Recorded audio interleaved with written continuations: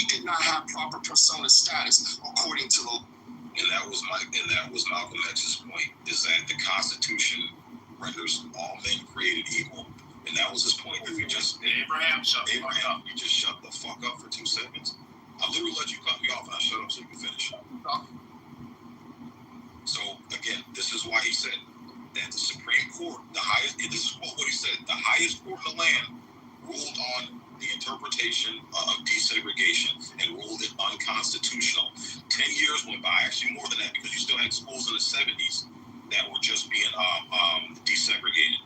So that was his complaint, was that the Supreme Court already ruled on it. It's not being enforced. All we got to do is enforce the Constitution and the Supreme Court rulings. There's no need for a fucking Civil Rights Act. That's quote exactly what he said, and that was his. Did not rule on anything. The Supreme Court ruled in the Dred Scott case, sir. This is how I know you don't know our history, American history. The Supreme Court ruled that no white man is compelled to respect the rights of the Negro. So there had to be a remedy to that. There had to be a remedy to what the Supreme Court had ruled on. Now, it took an act of Congress to remedy that, and that was the 1964 Civil Rights Act. Again, the law passed in 1870, 10 years after, 5 years after emancipation, but still you had rampant discrimination in America. You had Reconstruction that came in and essentially said, we're going to create another de facto slave class in this country, and we're going to take away their rights. And so they passed things like black code laws. They passed things like laws that essentially said that black code laws were enough. Black code laws that essentially said we have a right to discriminate against black Americans because Negroes at the time, because they don't have proper status. Many courts throughout the South and throughout the United States deemed that black Americans were not full citizens based off of the Dred Scott ruling. So the Civil Rights Act came to remedy that. What are we talking about right now? We're talking about we're talking about Abraham getting bodied by Sig, even though Abby's not even on stage, which is fucking wild. Imagine what would be happening with Abby and stuff. Abraham, I have a couple questions for you then. One, because this is one of the reasons Charlie Kirk was objecting to this whole thing, do you think it is more difficult for a black person to get an ID than it is a white person? Because I don't think black people are incapable like that. And then the second thing I'm asking you is, do you think it's okay for men to be in women's restrooms?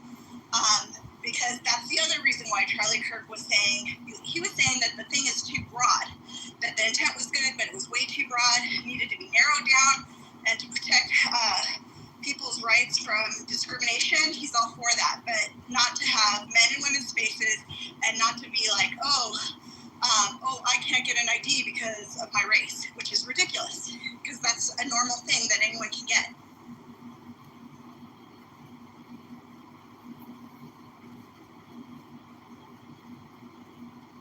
Go ahead, Abraham. He's got a chat GPT. Abby, come on.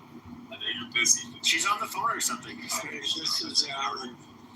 Go ahead, Alan. You've talked about Alan. Go ahead, Alan. Yeah, okay, I'm in a public space, so I'm just going to say this and then I'll be listening. You know what the biggest thing that Charlie Kirk said that was wrong, according to everybody else, it was that he told conservatives that they could feel good about being conservatives. He told young people that they could feel good about questioning the messages of the left, and that they didn't have to believe they were bad people because they were conservative. That's the thing that the left hated the most about him. And now that he's dead, you see the left, you see the Democratic Party going into overdrive, trying to convince us that we shouldn't feel bad that he was assassinated, that we shouldn't feel bad about what he said. in the House of Representatives, there was a bill that said that would have condemned the assassination of Kirk and that condemned political violence. 58 Democrats voted against it. Fuck them. They're standing on the side. They hate the conservatives and they hate him so much that they're willing to endorse political violence. And that's true. And That's it. That's So you're gonna get yeah, but Jasmine Crockett even went Look, on. I don't care. Okay, just let me say this because I can't do any back and forth. The bottom line is this. Look at my PTR. It has a quote from Dostoevsky in the 1800s where he says, if you disagree with the left, they will attack you viciously. They did it then. They're still doing it now. Charlie Kirk was a good person, and guess what? I got a special message for Black Americans. If you are a Black liberal, okay, you're not going to convince us that he was a bad person. You're not going to convince us that we are bad people because we are conservative. So talk about Dred Scott, talk about the 400 years, piss and moan, do anything you want. It ain't gonna work. We are good people. Already, you're anti. That's like John Cross. We're not with No, submission. hold on. Okay, hold on. I'm done. So Abraham, you want to bitch and say, you see, here's the thing. Charlie Kirk, he believed in the Constitution. He was a Christian man. He went to church. You know, I can't say I do that. He was a much better man than me, a much nicer man. I think he's a kind, gentle man. Now, I personally, he would pray for you people. Maybe he would, I don't know. But he would want civil discourse with you guys. That's what he'd want to do. But, like, I'm somebody who would want to take you, Abraham, and put you in the gulag and make you eat snails and make you your life a living hell. Why? Because I understand how you people think, and you people hate us. And I personally would want to do horrible things that I cannot say on this app to you people. And when I say you people, I'm talking about you people on the left. I don't really grant you much of your because hate. any of the shit that you say. No, it's not hate. It's not hate. It's not hate. No, it's because how do you deal with hateful people like you? You just fucking gulag them, make them face a wall. It's just they get rid of them. I mean, you're talking about hateful, Abraham, and you make justifications why it's okay to Charlie. Well, I was actually just joking. I don't want to do any of those things. But there is a part of me that does. Okay, shut your fucking faggot mouth. Okay, thank you, Mom, whoever's muting it. Okay, I don't actually. That was me just like being edgy. But I will say this: like at the end of the day, I do think people like you are just hateful, rotten pieces of fucking shit that we have to deal with. And there are obviously hateful, unreasonable people on the far right, and you have them on the left. And for so long, the left is kind of like, oh, well, they're in our camp. We'll just kind of just like ignore what they say. And you kind of see how it's like backfired on people on the far left, especially like all of these faggy secular Jews that were like, oh yeah, white supremacy's bad. Gays, yay! They're doing all this shit, and then all of a sudden, October 7th happens, and then what ends up happening? You Jews are bad. Oh, fuck you. Oh my God, why are they doing this to me? It's like, I don't know. Why did you stupid faggots find them? And now you have to deal with the consequence. And now your faggot sons and daughters have to deal with, getting harassed in college. Well, why did you do it? Like, you retards wanted to ride that dragon and bitch about anti-Semitism afterwards. Amazing. But no, I mean, and this isn't all Jews. It's like, I'm talking about the secular, faggy, left-wing Jews, not the other ones. But, you do get this, you get people like you. Pete, there is no reason why a moral person should ever have an alliance with somebody like you. Like, you're and I mean this, and I'm being sincere when I say this. Like, you are a piece of fucking shit. You will. I've never heard you have like a good faith debate the whole time I've been on this fucking app. I mean, even, you know what's really funny is that as pro-black as you are, you're somebody who end up, whatever black room you're in, you end up getting moved to it's shouted out. Okay, so okay, let's just put a name on it, like Lou Fax. You can go into his room, and he's mostly...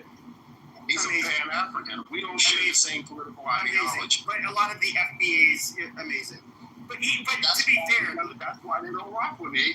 You hear lots of Caribbeans, you know this. Okay, amazing. The FBA's don't fuck with you either. You're acting like you're acting like I don't, because I'm not black. I don't understand all of these nuances, and I don't see how the other black people that are even FBA, how they treat you. They think you're an obnoxious, hateful piece of shit. They love what I would say. They love my rhetoric, my political ideology. I don't. Absolutely. You and Dr. You and Dr. Articulate. I support freedom. Okay. You and Dr. Articulate are people that are way. Okay, all right. Amazing. Who's actually Pan-African? Amazing. But you and Dr. Articulate are both people that the blacks, whether they're Pan-African, whether they're FBA, they'll let you in the room because you're a very loud, squeaky chew toy, and they just want to bite on it, it's entertaining and people watch, but they don't like you. Like, you're somebody that even, like, your own people think is a fucking cancer. They look at you as, like, you're not widely accepted by them, which is really fucking weird. And this has been the case for years. Like, you act like I don't know who you are. You know who I am. I have a different name, but we all know you know who I am. But you're somebody who just, like, why is it that your own people, the FBAs and the Pan-Africans, but the majority of blacks, they listen to you and they don't like you? All right, can I get the cue? You haven't even been in FBA spaces to make that kind of term. I literally have been in reparation FBA I was spaces. friends with all of them. I'm friends with all of them on Twitter, you fucking dipshit. Freedmen love me, dipshit. I'm on X in Freedmen spaces, you loser. I'm friends with all of them. Freedmen movement. I meet up with people in the Freedmen movement, you loser. The only motherfuckers that hate me on Clubhouse is Pan-African motherfuckers, but that's neither here nor there. I'm a better human being than Charlie Kirk because you would never hear me say that there must be a number of people that we should be accepting of. What would the FBAs say? What would be the FBAs? Okay, you stupid fuck. What do the FBAs? What if the FBAs was? By the way, I'm friends with all of them on Twitter, and a lot of them were on Clubhouse at one point in time. I'm just curious. What did they say about Charlie? What did they say about Charlie Kirk? Will never laugh at children in Gaza getting bombed like Charlie Kirk did. You'll never see me. I support the state of Israel, but you will never hear me laugh at children getting bombed like Charlie Kirk did. So I'm a much better human being. Where did Charlie Kirk laugh? Hold on. No, you're being a slimy faggot again. Where did Charlie Kirk laugh? Where did Charlie Kirk laugh at children being bombed in Gaza? Okay. Either post the fucking facts or it did not happen. No, he would not do that. Okay, show. He did not. I would not picture him saying stupid Muslims either. Show me the clip where he said stupid Muslims, and show me where he laughed at dead children in Gaza. I'm waiting. Yes, he made jokes. Okay, shut the fuck up and post the guy. Yeah. And then went on to laugh about it and then say stupid Muslims. Yeah, he said it. Okay, post the clip. All right, so hey, Brother Abraham, do you mind if I say something real quick? So I was going to say real quick, like, this whole Charlie Kirk fiasco is pretty in line with America, right? Like, whenever any major celebrity, there's going to be parts of the country that's going to be happy, right? When Martin Luther King died, a lot of people were happy. A lot of white people in the country were celebrating. When Malcolm X died, a lot of white people in America were celebrating, particularly conservative America, right? So the fact that you have Democrats celebrating that Charlie Kirk died is pretty in line with this country. And I also was like, he's some irrelevant white boy. Who the fuck cares? Like, we're only making this He's not irrelevant for now, and someone will replace him next week, and we'll keep it moving. Like, this is just normal in this country. He's not irrelevant. I don't think you understand. Maybe it's because you're a writing person, but he's actually. I'm somebody who made fun of Charlie Kirk. Okay, I'm admitting this. I made fun of him. Now, I thought we may agree on like 70% of things. The one thing, though, that I would say about him is that he's not a bad person. He had beliefs that I did not share, but I did not see him. I didn't see those differences in beliefs as making him a bad person. It could be that I'm the bad person because of where my beliefs are different from his. But I genuinely believe he was a good person. And, listening to him, he's first of all, you say he's a nobody. No, he was definitely a somebody. When it comes to the under 30 crowd in the United States, he's somebody that all conservatives knew who he was. But it's also how he died, how visible it was, how violent it was. That had such a lasting impression on us. And I see such a sweet soul like him being killed like that. And it's like, this is not a guy that's on the far right. He's not a mean person. And it happened to him. Like, why? Just because he's on the right? He's not even a hateful or divisive person, in my opinion. So you asked why? Because this is the norm in this country. Like, this has happened over and over again. Nobody cares. It's going to happen again. Oh, I fucking care. This is an American problem. Who cares? We've acknowledged that some people have died. You say it's an American problem. When's it? No. You say it's an American problem. When have you had a prominent left-wing or right-wing influencer that was shot in public where all of us can see it, multiple angles like that? When's the last time that happened? So we're going to No, I'm asking you. I said in public influence. Nobody knows who those minutes. Okay, outside of Minnesota, outside of Minnesota, I'm not the one muting. But outside of Minnesota, none of us knew who those fuckers were. Okay, once again, let me. Everybody knew on the. Okay, Charlie Kirk was much more famous than them. Now, my question is, when have you seen a prominent influencer on the left or the right that was shot publicly in front of an audience like that? You can't answer the question. Well, here's the thing, right? This is a stupid question. I'm talking about the America's structure we have a consistent pattern of shooting politicians. This is normal in this country. This is the thing. Okay, when is the last time? Whether it be public or not, that's a you problem. Trump getting shot. Trump getting shot at, and not getting killed was the last time I can think of in a couple decades of that happening. Yeah, where it was actually on camera. Now we can look at the baseball game with the Scalise and the Republicans that got shot, but that was not on video. But I can only Charlie Kirk is the only one. Like, that is not an everyday occurrence. It's laughable to hear this. He was at a political event, was shot in broad daylight. Now, I understand you're from the Dominican Republic. I'm not trying to be racist. I'm not saying it happened in your country, but in Mexico, that kind of shit can happen. In the United States, that is not something that happens. We don't really have those states like Mexico does. No, I know. That's why I said I wanted to make that clarification. I also feel like I did if we want to go to the semantics, but like in general, right? Like, once people die in America, it's just like there'll be someone else. Yeah, but unfortunately, like, if I get shot, like people die every day.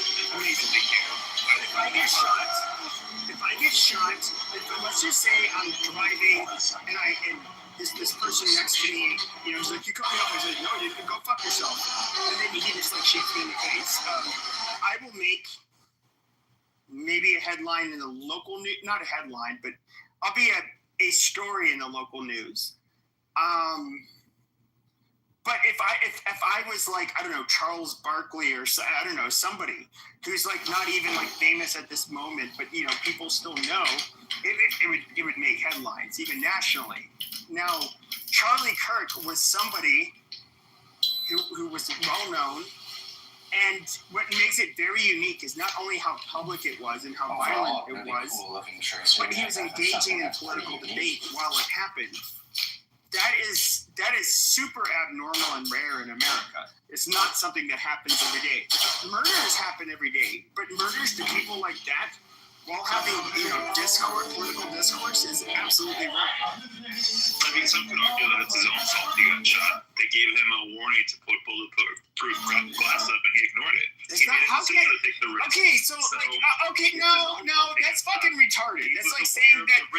Okay. Should I make, if I had daughters, should I have them wear fucking chastity belts or whatever the fuck, and so they can't get raped because penises can't penetrate steel? Charlie Kirk. I mean, terrible. He was a father. Watch Abraham justify why he was a husband. No, he was a father. He was a husband, right? So what happened to him? And I condemn all political violence, right? There's no place for political violence, especially as a foundational Black American. So many of our leaders have been killed due to political violence, from Medgar Evers to Dr. King, Malcolm X. Abraham, didn't you say last time that you understand why people were angry with them? Not Malcolm X, but what I'm saying is I can separate and I can say what happened to him was diabolically immoral and wrong. He should be here with his children right now. If God gave me the power, I would give his wife Erica back to him. But that doesn't mean that I will not. Hold on. That doesn't mean that if God gave me the ability, I would give him back to Erica. However, that doesn't mean that I would not stop criticizing his racist, anti-Black rhetoric. There you go. That's why Charlie got shot right there. Because the fucking lies. No. It's not why he got shot.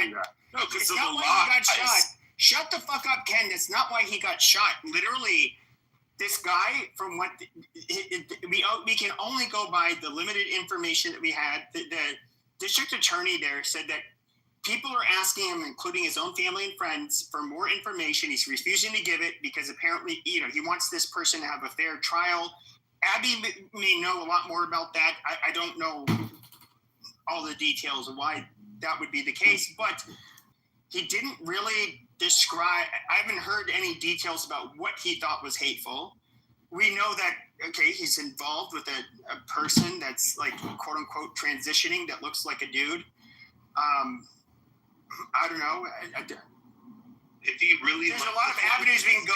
He would have taken the protections that called him a fascist. No, what do you mean he would have taken the protections that are needed? No, Nicholas, that is so fucked up and stupid. Like you're somebody I like on this app, but for you to say this stupid shit, I mean, first of all, the amount of money. True, Pepe. Okay, but the amount of money. First of all, the amount of money that it takes to get this level of protection, and of course, he's not a politician. He doesn't have like a counter sniper team with scouts that are looking on rooftops, and where obviously he would have been shot before he would have been able to do it. Or at least hopefully, it's just like a lot different scenario. I do think that this is an event that unfortunately, because it happened, I think a lot of these influencers are going to have to, they're going to have to make the necessary adjustments. And you have to look at it like this. I mean, like, presidents have been shot, and you have the first class professionals that just train. Their job is to preserve the life of the president and protect the president and his family. And they fucked up, but when things go wrong, they end up changing their strategy to basically include what went wrong, and influencers shot like that. I can't think of one. Like, you guys obviously can't name one. And so, I mean, this is a whole, especially like with the phenomenon of like copycat shooters and so forth. I think, Ben Shapiro said he wanted to go back to debating college kids, which he that's kind of where I remember him getting his start. He said he's going to do that. I'm sure he's probably going to have like protections now that Charlie Kirk, because of what happened to Charlie Kirk, you're going to have really even Talking Point USA. I'm sure they're going to do it. But at the end of the day, what I find really weird is like, he was a pawn. We have it like these debates where we even have to somehow assign guilt to the person getting shot. Like if Sam, like, and I've always bring up these two names. Like Sam Cedar, I think is an annoying, whiny faggot. He might have kids and a wife. I don't know. He gives me the vibes like he would.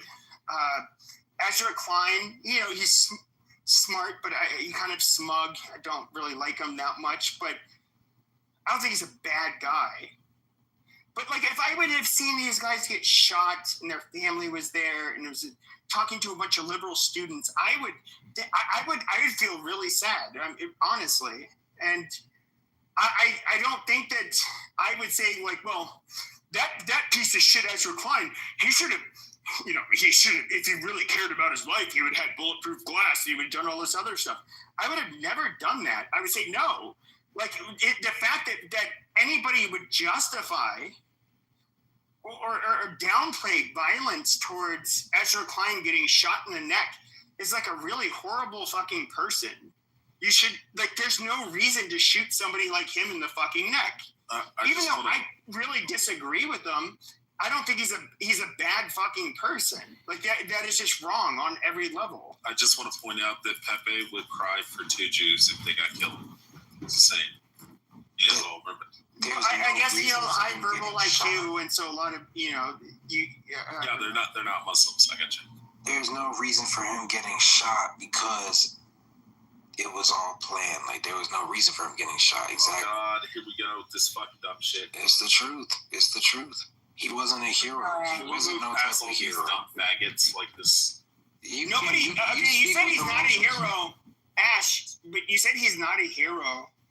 But I guess what I would ask you is, why it doesn't matter whether or not you think he's a hero. I can understand the argument. He didn't put on his duty belt. He wasn't a cop. He wasn't he didn't put on his uniform to fight for a country.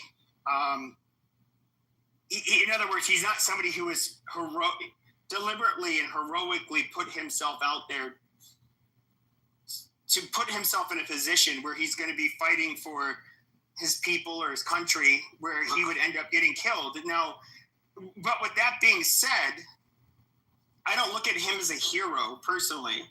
I do think that I do look at him as a very, first of all, this guy was a nobody at 18 years old, having that level of initiative where he had this spark in him, this initiative where he ended up forming this the Turning Point USA. He was getting these donors. He was passionately traveling throughout the country. He made a fucking name for himself. He became a very relevant person who I think, and definitely not in an immoral way, was trying to influence people and impact people, especially young people, to look at things differently, especially on college campuses where they are obviously captured by the left. I think that what he was doing was a good thing. I don't call him a hero, but there's absolutely nothing he did that was wrong. And he is somebody that there's no reason to look at him. I'm not trying to make him a martyr or a hero, but I look at him as That's exactly what people are. Yeah, but Pepe Ash's argument is that it was all conspiracy and that it was framed. Actually, let me guess. Are you going to say the Jews or Mossad? The Jews, yeah, Mossad. No, I was actually about to say it's crazy how you can mention Charlie Kirk's name, and the minute you say anything negative about him, people are automatically calling you a faggot. Well, yeah, because there's a lot of No, that's called emotion. That's called emotion. No, it's not emotion. It's complete emotion. It's complete. Okay, well, hold on. Let him explain himself. Why did you say what you said, and who do you think did it? I just feel like the fact that people get this riled up over somebody dying like this, I just think it's complete propaganda. Yeah, that's because a lot of people like him. Shut the fuck up and let me hold on. Emotional, man. Shut the fuck up, Ash. Ash, shut your faggot mouth. He got killed. Bye-bye. Your man's got killed. He got smoked. And I'm white saying this too. This is how emotional you don't sound white. You're either black or you're a person who wants to be black. So, yo mans, white people don't, even rednecks don't use yo mans. So I'm sorry, but that is not, something's going on here. You're not, he's a black Jamaican, if you look at his profile. Okay. Yeah, I always think that's like the most faggy thing black guys say to like my mans. I'm like, are you okay or something? I was at first. I was listening to and a lot of people don't understand this, but this is it's a bias, but the nasal cavities and the nose shape are what. Are part of what makes your voice unique. Now, because we have our sinus cavities and our nose shapes tend to be different, especially amongst people of West African descent, which have more of a bell pepper shaped nose, and their nasal cavities are a little bit different. How the reverberations that come out every time they speak, it does give off like somewhat of a unique signature that you'll tie to, let's say, black nose, and it does because I have a big nose. It is what it is. I don't know, but I mean, he was kind of giving off all of these hallmarks, and then he was definitely black. He went off with yo mans, and it's just like, okay. I love when people start screaming at me. They're like, "You're a black man. How dare you say this shit?"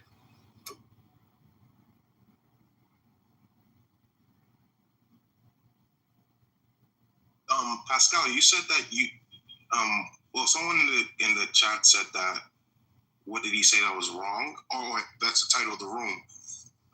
Well, I'm conservative, so let me first by saying that I voted for Trump. The title. Yeah, I got you, Ken. Shut up. The first thing he said wrong was that the Civil Rights Act shouldn't have been passed. That's the right that gave. Oh my gosh, it's getting old. Okay, we already had this conversation. Like, we're just like last and then half an hour. I got you. Can I finish? Damn. Okay, you're black also. You're not white. So what does that have to do with? Yeah, can I finish? Because you said that you said you were white. So I did not say I was white. You have a picture of a white guy in your fucking profile, and you're obviously black. I can hear it in your fucking voice. So oh my goodness. What else? I didn't say I was white. One. And you're obviously trying to say, no, oh my goodness. That was the other guy that said he was white. Okay, hold on. No, that's Shut the fuck up. I can literally tell this is a black guy. Okay, trying to somehow pass as white. He's trying to speak. I'm not passing as white. I call myself white. He's code switch. Can you look? Thank you. Can I finish? Look at the PTR and you see that I'm not pretending I'm a white guy. That's a screenshot. Jesus, obviously. You're trying to make it a race thing so bad. Nobody mentioned white in my thing. I'm answering the title of the room and you're getting triggered. Can I exercise my First Amendment right? Damn. The First Amendment doesn't apply to Thank you, brother. I appreciate that, brother. Thank you. Are you going to let me answer or are you going to be triggered? Okay, just shut your fucking mouth and answer. All right. Thank you for being triggered. Anyway, the second thing, sorry for, lost my train of thought. Besides the civil rights thing, he also said that Juneteenth shouldn't be a holiday, which to me doesn't make any sense. Should we not celebrate the freedom? Why should it be a holiday? Should we not celebrate the freedom of all Americans?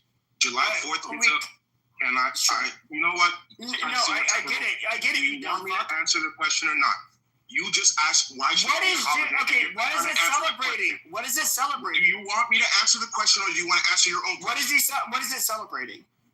It's celebrating the freedom of certain Americans. And what better to celebrate freedom? Why not celebrate the freedom of all Americans? White Americans, Black Americans, Native Americans. What's wrong with that? Amazing. Yeah, 4th of July. Okay, see, to say that. Mm-hmm. you got it, bro. So you had a civil war where was it like 600,000 or so Northerners, lost their lives fighting so that black people would no longer be farm equipment in the South, and they'd have to then I won't even say anything beyond that, but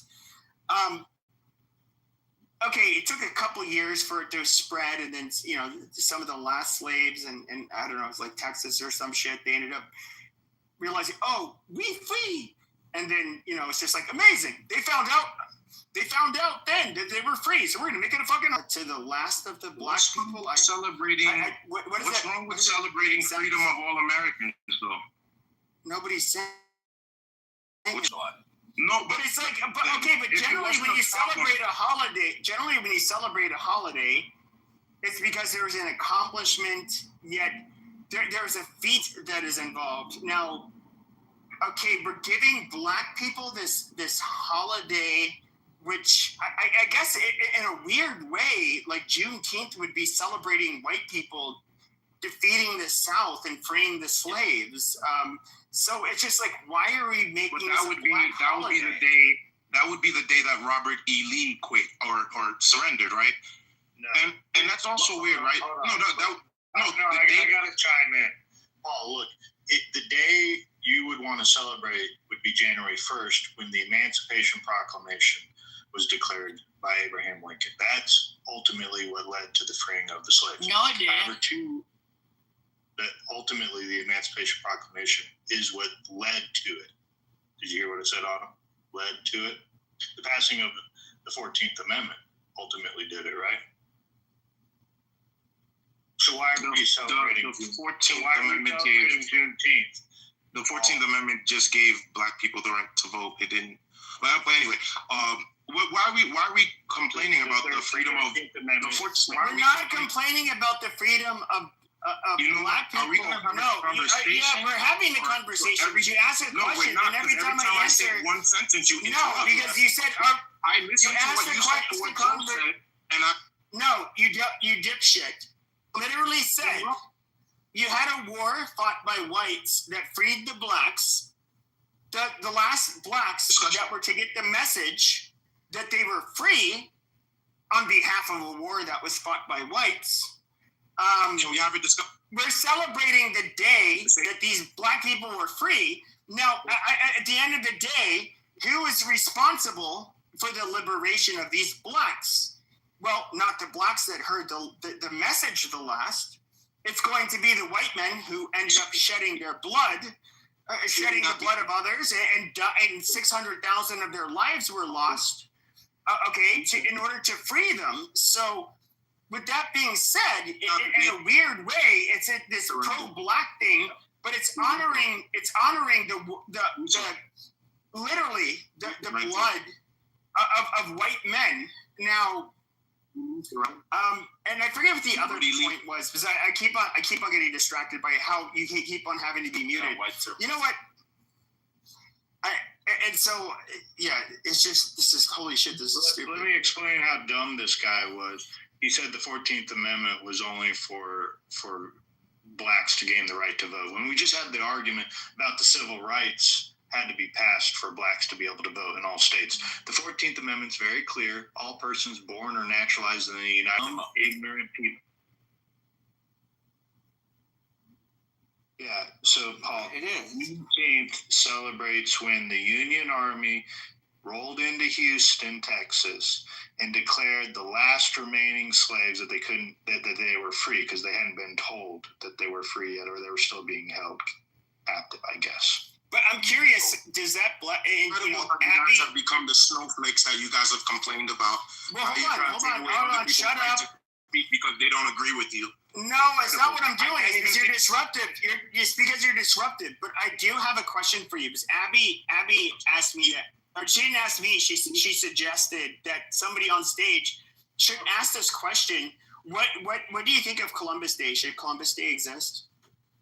Are you going to interrupt me, or are you going to finally let me answer it? Will you answer it? Yeah, if you'll answer that question, sure. If I answer it, can I give a submission? Why don't you interrupt me? Yeah. Thank God. Because I thought go. think conservatives. Oh my God! Shut up. I think Columbus. Don't.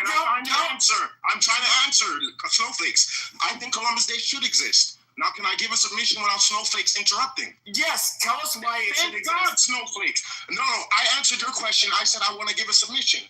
So you're gonna listen to my submission unless you want to be. No, I thought you said you were gonna answer. I answered the question already. Now I'm gonna give my submission, which you interrupted. All right. Let this mentally ill scholar give his. Are you gonna get me fucking canceled? Are you acting like a snowflake? You're gonna get me canceled now? Jesus Christ! Someone said something. Okay, just quit running your bitch mouth and just say, okay, say what you're gonna say. I'll give you 30 seconds. Okay, listen, you fucking retard.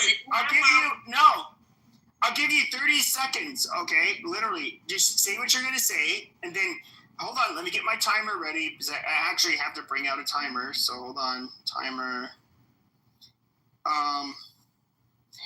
30 seconds. Go ahead. Go now.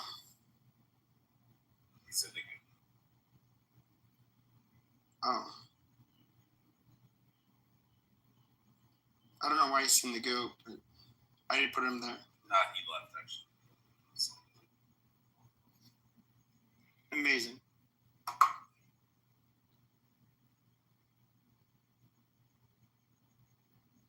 All right, MOG, tell us about why you hate Charlie Kirk.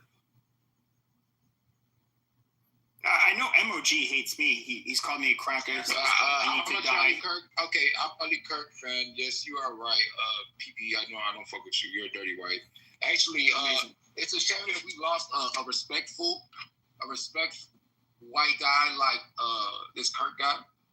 You know, he's way better than a lot of these trash people on this album. He's a better white than I am. Like, we can agree. No, I agree. He's a better person than This you. is my thing, and I'm gonna pass the mic because I appreciate y'all letting me speak. I'm gonna pass the mic. This is my thing, y'all. I seen a little bit of this funeral today. I was kind of busy. I gotta watch it later. Man, I am a Charlie fan, like no Charlie. But at the same time, I'm not talking about no other race but white people race. I will never let go of this shit. I will stay on y'all top with y'all political killing ass. I will stay on y'all ass. Y'all killed Charlie. Hold on, let me get this out. Y'all killed Charlie for what exactly? Let me show you how tripping these white men are.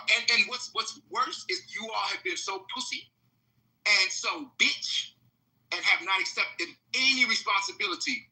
Talking about far left, talking about far right. This is a far white bullshit. And you killed Charlie, and he didn't even deserve a push, anything physical. The guy was the most respectable debater ever. You know, when I first started seeing clips, I was like, you know, I started seeing the little cutoff clips. I said, man, fuck this little racist, blah, blah, blah, blah, blah. And then I went and saw more clips. I said, this is a regular human being who loves the Lord. He has said some slick shit to black people. I say slick shit to white people. Y'all need to stop being a bitch. And that's whatever. But y'all are a threat to our Constitution, our First Amendment, all that shit. Like, I'd rather be a dangerous thug running around Chicago at this point. Look at this shit. We're not safe. Nobody's safe. Hey, what about the girl in the subway? Someone in the chat mentioned that, and I agree. What about it? Yeah, we cut the Ukrainian girl stuff. What about the projection? We'll worry about that later. We're talking about this white killing, political killing. You want to talk about isolated incidents where I'm talking about white? Bro, this is white bullshit I'm talking about. Y'all so hoe and bitch. Look, I don't want to hear nothing, no opinion about the black community and their violence. Because look at how y'all act like little girls. You asked for examples. No, it's true. You get up there, and the minute you have a different opinion, it's faggot this, shut the fuck up this. You would never do that in real life. No, you would never say that to somebody in real life. I'm not worried about it in real life. Yeah. You know how angry they get. Look at how they stand hundreds of yards away and shoot at their own while their own is defending them. Oh my God! That's because we can actually shoot hundreds. That's because we can actually shoot hundreds of yards. Unlike white people, hold your fucking gun sideways and miss 90% of rounds. I don't hate y'all white people. Y'all were really good shots. How y'all give it up, and y'all will never ever undefeated. I gotta interject. To be fair, white fought the Civil War against other white people. And you started saying, you're missing the point. Yeah, to save your black ass. My white brother, who I do not hate, you are missing the point. It is not about your conglomerate with black. This is about when you mess up. This is the area you need to fix. Just like my people, we mess up and we have an area we need to fix. You guys got to fix this.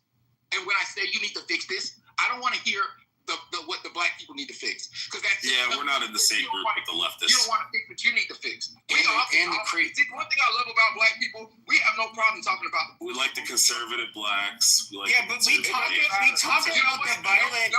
We talk about the violent black people all the time. It's so stupid. Remember that. No left. The minute somebody came up here with a contradicting opinion, Joe wanted to say something. Shut your faggot ass up. Yes, ass, I'm shutting you down. Just let Joe. And second of all, the funniest thing is, okay, mods, if you want to talk, just mute. Mods, if you want to talk, just mute. Because these faggots will not shut the fuck up. You're a bitch. You would never say that to anybody in real life. You're a bitch. All right, chill, bro. Look, I just want to address Mog's point.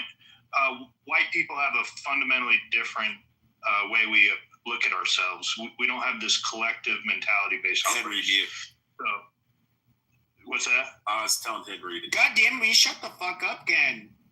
So I understand where you're coming from, Mog, but you're looking at it from the lens of how black folks usually tend to look at themselves as some monolith or collective group, even though you're not, and you would even admit you're not. But white people don't look at ourselves as some monolithic group based on our race. That's just ultimately what it is. We look at each other different based on our ideologies, our beliefs, our ideas. I think black people do too. So we can, like, when are we going to get to the point we look at everybody just based on our ideas and beliefs rather than the color of our skin? Maybe one day, but one day is in the future. We're here today.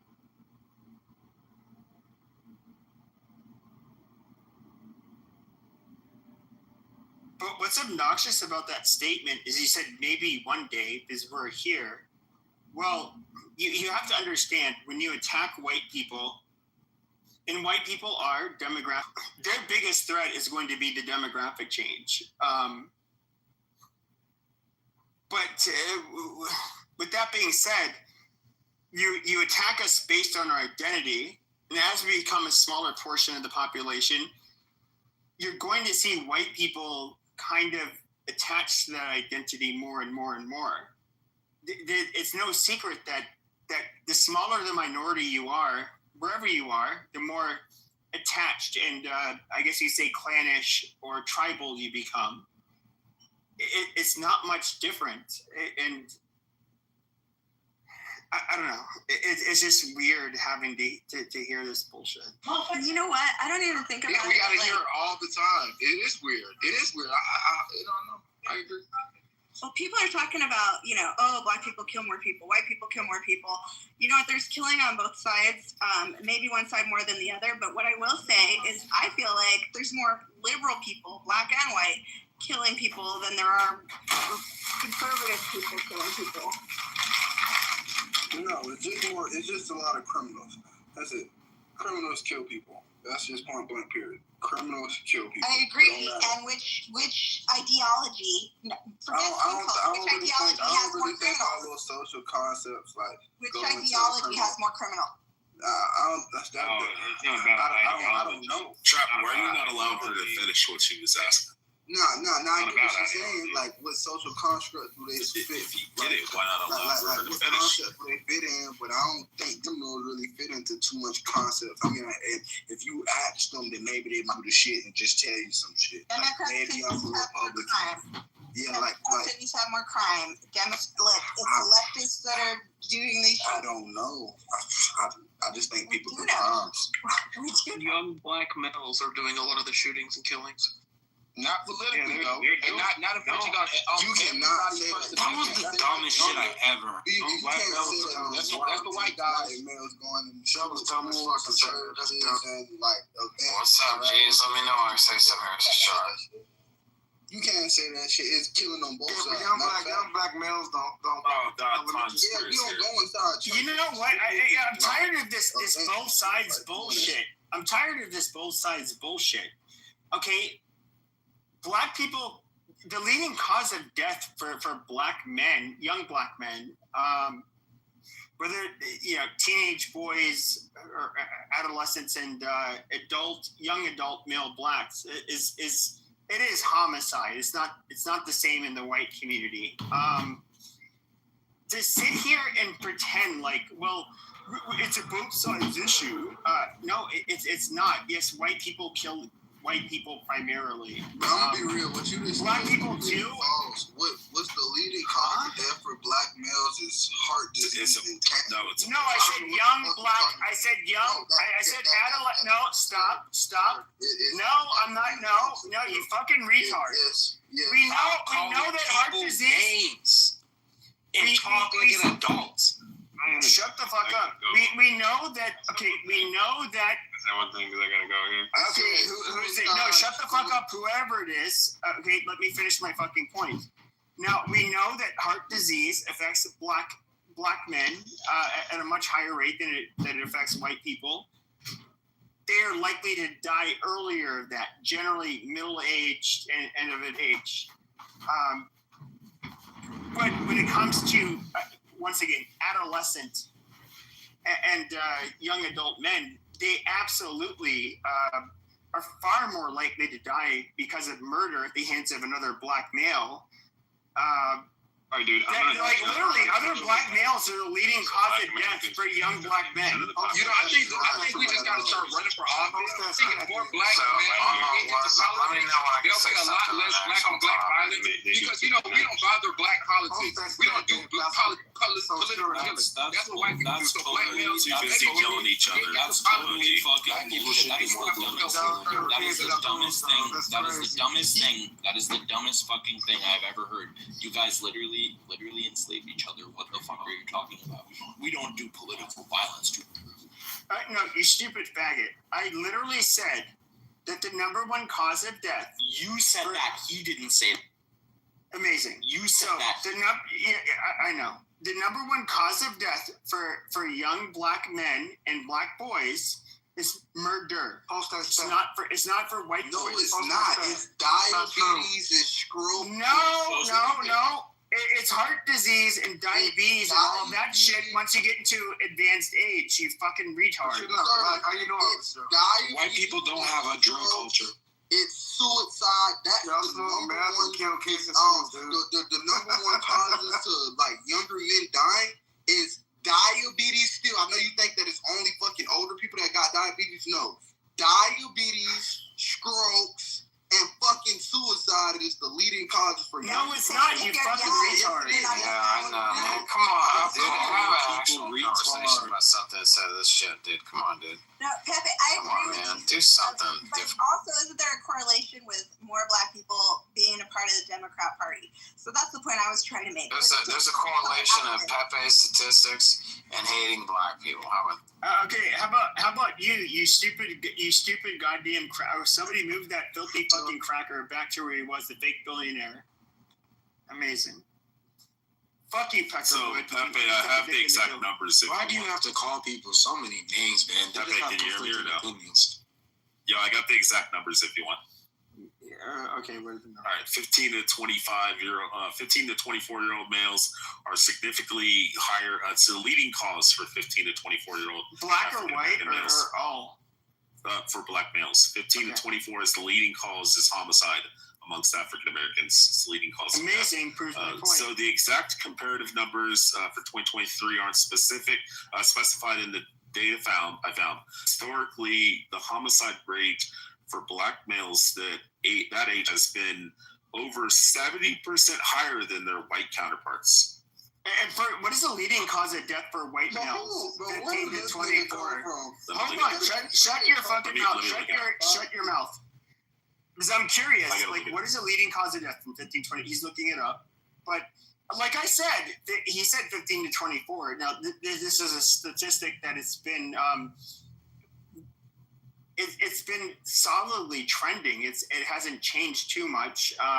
We're the leading cause of death for young black men and older boys. It's been homicide. I mean, Don't know what else to say about it. And it's obviously not white people killing them. It's them killing themselves. Bro, where did y'all find this nigga Ken from, bro? Niggas need to beat Ken ass. What the fuck is wrong with this dude? Like, Ken, bro, that shit was just embarrassing. Yeah, I know that. I found the stat, Trent. Okay, I got the answer. I found the So stat, it's hold on. It's unintentional accidents, like motorcycle accidents, car wrecks, all that type of stuff. Secondly is a suicide, and then number 3 is homicide. I thought sucking cock was number 1. So So your first inclination is to beat up somebody for reading off facts? Like you have the inclination for violence? Huh? Somebody said they wanted to beat up Ken because he read off some statistics. Oh, I mean, they can come fuck with me. I'm 6'4", 216. I stay strapped. I got over 100 fucking firearms, and I'm trained, so bring it the fuck on. Whoop-de-doo. Let's go. My gun sideways. White people, today y'all did a great job. Just shoot him, motherfucker. I hate niggas. I'll take it a little too far. Motherfucker. I hate niggas. I hate niggas. He ain't gonna bust you. No, I'm worried about our general I public. don't miss when I shoot, bitch. Just white people just lamented the fact that you all did a decent thing today. You all had a great revival. Throw some hands. Nah, I'd rather shoot you. what I'm curious about is when do we see you, Black? Okay, shut the fuck up, Big and Rich. Okay, when? Just okay, look, there's nobody, and I'm gonna be very blunt about this, and you guys all know this. Whether you're black, whether you're a tranny, whether you're gay, whether it didn't matter what your orientation was. If you would have gone to like Charlie Kirk's event, you would feel safe. You know this. I know this. Now, because you guys wanted to make this a race issue, when it comes to the average, everyday MLK parade, you guys are on high alert. You guys know some shit's about to pop off. It's a lot different. I mean, dude, like when it comes to like conservatives, we're so much different from you people. And I'm talking about blacks and whites. We're so much different. And it's and like hearing a lot of the black people on here, which I would consider radical. You guys know what would go down on the average MLK day or parade in whatever black part of town you live in. There's going to be some ghetto drama, which involves gunfire and deaths. Why did you guys call me black? That was the question. Yeah, I was talking. It's a lot of white demons. It's a lot of white demonic energy that came from the 60s and beyond.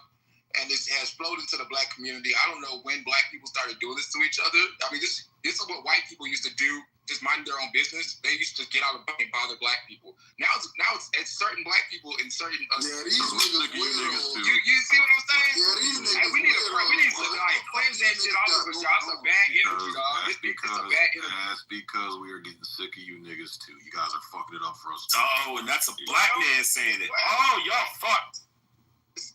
Be black like that. I don't know what niggas you think. We're tired of trying to live peaceful lives. Who is the word though? I'm trying to identify. I don't really understand what you are, brother. Okay, so here I hope you understand. If you just shut the fuck up for 2 goddamn seconds. Okay, bitch. Go ahead, bitch. Let me PTR this for a second. I'm gonna show you what I'm right now. Let me put it on my PTR real quick and I'll show you. Where is it at? Okay, boom, right there. Go ahead and PTR, man. I'm tired of niggas like Dylan Roof. So like if you PTR trap, shut your dreadhead, skinny jeans wearing ass up. So if you PTR, that's my cousin right there. That's what we're tired of. My cousin was a decorated Vietnam veteran. If you read that article there, he was gunned down, shot in the back of the head while he was driving. Okay, and if you look at the description, it's a 14 and 50-year-old. Wasn't a white boy, wasn't an Asian boy, wasn't a Hispanic boy, wasn't a Ku Klux Klan member. It was niggas like y'all. So that's what we're getting sick of. We're tired. I'm Nigerian American. It was young niggas like Nigerian American, you're the fucking worst. You sold your own people, you piece of shit. I hate niggers and crackers. I hate everybody. I hate everybody so fucking much. I agree. I'm the equal opportunity hater.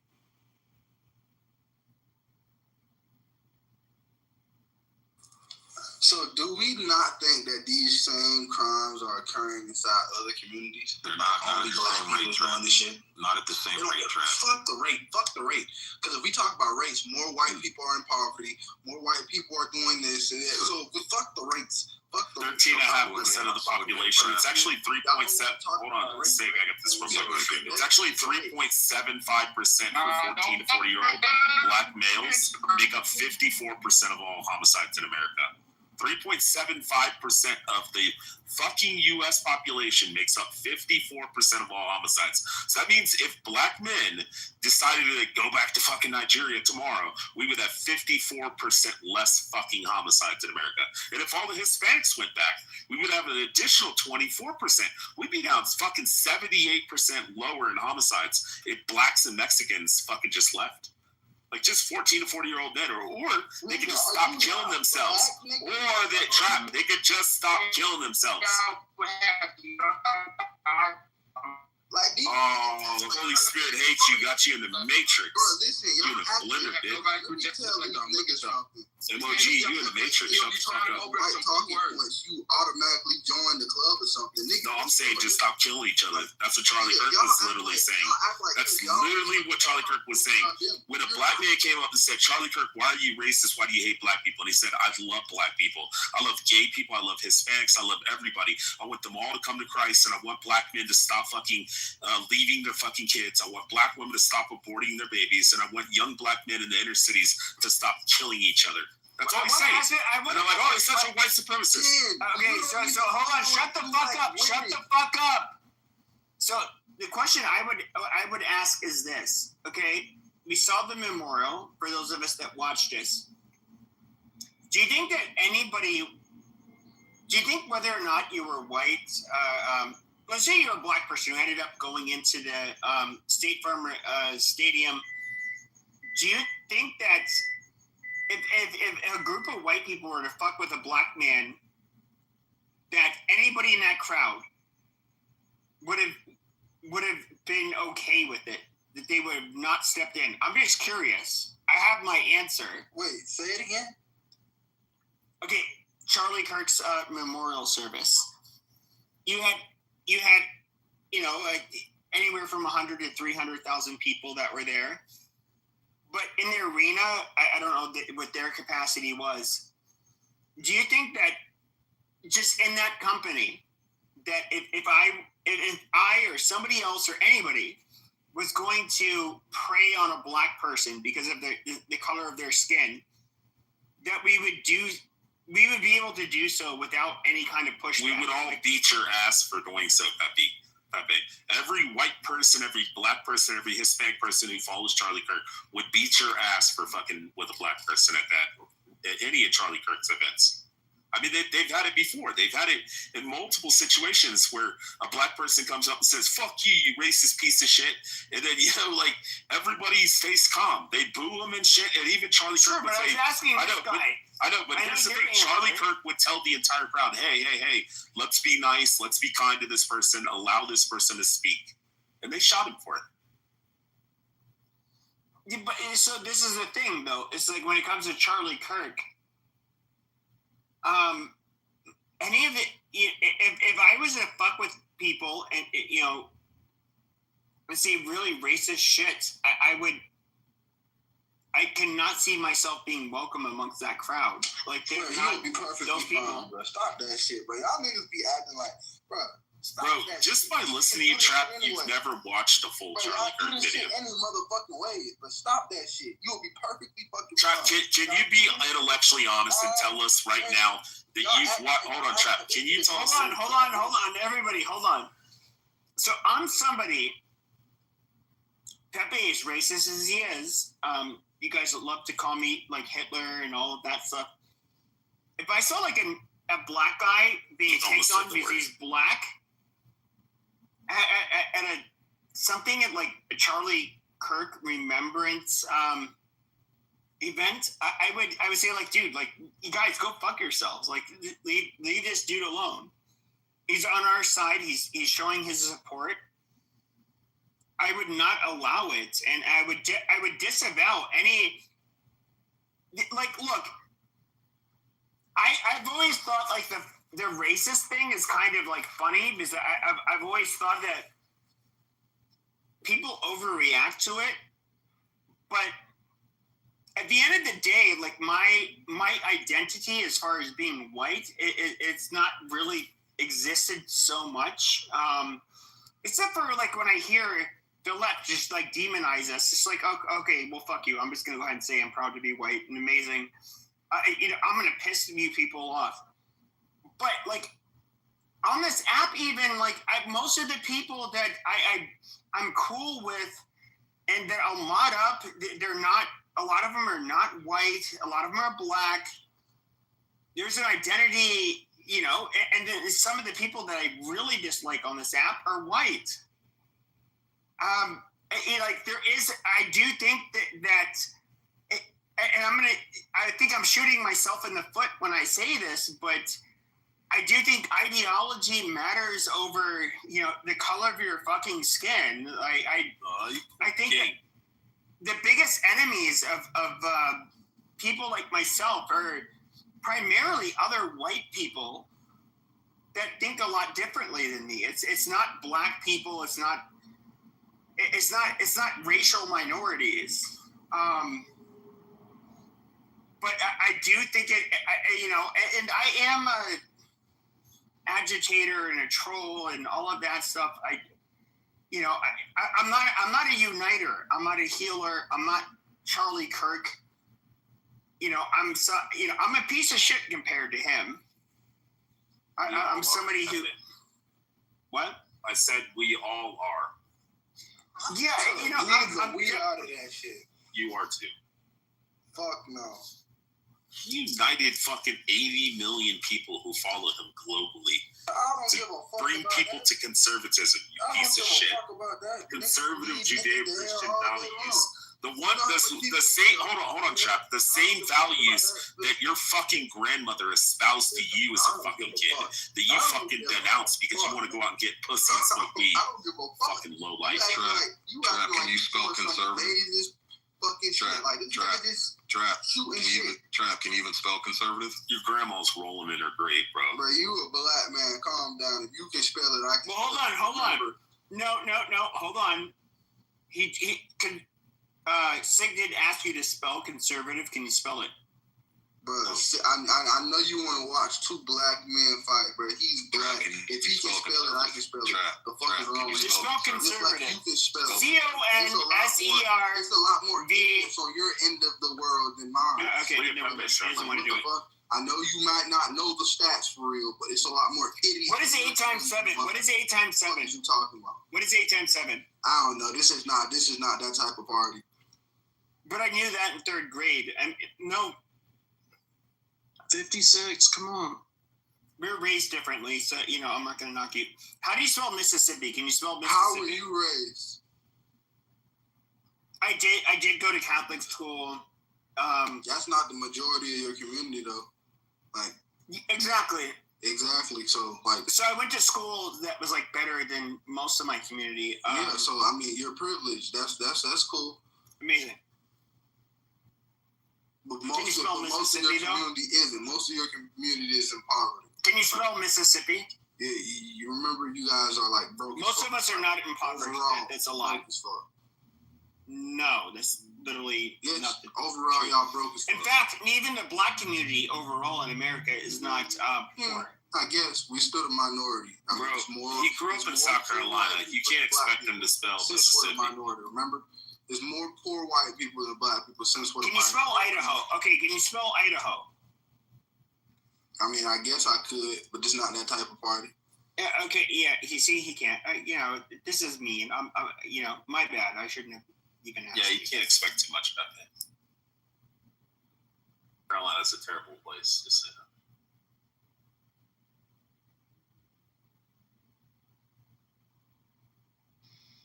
So you see, that's what I was talking about ideologies and which commit more crime.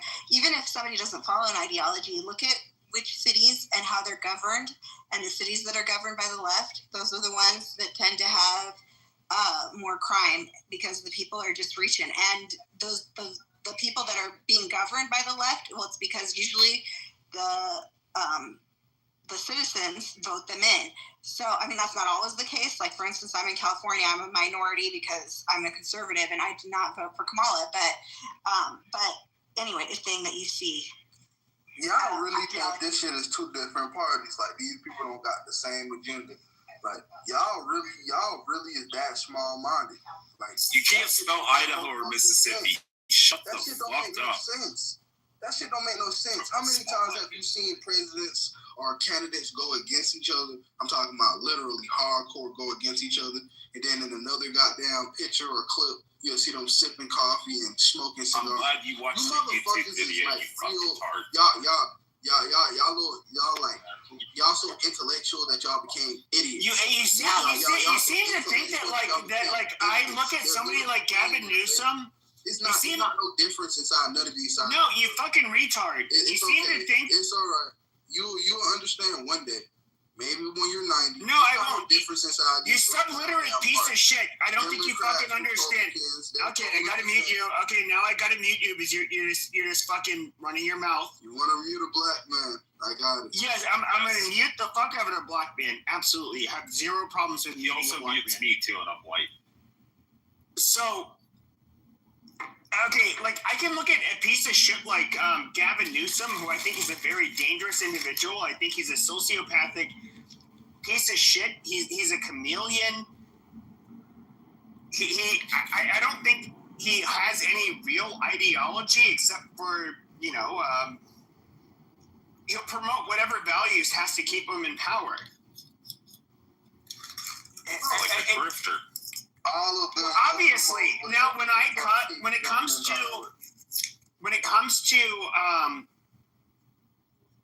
white people, like once again, like the people,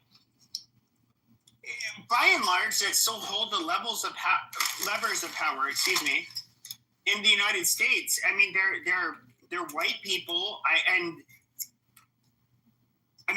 White people. We do not agree with each other in a lot of shit. I mean,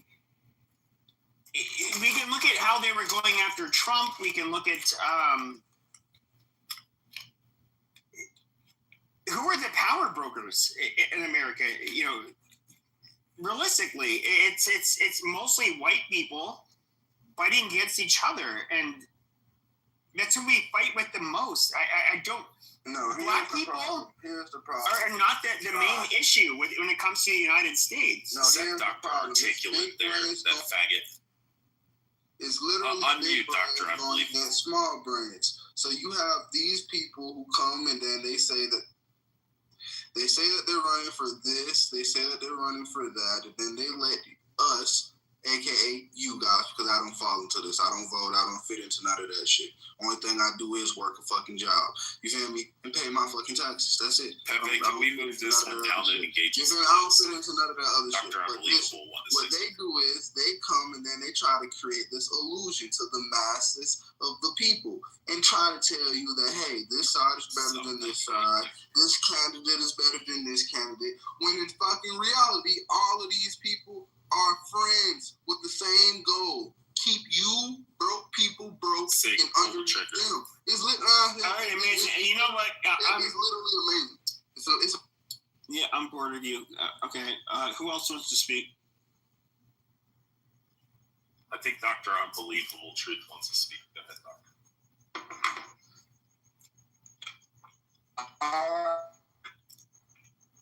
MOG, you're in the Matrix, bro. Like, really bad. I understand her friend.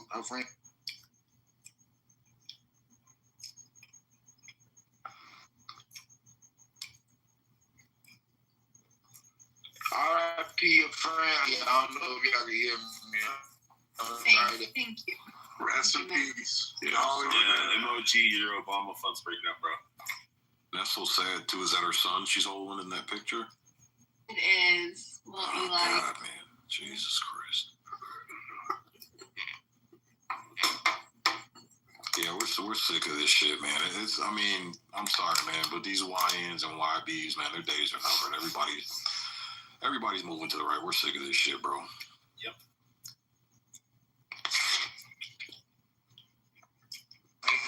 Dr. Unbelievable. You wanted to say something?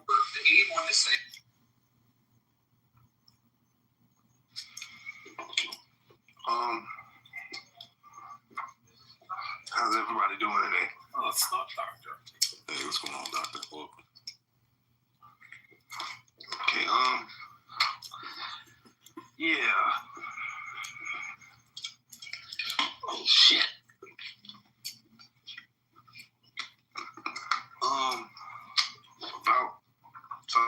The title of the room is, can you point out anything Charlie Kirk said that was wrong?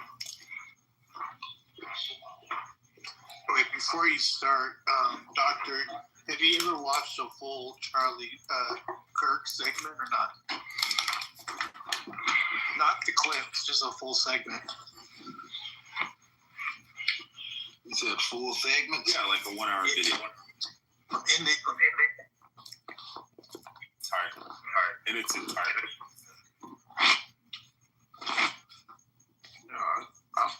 I don't. So that's a no. I haven't really just sat there and watched the whole video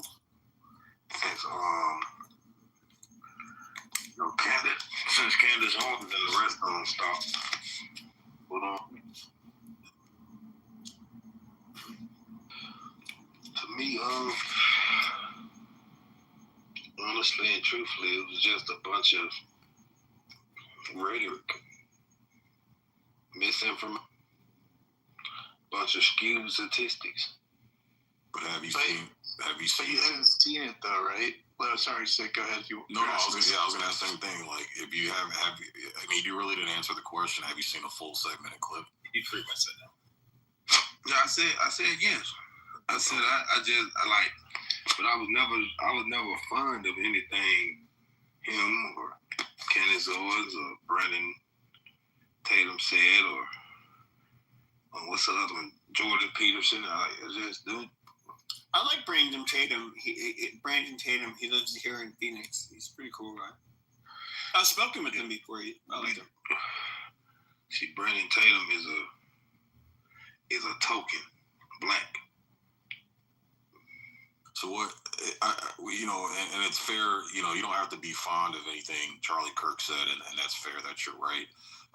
But is there anything from what you've seen that he stated that was objectively false?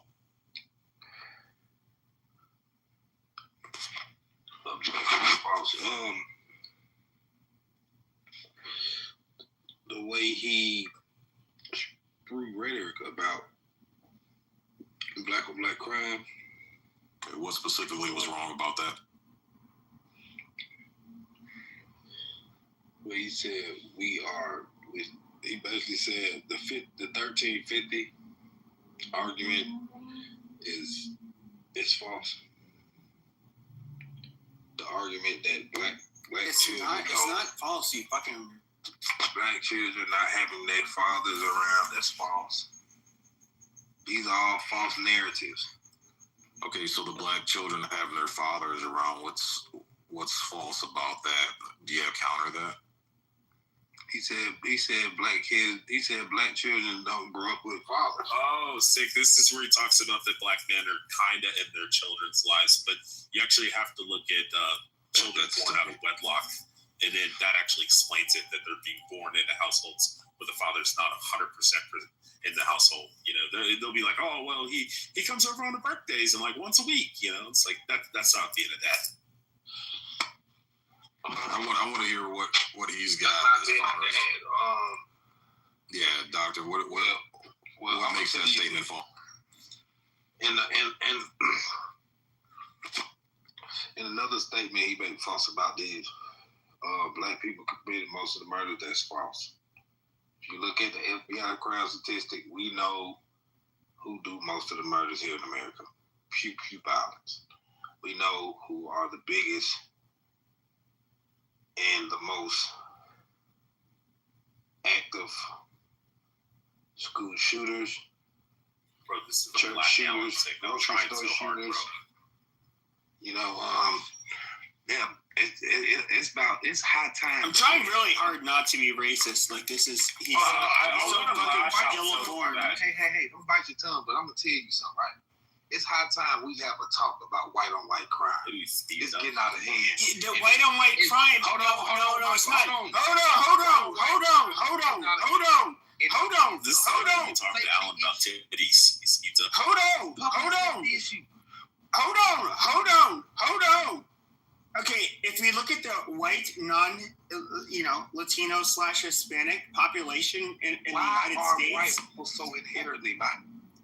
Okay. / Hispanic Americans, our homicide rate is not much different from Western Europe, which has much stricter gun laws. It's just a fact. You can say that like, oh, that's racist, amazing.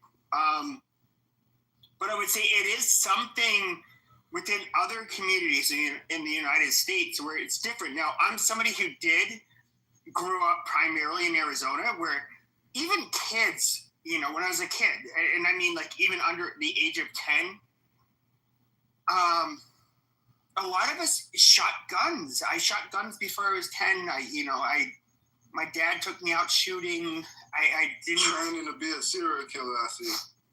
Amazing. We didn't look at guns as like this like superpower. But that's false. Y'all do. That's why y'all do. It's not. No, but it's not as. It's not as. It's crazy that oh my God, you fucking retard. Hold on. Literally, the majority of you. No, hold on. Y'all ain't up in arms about that, but y'all up in arms about Charlie Kirk.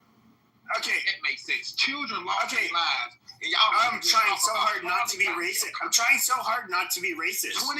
20 minutes after. Okay, you fucking retard. Once again, we can look at the. First of all, these school shootings. Got shot. These school amazing. A white boy. Okay, you just don't know how to shut your goddamn mouth. These school shootings, where you hear about all of these by white men. Kids that were no, not necessarily. Predominantly white. They were, yeah. So what ends up happening there? They're anomalous, like literally very rare events, and that motherfucker. They're literally very rare. Statistically, to be killed in one of these shootings, to have that be your cause of death is very rare. Now, when it comes to what about Dylan Roof? What about people like him? Once again, very rare. That's why we're talking about him. He's very rare. He's very rare. What the fuck is he talking about? Okay, listen. How many times? Okay, hold on. He literally targeted. Okay, very rare. You goddamn retard. It wasn't where. You're trying. I understand because like you're too stupid to even like understand the fallacy that you're committing. That okay, there's an appeal to empathy there. Now we agree that what Dylan Roof did was horrible. Y'all didn't have no. Now, amazing. So I can think of Dylan Roof. People was losing their grandma. I can think of Dylan Roof. I can think of the Buffalo shooter. Dylan Roof was a piece of shit. Amazing. Okay, you know what? If you don't know how to, I'm smoking on Charlie. Okay, since you don't know how to shut your since you don't know how to shut your mouth, you have to go to the audience because you're just like literally you didn't want to engage in a debate. You just wanted to fucking run your fucking mouth. Nobody is going to look at Dylan Roof. He goes into a black church. Here's this goofy, autistic-looking white boy. He looks like he has problems. I would have looked at him and be like, wow, dude, you're weird. But these, just like I would if I was at church, I would say, no, we'll take him in. We'll take him in. He's weird. Yeah, I get it. He's different. I'll accept him. And he did it. Then he did the unthinkable. The fact that he shot these people afterwards, I think is It's horrible. There's no justifying it. There's no way to whitewash it. What Dylan Roof did was horrible. We can look at the Buffalo shooters attack. He's somebody that just like started shooting colored people in the head. When I say colored, the reason why that popped into mind is like one of the first people I saw him shoot in the head was like a light-skinned mulatto woman. He starts going in shooting black people. There's one. Then he's going by the cash registers, and there's a white man. He's like, "Please don't." He's like, "No, I'm sorry, bro," and he spares the white man.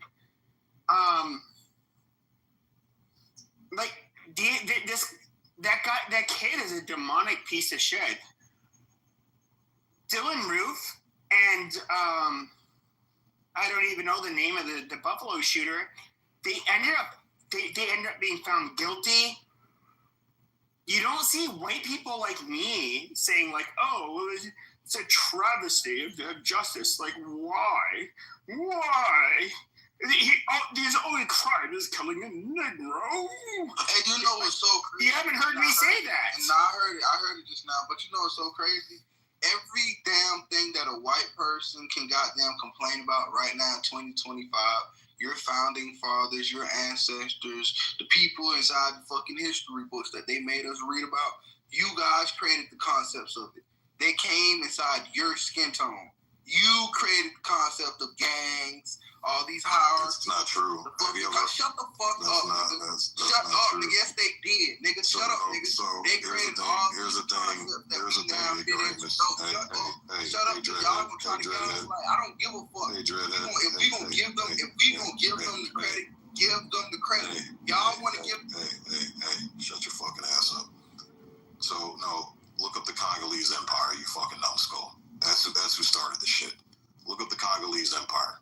That's who started gangs. That's who started the fucking the brutality with blacks on black and treating blacks the worst, bro. Do some fucking research here.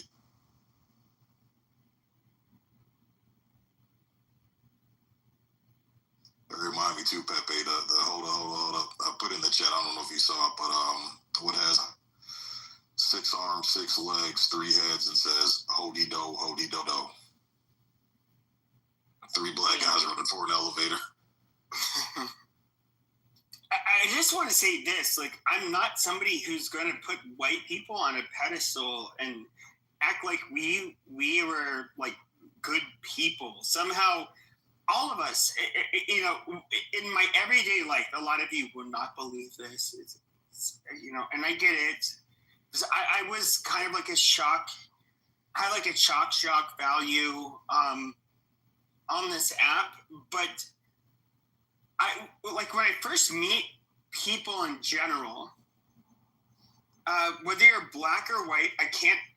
There's no let's just say it's only white people. I cannot tell what kind of person you are just glancing at you. I can see some cues where, you know, okay, well, you know, maybe this person feels a certain way or whatever. Maybe they're a potential ally. Maybe they're not.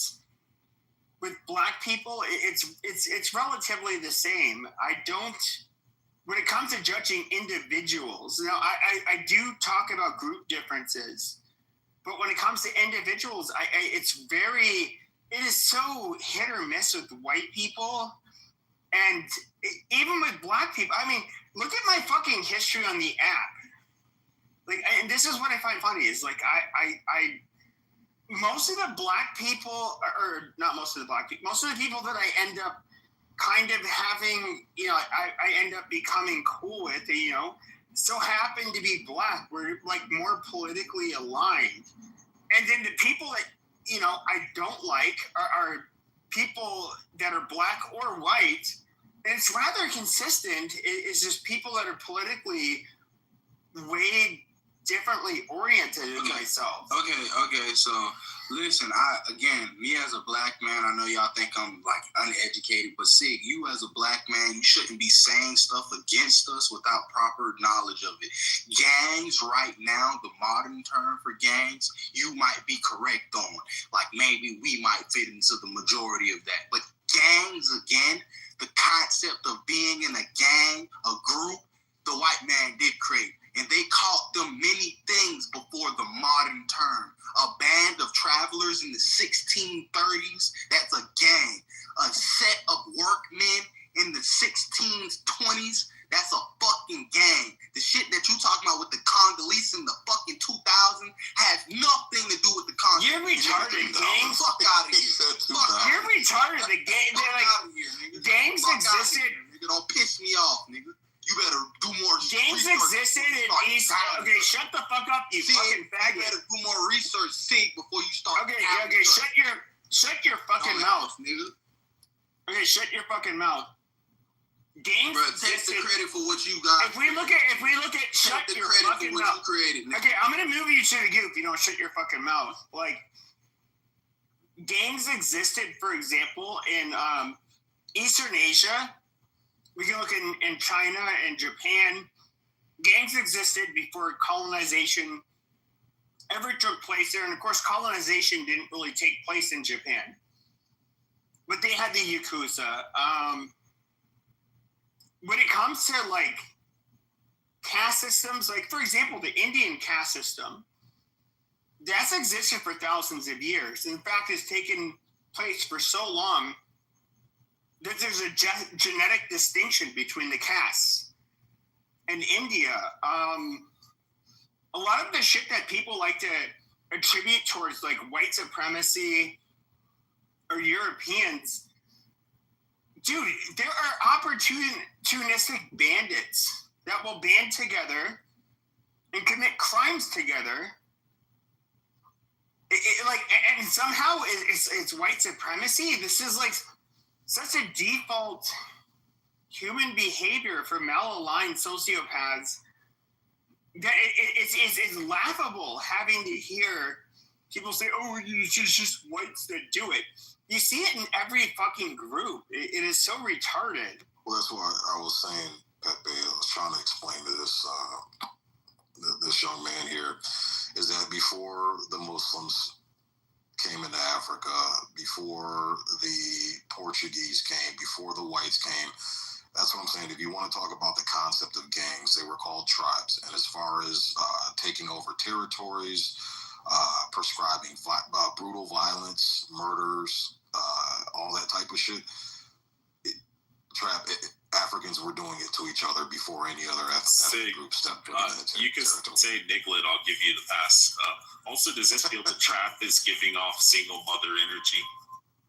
Oh, you know, bro, listen, that shit sound corny, but again, you are not taking away from what, like, again, what we all can search up. You niggas search up everything else. You search up all the statistics that you want against black people. Now let's start searching up some facts. A band of travelers is a gang, nigga.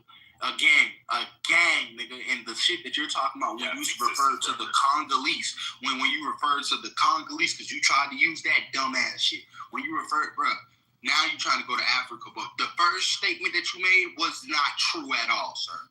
At all, sir. So again, you brought up Congolese 2000, sir. We're talking way before that. So again, the Congolese Empire. What was the Congolese Empire most notable for? How did their empire get as big as it did, Trap? Slavery. But I'm not even gonna lie, it's multiple ways. Okay, well, what was the biggest way? How did the Congolese Empire rise to its infamy? Trap, can you answer that question? Tribalism, rape, murder, slavery. Right. He was asking Trap. I know, but Trap's never going to get it. He's too dumb. Yeah, he's too dumb. So, again, Trap, to try to blame white people for these things, it's just not true. Africans were doing it to each other way before any other ethnic group. Hold on, wait. My bad. Y'all boys went out and ends like completely. I don't know if my phone fucked up. You were saying before you went out though, what did the Congolese do? Like to gain their empire? You understand the Congolese Empire is one of the biggest African empires in history. How did they get so big? How did they get so notoriable? And this was before the Muslims. It's multiple Portuguese and the whites came over. It's multiple things that these people do. It's not like there was one thing that caused them to grow as big as they got. And what is that? It was fucking brutally killing and enslaving other African tribes. That's your first instance of gangs in Africa when it comes to black people. It has nothing to do with And when did this happen? 1390. 1390. Hold on. Can I say something? Let me ask you a question. I want to read something. Let me ask you a question. First thing, when you say the Congolese in 1390, that shit was hella like strange because I want to know what fucking like.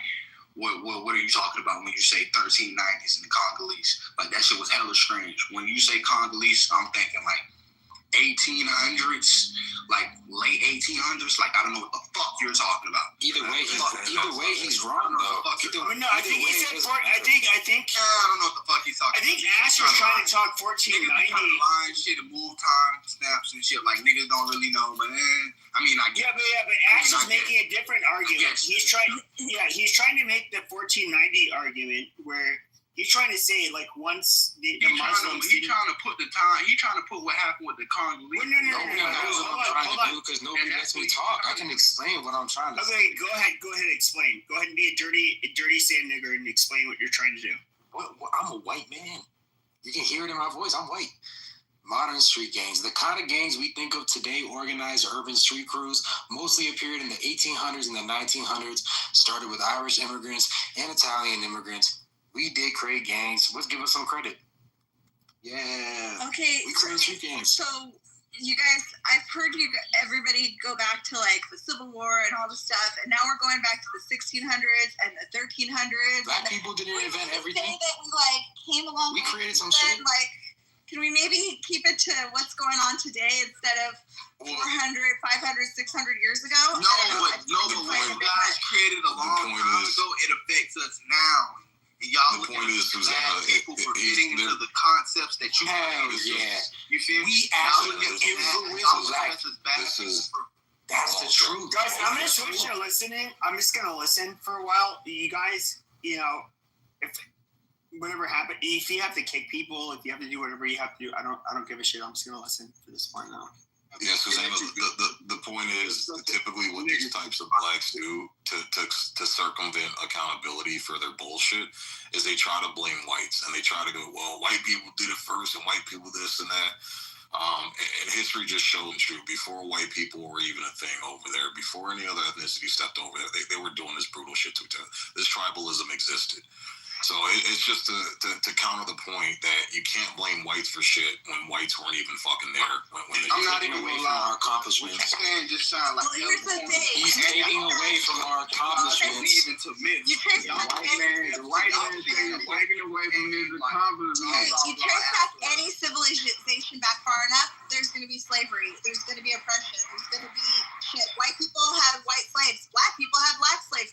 How do you think the United States got slaves? Because black people sold them to the white people and other black people. So, I mean, just everybody has slavery if you go far back enough. And if you're starting to go back to the 1600s and the 1300s and whatever, then you're kind of losing the thread of your point. You're kind of like... He's absolutely right. Hold on. He's absolutely right. Y'all hate when we go back to the roots because y'all always... Yeah, we are the roots. Call us that. Y'all say that. Yeah, so we are the inventors. Y'all hate going back to the roots because it always shows who created the problem. Like, fuck the fact that the problem got so big. Y'all hate going back to who created the problem. Black people into slavery too. Let's go back to who created this shit.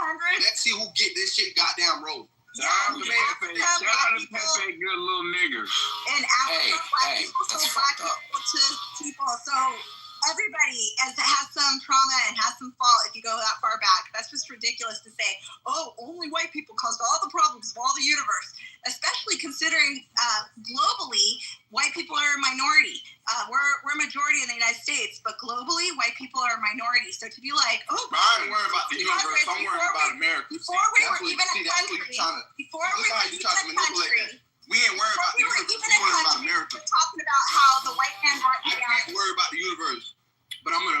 though, so we worried about America. What did the white people do to us in America? Fuck the universe. Fuck that shit. See, y'all always trying to hang down. 2025, buddy.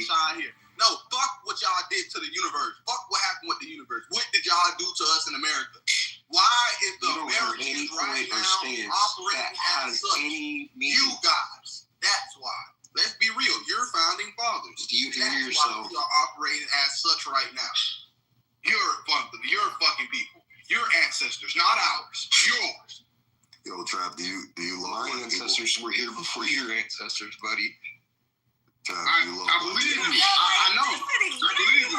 I'm native. Nobody here speaks in truth. Nobody. I don't care if it's the black people or the white people. You guys are speaking in absolute truth. You guys all have biases. Trap, Trap. I agree with him. Go ahead, Sig. To be human is similar. Every single person talking has a bias right now. Like, Of course we all have biases. We'll give you some unbiased truth. Here's Sig. The truth. Okay. That good white man. Trap, do you love black people? You said what? Do you love black people? You said, do I love black people? Yeah. I love everybody. Do you love white people? Mm-hmm. What's that? Yeah, we love white people. White people, we love you guys. Yeah. All right, I'm just checking. I'm just trying to see, man. Just trying to see, because y'all sound like you hate white.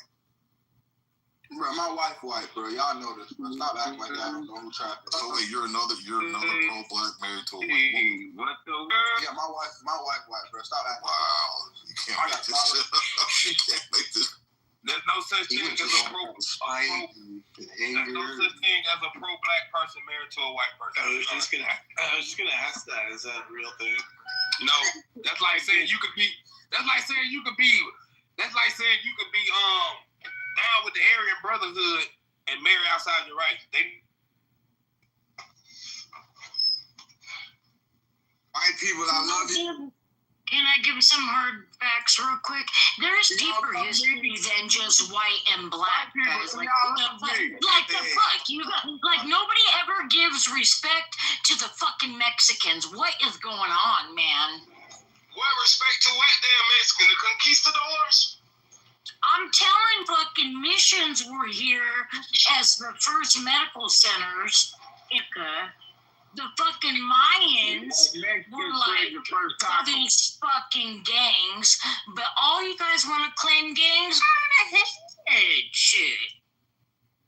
Yeah, Mexico had the first gangs, the Serrano. White people, do you love me? Do y'all love me? God damn it. Confess your love for me, white people, because I love you. Sound like a bootlicking Slambo.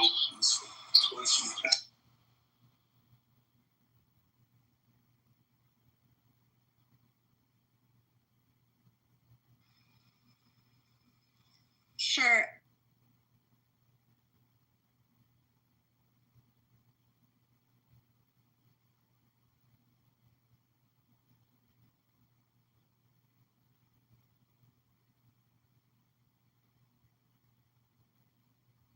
Is it me or is the stage quiet?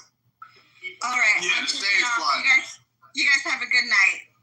Take care, Suzanne. Yeah, the stage is quiet. Yeah, have a great night. Get off the damn with all that foolishness you be talking. Fuck out of here, yeah?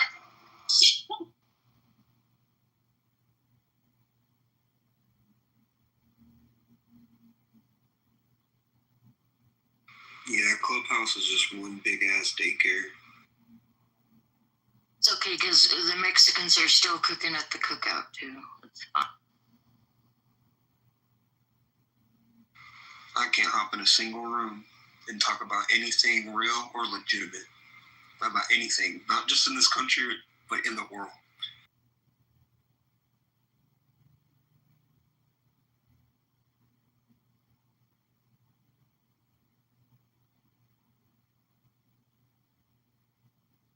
Yeah, you just can't have an honest conversation with these people, man. It's a waste of breath, man. It's like banging your head up against the fucking brick wall. Yeah, it's taking me energy running through this app.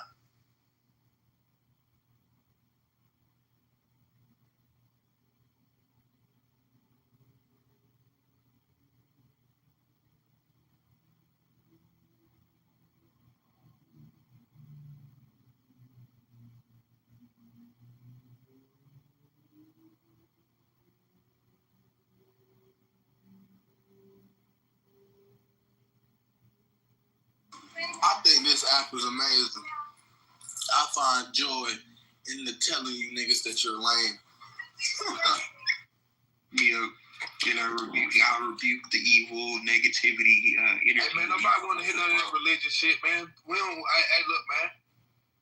If you trying to talk to me about anything, I told you your grandmother's fucking rolling over her grave. Do not bring religion into it, because I was Niggas trying to give us more concepts that the white everything you say after that, bring religion into it. Make everything you say null and void because you believe in fairy tales. Oh my soul. Oh my soul. So you're God's chosen people then, correct? I don't believe in that tomfoolery. I'm not religious. I'm not. Look, man. Okay. Hey, look, man. Ain't no Jesus. So you would have to be a ain't no Allah. Ain't no Jesus. Ain't no Buddha. Ain't none of them folks. You would have to vibrate at a higher all frequency. That stuff, like, bro. Disney couldn't write a better story than the Bible, bro. Disney could not write a better story than what the Bible got, bro. Talking bush. 2 of each animal on the goddamn. Come on, man. We through. We done with Christianity. Bro, we're done with the Abrahamic religion. Bro, listen, they shooting themselves in the foot because these people know everything, and you should know about this. What is it? The super church that they're building? Well, you just got too much hate in both of y'all's hearts. No, listen, ain't no hate. You worry about everyone else but yourself. You worry about everyone else but yourself. That's going to be your biggest downfall. So can somebody tell me? Because I heard what you said, and I kind of agree with the other brother. Like, shit, y'all like that religious shit. Y'all need to kind of like let that shit go. Y'all need to kind of let that shit go. Do y'all know about the super church that they're building? Do you know about it? Like where they're mixing all different type of religions inside one, and they're gonna make it like I said, a super church. Yeah, you're talking about the one religion. You don't think that's kind of strange? You don't think that's kind of funny? Fucking retard. After the One World Religion Facility in Abu Dhabi. Arguing about what religion is better than what religion and a church. I got a question for you. Name one white baseball player who better than Ken Griffey Jr. I'll wait. That's why I have Ken Griffey Jr. on here, you dipshit. Yeah, I know. Pete Rose. There you go. Pete Rose. Pete Rose was a gambling scumbag. Pete Rose is one of the greatest fucking shortstops of all time. Nothing. He not in the Hall of Fame. He died a junkie. Yeah. Babe Ruth. It's over. Quiet. Yeah, Babe Ruth. Pete Rose. Babe Ruth couldn't hold a candle to Ken Griffey. Fuck you talking about. You're an idiot. You're an idiot.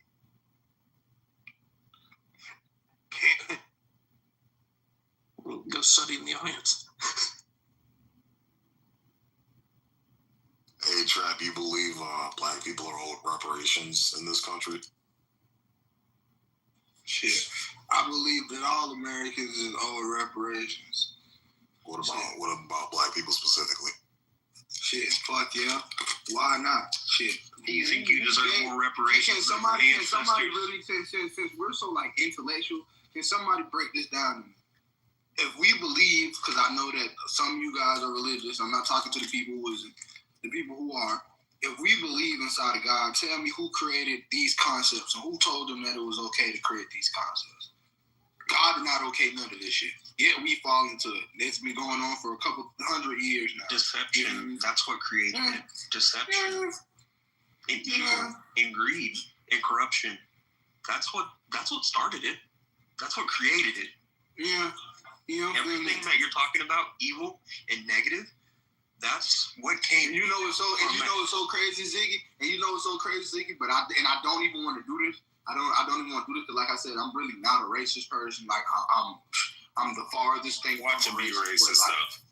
No, but when I look at the eyes of the evil or the person who's on the face of all these fucked up ass constructs that we spit into, concepts that we black spit people. Into, it's a white man. Fuck that. It's a white man every time. Like even if it's a nigga, even if they have so Trap, you're saying we're the worst. Everyone has. Hold on, Ziggy. You're saying that we're the worst and also the greatest. We're the best. Fuck no. That totally makes sense. I think y'all. Have you ever heard of a bell curve? I think y'all one of the greatest disasters. Trap, do you know what a bell curve is? You know what a bell curve is? A bell curve? A bell. Ding dong, ding dong. Yeah, bell curve where you have like the extremes at both ends. You have like the best and the worst at both ends. Then in the middle just kind of fills in the majority of people. Yeah, I never heard of that term before. Yeah, I figure you had. Hell no. Yo, it's a new one though. I'll put it inside my books. You see? I'm not above learning. You see that? I got another question for you, Trap. Why did you choose to marry a white woman instead of a black woman? I just listen, proximity. I just married, who I believe is for me.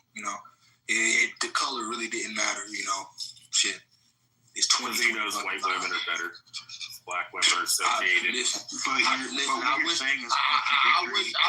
wish I could jump on one of you niggas' cow fucking goddamn horses and goddamn ride off in the sunset and go with that ideology. I just see women as women. I see women as Wait, you didn't want black women to murder your babies in the womb?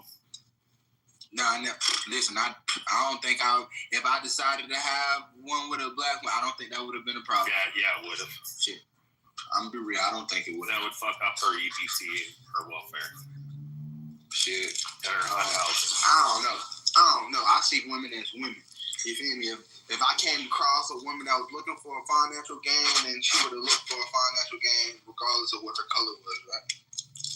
But they're the same. They're the same color as the man version that you hate of these same people. Correct. So what you said to me earlier is contradictory. I ain't said I hate nobody. I literally said earlier that I love everybody. I don't hate nobody. I just understand. Yeah, think about that. Think about Trap. Think about that good white woman that you married was raised by a good white father, more than likely. I don't give a damn. So in essence, you married her father. You married the values that her father instilled inside of her. So thank you, white man. She had that good white pussy. Well, of course. I mean, come on. She hasn't had 17 abortions.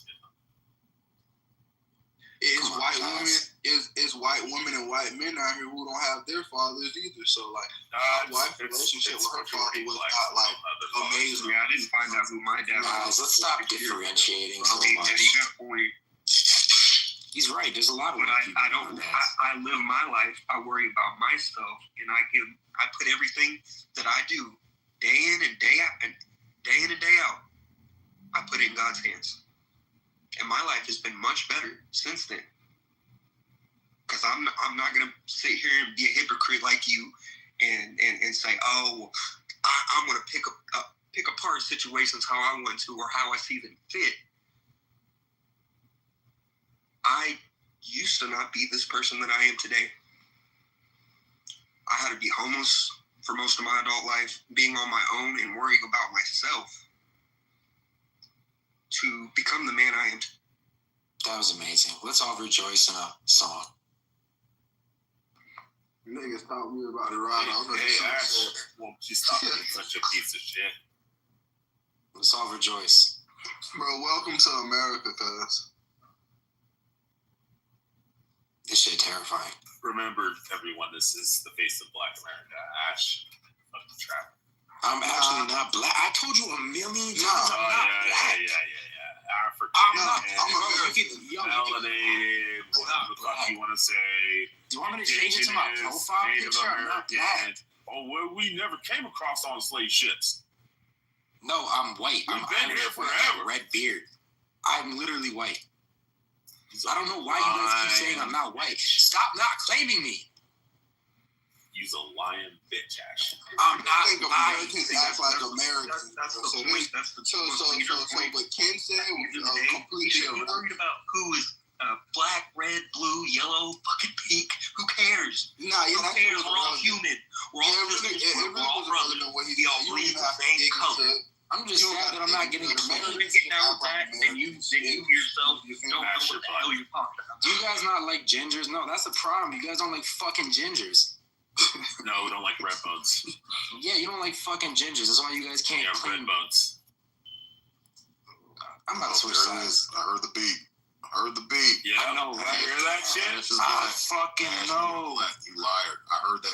Bro, I wish this was a video chat app so I could get on with you guys. Yeah, you niggas in the projects. Come out of your fucking mic, bro. I'm just a Why you niggas in the projects? You are black. Why am I white? Someone else. I grew up in Rhode Island. I'm white. You know, Trey, don't be scared of the beats. Get over yourselves. Like, what are we even talking about right now? I'm a white man.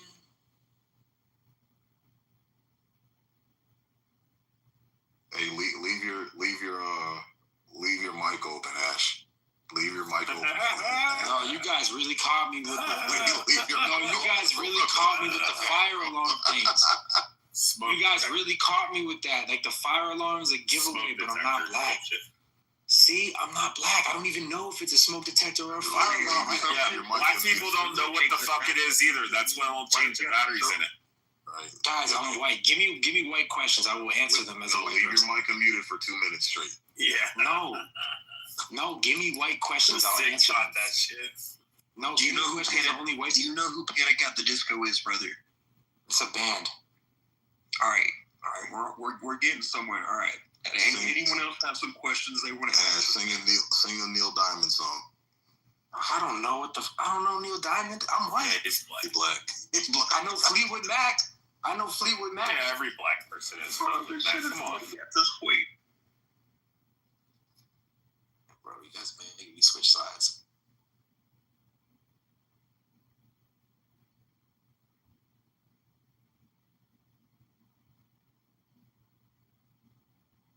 I've yet to run into a white person that can sing a Neil Diamond song, or at least. No, I just realized I'm too far gone. I lived around too many black people. Now I can't even fucking differentiate myself.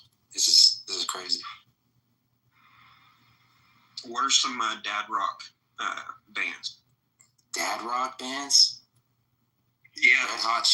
Red Hot Chili Peppers. Siggy, he's black. He doesn't know what dad bands are. Yeah, I'm about to. Led Zeppelin. Led Zeppelin. No. This was never in his life. No. I got you right now. Look at him looking it up on Google. I'm not looking at Bruce Springsteen. Yeah, ChatGPT, hurry up. Give me some white dad bands. I'm not. I don't have no daddy. Oh my God, this is crazy. This is crazy. No, this isn't. Why do we gotta keep assuming, yo? That makes an ass out of you and me. That's no. We know he's black. That's crazy. I'm not. Ash, what is name of ska band? A sky band? Ska band. Wow, I don't even know what that is. I think you're whiter than me at this moment. I don't even know what that is. I am. Led Zeppelin. Hold on. Name some death metal bands. I never listened to death metal. Animal Corpse, Morbid Angel, Dying Fetus, Vader, Clan God's Glory, Deicide. See, that's what a proper white man answers. I don't even know any You niggas ain't white. You niggas can know all the white people shit. You still ain't white. Fuck is wrong with you niggas? You see, I got a bird. That's some white people shit. That don't make. That's some fucking Trinidad and Tobago shit. You niggas ain't fucking white just because y'all know white people. You eat that fucking bird. Yeah, we shouldn't be. I'm about to put my profile. Y'all eat fucking iguanas, trap. I'm about to put my profile picture on my thing. This is crazy. Yo, Ash, what's crazy? Just because I'm half native, should I be listening to like tribal music and stuff then, or should I know like all the indigenous tribal which tribe musicians and artists? What was Sage? Oh, Sage. That's crazy. Yeah, Sage sucks. Yo, Ash, wow. I'm like, wow. Ash, what's a charcuterie board? Oh, that's like the cheese and the fig and all that stuff. Wait, Sig, that's an easy one. He's a black guy. He grew up in Rhode Island. Come on. Okay. Of course he knows that. He's been to Connecticut. That was probably what's wrong with this nigga, boy? Hey, Ken, look at that beautiful ass face. Look at that beautiful face. Ken, is that Ken? The way a nigga will whoop your ass, like, Ken, what's up with you? That is not fucking you. That is literally me. All right, then hold up 3 fingers in front of you. I can believe it. Do I gotta take another picture? Yeah, take another picture with holding up I'm 3 not fingers. even gonna lie, that's definitely Ash. You hold up 3 fingers. Oh, shut the fuck up, Trap. You hold up 3 fingers in front of your face. That's definitely him, bro. No, I'm taking a picture right now just so you guys know. Yeah, I was you know how many white friends I grew up with? His voice matches face, bro. Exactly. Sounded black, dog. All right, we want the 3 fingers, Ginger Snap. No, I got you right now. Since you guys all want to doubt me because you say all the things I say couldn't be coming from me. Look at that. Look at that. How do you guys feel? I'd say, God, you fucked it. You just looked the fucking guy holding 3 fingers up. Oh my God. No, what else do you want me to do? What, you want me to put my dick in the camera too? Let's go through this. What? What you want? What? Wait, hey, hold on, dipshit. That picture's taken in the daytime. You can see Bro, like that. you are retarded. My legs are on my house. What time is it where you live? Because that's natural light feeding in from the windows. Guys, 12. You don't fuck with 4chaners, bro. Oh my God! I'm about to go outside and take it. What room are you? Is that you in the bathroom? Your room? Like, because that looks like a ceiling fan. You niggas really over here trying to be mad. We're gonna capture the flag. I'm just saying. Look at this. Now I'm outside and I'm doing this too. This is just for all you. But these niggas mad because you really white is crazy. What the fuck is wrong with these? Look at that. Boom. This is hilarious, bro. How's that? How's that for you? Now I'm outside taking a picture. These niggas like, fuck, I wish I was him. Like, you niggas mad because he white? No, it can't be. It's no way. He got the card. Like, sit the fuck back, nigga. Like, just bro, because I have different opinions, like it's. I already told him that the voice match his face. Like, you can clearly see that this nigga voice match his face. He look like he be around niggas. Ash look like he be around niggas. Like, he just talk like a white boy who be around niggas. Wait, Ash, we got a last question. And yeah, my fire alarm fucking batteries is fucked up. Ash, was your father in your life your whole life? I don't know why, but damn. Ash, was your dad in your life? Yeah, my dad is in my life, and my dad was in the military. He might be white. Exactly. But why does it really matter? You think we're gonna suck everybody's dick and be like, "Oh, you're so smart. You're such a really good guy. Oh, I love this guy." No, you just. It's the point being is that you have a lot of hate in your heart, brother. Yeah, why do you guys get so mad? How is that? Wait, how is that hateful to fuck with somebody? Are you deceived by a certain energy or something? Oh God, messing around, having fun. Like, so that's got a demon in him. Solely. So that's solely what messing with somebody is demonic. Having fun. I'm genuinely the way you talk to people and treat people. The only time that I've been upset during this the only time that I've been upset during this entire conversation. The only time I've been upset during this entire conversation is when somebody was justifying killing babies in the womb. That was it. I don't think anybody justified killing this. Yeah, they did. No, we're talking about abortion. Oh yeah, when I first got into this room earlier, that's what I came into. Talking about abortion. One question I do have is why does every time somebody says anything that's different in opinion from somebody who's a quote unquote conservative, it's automatically, oh, you're a libtard, you're a liberal. I don't get it because I'm not a liberal and I just have more centralist views, I guess. I'm not a liberal, I'm not a conservative, but every time you say something with liberals as well, they do the same thing. If you say something against a liberal, next thing you know, they're calling you a racist conservative. If you say something anti-conservative, they're calling you a libtard or something. I just don't understand why both sides seem to have a cult following now. Because there's certain things that moderates cling to as far as their ideology. And when you say certain things or subscribe to certain beliefs, then it will put you either more right or more left. I understand that, but it's like, I'm somebody who believes in lowering the fuck out of taxes, but I believe we should keep abortion clinics open. So it's like, damn, it's like nobody sides with me on anything.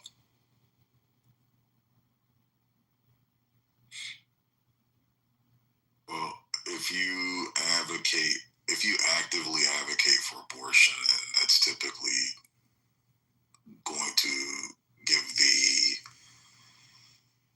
optics that you lean more left, bro.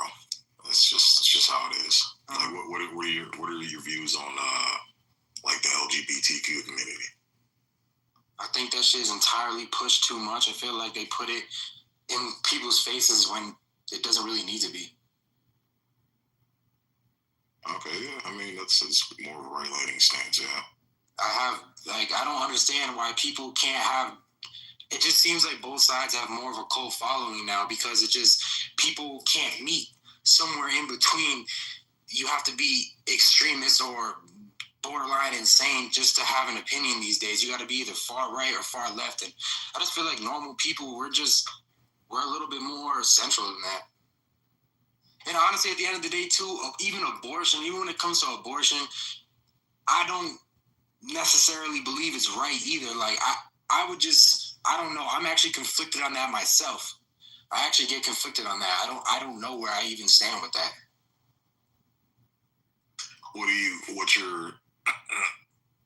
What's your thought process as far as like when we talk about like violent crime? That's a big one. That's a big one that pretty much differentiates. So when we talk about the stats that show that when it comes to violent crime in this country, blacks are the main culprit. They're the main problem. What do you think about that? Do you agree or disagree with that?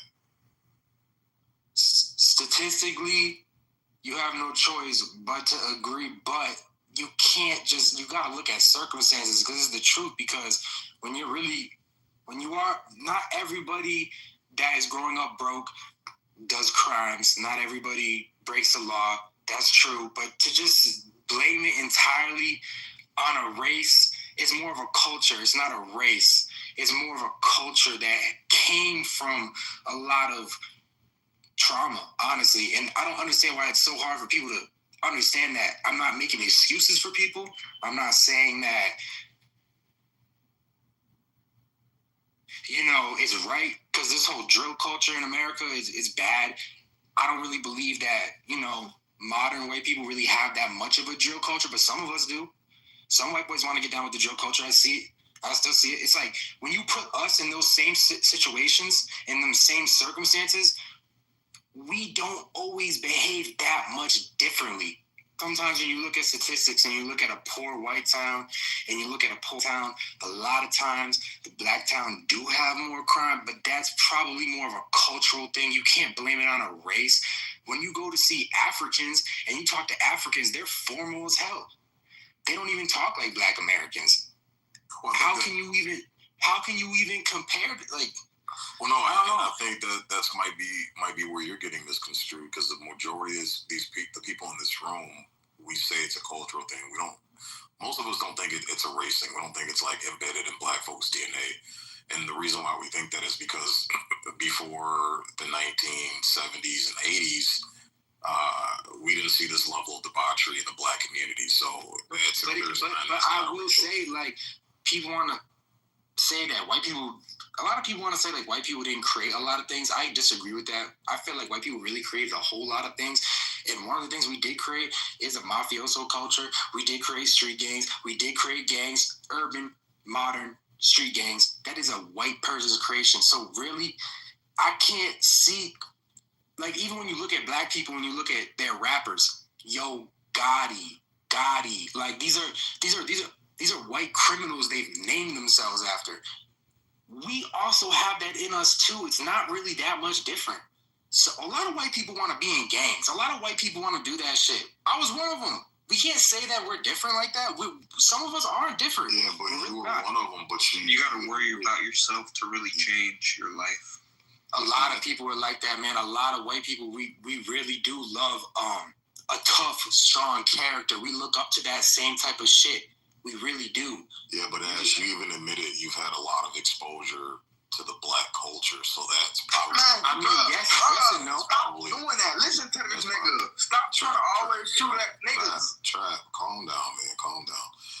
Ash, so even the way you talk, clearly you've had a lot of exposure to black culture. But you want to know what's crazy though? I'm gonna break it down for you. I'm gonna break it down for you. Hold on, Ash, real quick. Let me finish and I'll let you go, brother. I promise. Yep. So the problem is that typically the white kids that you see follow those trends, it's because they've had some type of exposure to black culture. Whites that haven't had a lot of exposure to black culture, they typically don't want to be thugs and gangsters and Yo Gotti and Playboy Cardi and broke boy never broke again or NBA, whatever the fuck. Let me break this down for you, actually, right? Hold on, Ash. Before you do that, let me just tell him and every other person in here, if you think that black people niggas are the gangsters, or everybody want to be gangsters, or the people want to be gangsters because of niggas, you're fucking crazy. The biggest mob bosses, the biggest goddamn like actual kingpins and gangsters that they fucking make documentaries and shit about, but these is white men, like fucking Mexicans and fucking shut up. They're Colombians and shit like. How long ago? They're not niggas. They're not niggas. What you saying, Trap, is these gangsters on these big ass King Von is nothing compared to a Pablo Escobar or goddamn like sit the fuck back. So again, but they're still affiliated. The difference is. Yo, Sig, where you from? Where you from, Sig? The difference. I'm about to say something that will blow your guys' mind. Trap. The difference is that they're moving away from that culture to be more civilized. We're trying to move that culture to be less civilized. No, what the fuck are you? Can I tell you an experience? Where you from? My personal childhood. I can tell you something that right now, I didn't move to a diverse neighborhood until I was like 15, 16 years old. I grew up until I was 15 years old in Warwick, Rhode Island. All the white people there, first of all, it's not a ghetto city. It's like a little working class, whatever. It's not rich or anything. But everybody there that was white, a lot of the kids there, you can look them up. They're white boys who damn near think they're black. Then I moved that's a blue-collar black town, all right. I mean, a blue-collar white town. But then, damn near the kids there was damn near trying to be kids in the other town. Yeah, but look at you and I as a dynamic. I grew up around black people in a black environment and moved towards white people. I got better, and I speak more. Where are you from, you do. But then you grew up. You started off in a white community and moved with the blacks, and then now you've adopted their culture. So again, just you and I listen to the difference in how we speak and how we articulate. That proves my point right there. But at the same time, though, the way we're articulating, my point is still getting across. I just have more of like a slur to my voice. That actually is kind of a Rhode Island thing in general. If you know anything about there, it doesn't matter what kind of community you come from. They kind of all have a little bit of an accent. But my point is the white community, the working class white community that I originally came from, all those kids tried to be quote unquote gangster. So you can't say it's just me. It was the whole community. I grew up in an 80% white neighborhood there. Then I moved. He mentioned. Hey, Mod, do you mind if I just have a minute? Earlier, the Aryan Brotherhood and the not before me, man, because I've been trying to ask a question. About the dirty white boys, or the PMI, the Dead Man Incorporated, like all these white men groups, gangsters, real white gangsters and shit like that. That these motherfucking white boys will look at before they look at any fucking black niggas that's doing shit. Like this nigga just talking. He literally just saying stupid shit. It's more white gangs than black gangs. It's more white groups than black groups. That's not true. Bro, I'm gonna be honest. Bro, you can't say what's true and what's not, bro. You don't know how many gangs. We pulled up the stats, and the number one cause of death for young black men is homicide via other black men. That's not the same. Yeah, you just moving a goal. Can't say that, Trey. Bro, when we talk about gang activity, right? When we talk about gangsters and that lifestyle, that's solely based on income level in neighborhoods and communities. Like when you talk like this, bro, like you sound like you're not from a very diverse environment. Bro, I'm from New York City. I know groups of Chinese people that'll fuck you up. I know groups of Italians that'll fuck you up. I know groups of Russians, Jews that'll give you the beats. That's not scared of no black nothing. So for you to act like black people is the only people that's perpetuating violence in communities that's strange. That's the point you're talking about. You acting like black people got the gangster championship. But let's also break it down to being from the Northeast in general. This proves, RJ, that your comprehension skills suck. Because I never said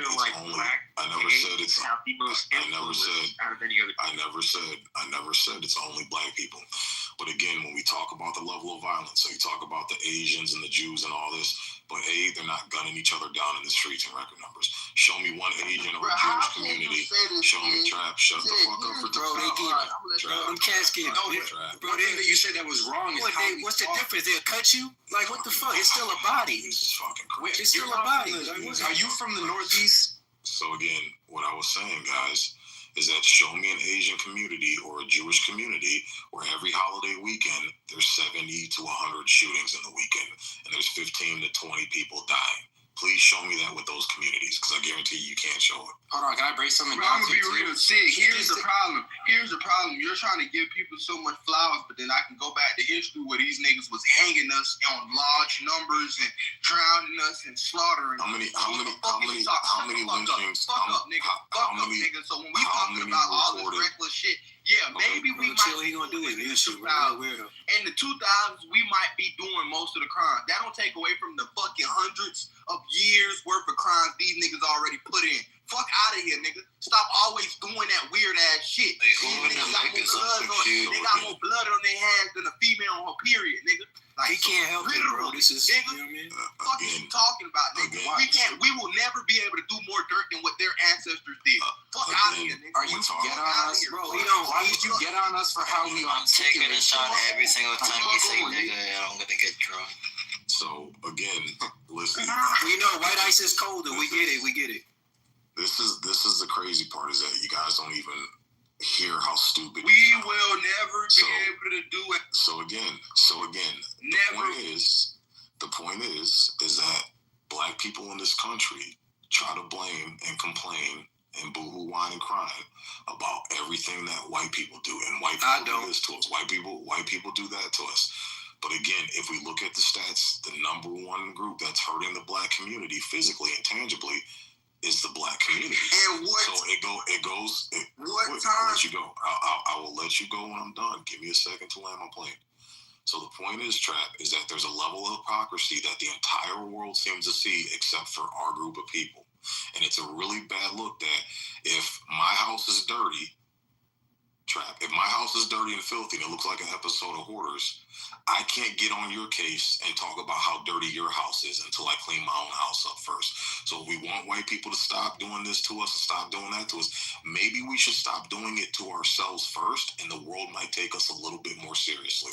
Right, but you're not looking to clean houses, though. You move to somebody else's house. No. Fuck all that. Here's the problem. Fuck what we're doing right now. Yes, we obviously know that every community basically right now in 2025 need to get a goddamn clean. But when we talk about the shit that we're doing, we're trying to make it seem like black people just do this, because that's all I'm hearing. You talk about 24/7. You just be, black people do this. They're the leading cause. Pass the mic around, they're the leading cause inside homicide. Let's go back then. Since you guys want to make us the leading cause and everything, let's go back to when you were the leaders. Peace, Charlie Let's go back to when they were the leaders. And it was for a long time. I'm very conservative, but Sig is a coon. It's this nigga. I just don't understand why you had to say the articulate. That's very true. Not aborting and not aborting mass babies. murder, slaughtering people like they were. We'll disown our family members for that. If you're from the Northeast in general, everybody, doesn't matter what kind of community you have, we all kind of have like an accent.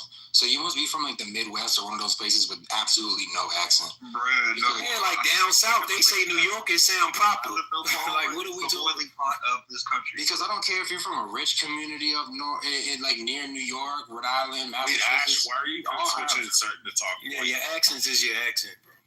No, I'm not trying to talk. I've been talking like this the whole time. Why y'all talk like that? That's why we're all like, this guy's black. No, that's the But it goes, stay on mute real quick, Again, Ash, it goes to the point that I was raised around black people in a black inner city, and my English was worse, but when I got around white people, it got better.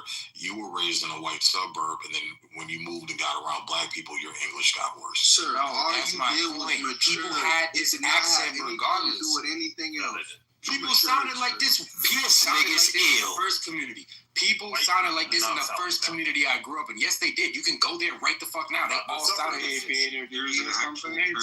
Just a wild idea. Just a crazy little concept. In case people don't, an accent does not equal grammar. Thank you. Wow. Factual. Wow. Huge Wow.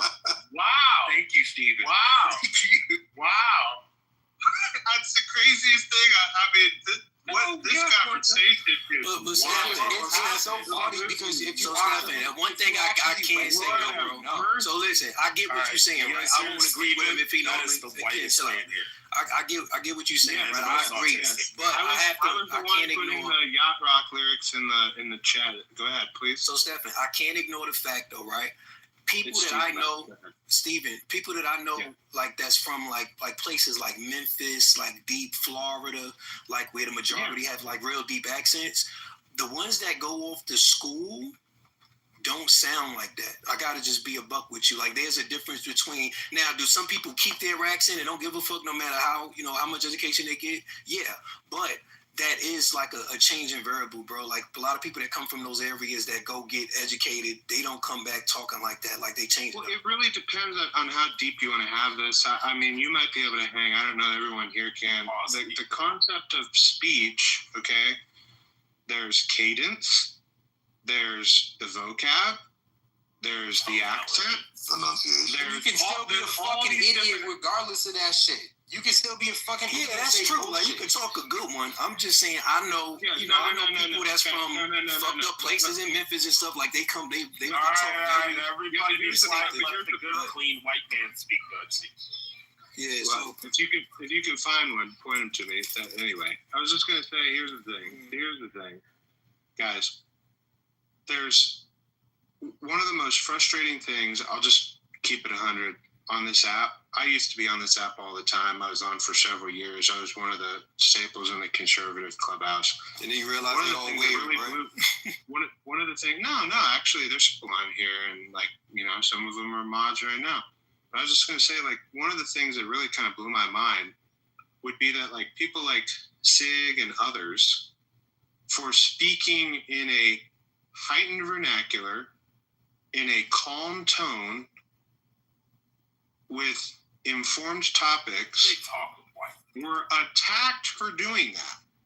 Literally, that just rocked my world on this app. How often, if you sounded intelligent and you spoke with authority, that like you would actually be attacked.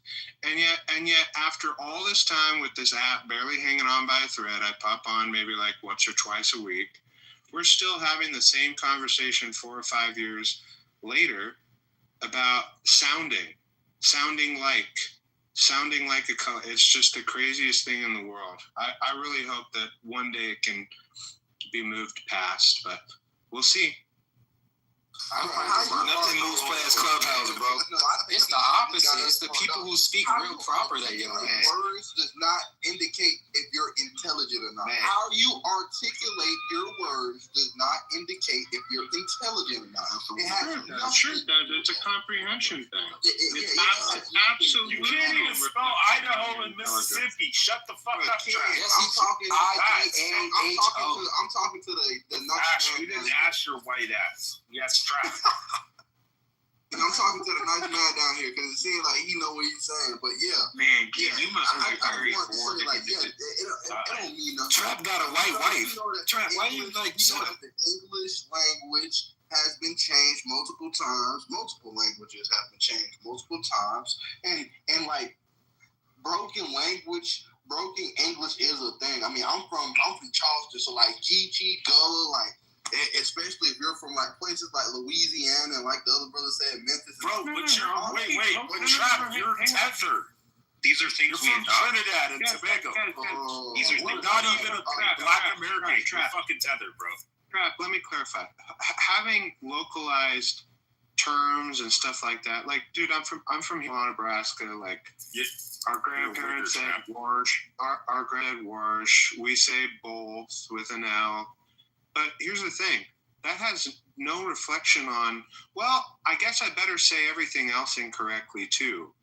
If you've listened, how you speak really, truly, especially on a literal audio app, is a direct reflection on your intelligence. It absolutely is.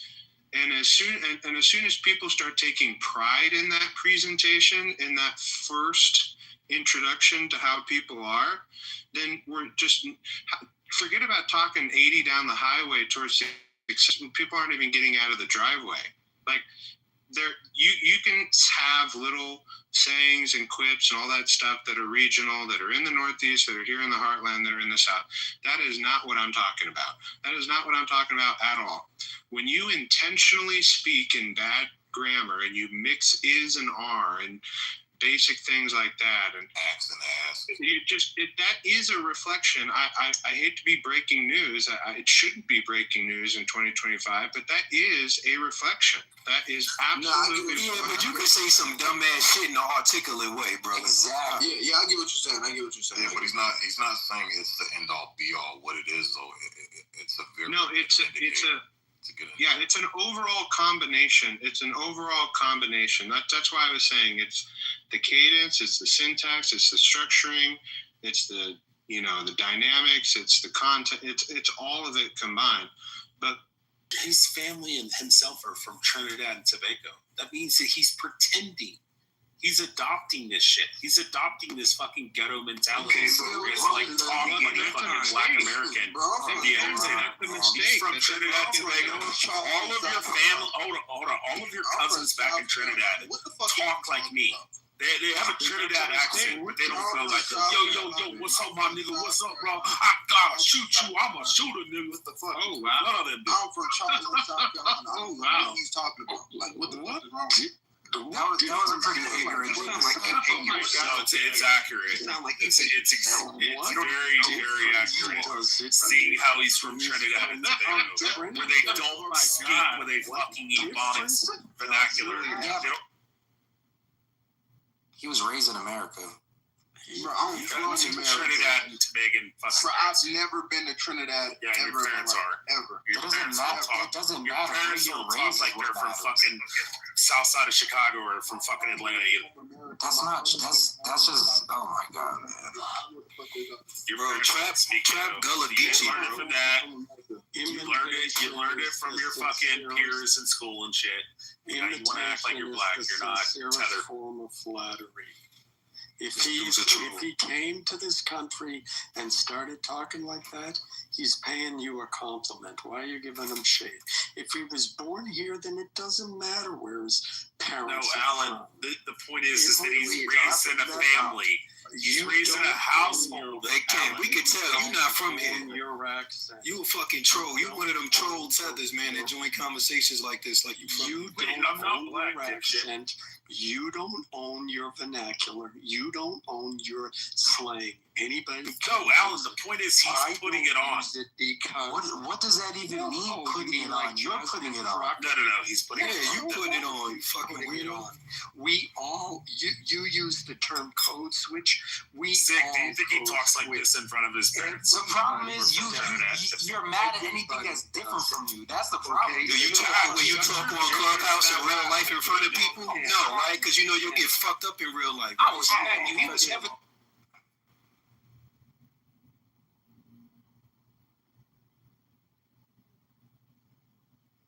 You wasn't talking about really another indicator of black culture is if you talk like you get fucked up, just automatically go to violence. That's another. No, I'm talking about these trolls. That's what trolls do, right? So, to answer my question, they literally join social media to troll people. They know that they can't do that in real life. They're getting out of aggression. You can do it in real life. Yeah, they can get their ass beat in real life. Nah, you could try to fight me and all shit. That's all would end up happening. Yeah, that's what my Israeli weapons industry. Actually, look, he against everybody. He against you're talking about all around. Reach trying to grab my Canic and I'd fucking unload on your ass. I'm not getting out of the car to fight you. Hey, Ken, no, seriously, on a serious note, I just wanted to say, you can look at my PTR, bro, like, no, Trap, like, the way you speak with, like, this ghetto inflection and shit, you don't talk like this in front of your parents. You talk the same way that I talk right now in front of your faggots, in front of your black fucking Trinidad. Do you tell your mom to shut the fuck up? What you talking about? Trinidad, he from Charleston, South Carolina, bro. What are you talking about? Stupid. His parents are Trinidadian. Nah, you don't say faggot in front of your parents, Ken. You don't say faggot in front of your parents. You don't tell people to shut the fuck up in front of your parents. Jews don't do that either. No, that's what you say faggot. That's the community that he's in. You've been calling people faggots. I would shut the fuck up. You don't talk like that in front of your parents. What are you talking about in front of your parents? I'm not sitting here fucking pretending to be a ghetto gangster and then turning around and talking fucking normal to my parents. No, the funny thing is, you got proven wrong. No, you got proven wrong, and then when I showed you were wrong, you switched sides because you're an idiot. The funny thing is, you're an idiot. I'm not talking about you're actually an idiot. And see, people like you don't. Now you're back to being black again, Ash. No, it's not that. The fact that you think there's a difference is sad. It's sad. It's sad that you really say, "Oh, he talk white. Oh, he talk black." When I've been talking the same way the whole time I got on this app. Hold on. All right, Trap. Can you show us your mom and dad voice when you talk to parents or from Trinidad? Bro, both of my parents. Yeah, your parents don't talk like that. Both of my parents are from fucking America. Yeah, like your parents are from Trinidad. So like, what are you talking about? It's in your It's in your account. It says you're from Trinidad. But yeah, I got it inside my account because yes, one of my mother's parents. One of my mother's parents don't want to use the fucking white voice to use it for Trinidad, but my mother, she's from America. You're fucked up. My mother's from America. My father's she from talks America. just like me when he talks to his parents. Like, what the fuck? Wait, hold on. Ken, I got a question. Why does it bother you? Why does it bother you how people speak? Why does it even bother you? We shouldn't even bother you. Because it's fake. It's not fake. It's pretending, yeah. Somebody could say that it's a fucking facade. That's all it is. Hold on. You speak the way you do. You speak the way you do to try to fit yourself into I talk with the sim cadence and everything. No, you talk the way that you're categorizing yourself to talk. So that's wrong. Like, just because somebody talks differently than you doesn't mean everybody got to fit your category. I am. It is a good point. Kind of guy. You're right, Ash. Very pick apart, picky choosy. Kind of sounds like a woman to me. By saying that a black guy who speaks in Ebonics on stage and makes threats to people. It's by saying anybody who talks like you is wrong. Express himself with African American fucking vernacular and cadence and accent when he doesn't do that to his fucking black Trinidad. You don't know what the fuck he does. Exactly. You don't know anyone in this room. Hey, hold on. I'm gonna be real. Like how me and white people talk. Like since I'm from Charleston, like, and it is Geechee Gullah, and it is Geechee Gullah. When I get to saying I and Bo and like them boys perping and geeking and tweaking and like all this other shit, like bro, you ain't gonna know what the fuck we saying. I talk to my parents like this, bro. Like this is how I speak to my parents. Like my parents because we adapted. That's how we. Like I'm from Charleston. No, we're from Charleston. My parents are from Charleston. Like Charleston, South Carolina. That's inside America, bro. Like, what the fuck? You shouldn't even have to explain yourself to him, though. You don't owe him an explanation. You fucking white cuckold simp. Shut the fuck up, Ash. I'm not no white cuck. Yo, that's what's sad about you. You can't get the people. I'm just saying, Trap would make you sit in the cuck chair. I'm just saying, I'll fuck your bitch too. I'll fuck your bitch too. What are you talking about? Go check my Twitter. You're not coming across as that type of guy. I'm just saying. But see, this is like when we're talking about. Ken, you're built like a fucking Power Ranger from the '90s. Shut the fuck up. And this is another thing too, Ash. It's like when white people like you come in and play Captain Save. No, I'm not trying to save nobody. I don't take any type of sides. Bro, calm down. Get your little fucking thoughts. This is my friends I grew up with in high school. No, it's not that because when you guys actually ask me and tell me. Ash, just relax, bro. Jesus Christ. So again, Ash, this is another problem. Is when white people come up and play Captain Save-A-Hole and tell lazy black people who don't want to become better that everything they're doing is okay, that's actually robbing them of opportunities. So when black people speak the way that Trap does, and they go to apply for a job or they go to an interview and they don't get that job because they sound like they just fucking slavery just ended 5 minutes ago, that kills an opportunity for them. And then the first thing they do is they blame racism. And they don't think that they have an issue or they need to improve it all to get better, to open the door opportunities wider for them. Okay, so that's a huge fact. Here's the problem, and this is a lot of you. All right, Trap, if you code switch to start talking normal, we'll let you stay on stage. No, drop the fucking ghetto. You guys make your own narratives on other people now. What you just said, I guess, if we were inside the 1800s and I was doing this and talking and speaking inside this way, using my ebonics, like my broken English, then I guess this would have been a problem. But this is 2025. Every time that I've gotten a job, like I was not like, trying to fit in or impress nobody. I was just being myself. I've done jobs such as like worked roof consulting. I don't know if any of you guys ever got on the ladder and took goddamn pictures with a drone on a roof and put pins there and called the insurance company and did a claim for a roof. All right, get on with your fucking story. We don't care about all the other shit, bro. Okay, so you tell us. Go, dude. So it's like you can make whatever narrative that you want on me. That don't mean that it's true, though. That's basically what I was trying to get down to. Like, nigga, come on, bro. This 2025. Oh, you had to add that shit at the end, bro. But I'm probably gonna rant more money and have more opportunities. You were doing so good, too. You had to add that nigga. You understand, though, Trap. Society has had the lower standards, and this is where DEI comes into play. Because we're in a society where we can't be honest. We're in a society where we can't be honest with young people like yourself and say, hey, strive to be better, strive to do better, strive to speak properly, strive to be more professional. It takes a little bit of work, takes a little bit of mental, being mentally cognitive to try to push yourself to be better. But what we've done is we've lowered the standards in society. So yeah, you may be able to get a job now. But understand that's not a flex, bro. Yeah, it's fashionable to be ghetto. Right. Society has lowered the standards to be able to accept the fuckery. And that's not a good thing, bro. Our grandparents and our great-grandparents, that's not what they lived for. That's not what they strive for. They strive to do better and be better and work hard at it, not say, oh, everybody's got to lower the standards. Because when everybody else has to lower the standards because you're kind of like the short bus kid pulling up, it's a bad look, bro, and it's a disgrace. You should want to be able to be around, like raise the bar up to be around and fit around the people that surround you. They shouldn't have to bring themselves down the ladder to get to you. Yeah, you see how Sig didn't have to end his sentence with my nigga? Or you know what I'm saying? Yeah, you know what I'm saying, my nigga? Bro, because I'm trying to remind you that you guys are niggas, like. Because I think you guys have your identities, like, mistaken. You are niggas.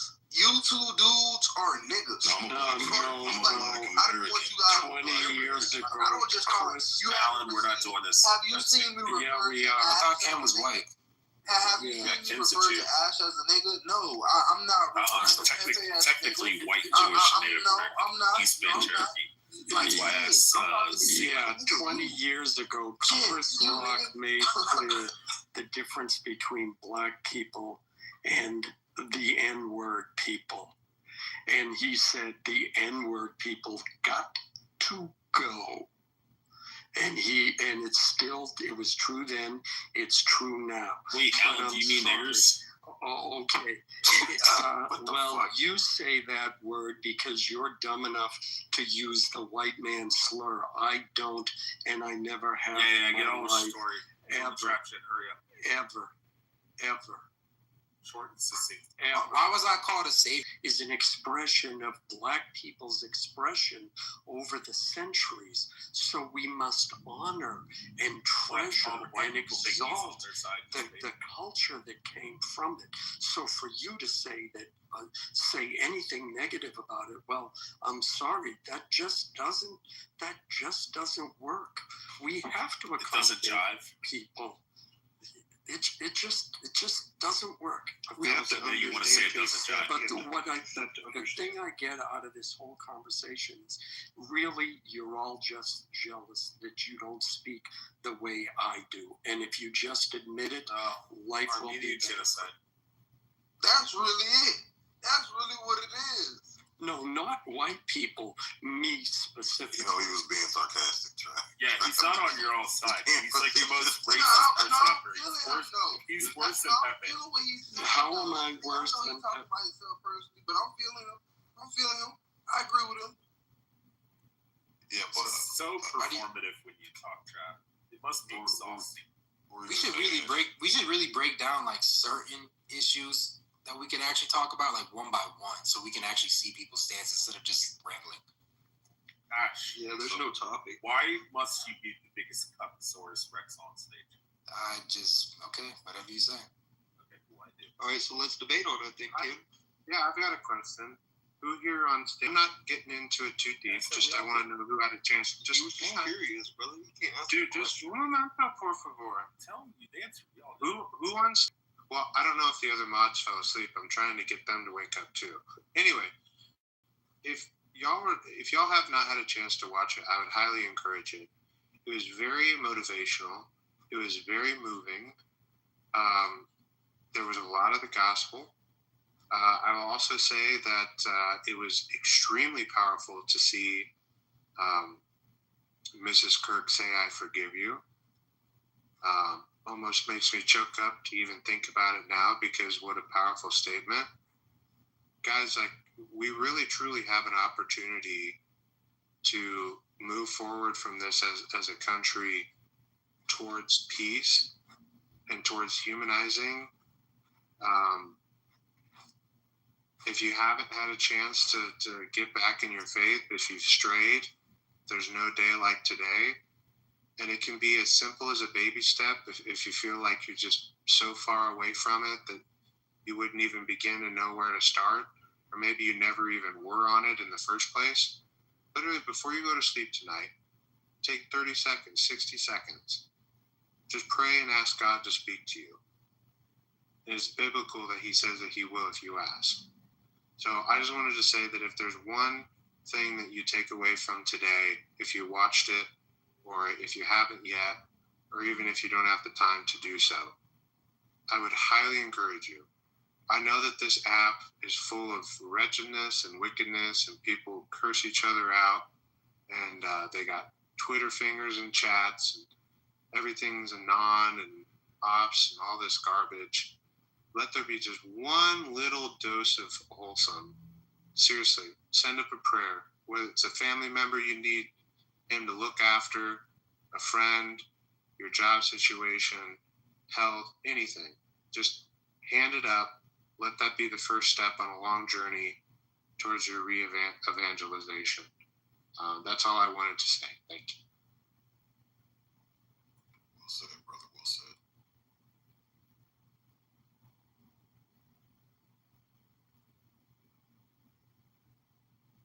Yeah, that celebration of life. I'm not going to call it a funeral, but that celebration of life was great. It was very inspirational. Like, and I'm not going to lie, Stephen, even as an atheist, a lot of the religious and Christian principles of forgiveness and love, it really hit hard, man, especially Erica Kirk, for her to say she's already forgiven the man that shot her husband. I'm not gonna say he killed him. Oh my God, man! Yeah, that was powerful, man. That was very that was very powerful. Mm. That's why I say kudos to that's the part of religion I do respect and I do love and appreciate, man. That forgiveness, man. That's a powerful thing, bro. That's a hell of a woman right there. I'll tell you that. Yeah, man. The Kirk family put on for the body of Christ, like real talk. Like they brought back the spirit, and that's why this man get honored like that, man. Like they killed that man's body, but they didn't kill that man's soul, man. They didn't kill that man's neck, and that's why I'm a believer. Like that's why I really rock with that man Charlie, man. And I know he would have, if he had met a black person like me, we share so many of the same interests. He would have been inspired by me, and I would have been inspired by him the same way. Like I fuck with people like that. So, man, shouts out to his wife. That was tremendous spiritual courage, man. It takes a lot. Like that, it takes so much to step out of yourself and forgive somebody that took away some of the most important pieces of your life. You know. Mm-hmm. So, man, shouts out to man, all the Kirk supporters, man. Charlie family. I just wish the best for his legacy. You know what I'm saying? And man, as Americans, man, we got to protect each other from this crazy ass shit, because we still got a constitution and amendments that we have the liberty of living under, and may no bitch ass person on this land interfere with that. So shouts out to Charlie Kirk, man. It's a sad time in America, man. We lost a real one for absolutely nothing, but it will be for something great, hopefully. So it will be for something great. It will be for something great. There is a real opportunity for a reawakening and a reemergence. And one of the things that I did on this app for years, to the point of a broken clock, to where the mods could probably recite my pitch for me, about trying to inspire people to get engaged off this app in real politics, and don't just let your talents and knowledge be confined to this app, to actually translate your thoughts to words to actions. And there were a number of people that did. There really were a number of people that did, and that was always really special to hear about, because they would tell me, after the 10th time, I finally did it, and it's so meaningful. I'm really glad that I did.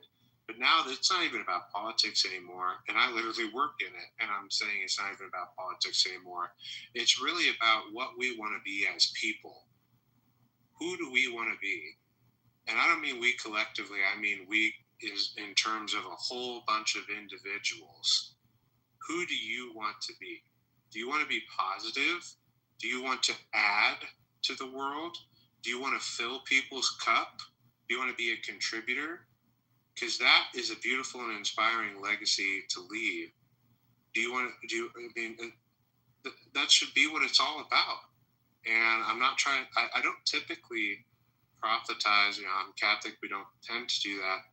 But I just am so moved by today that, I guess call me an evangelical Catholic tonight. I'm telling you, we're called by the word to be salt and light, which means being known by others. Hey, that is a Christ follower.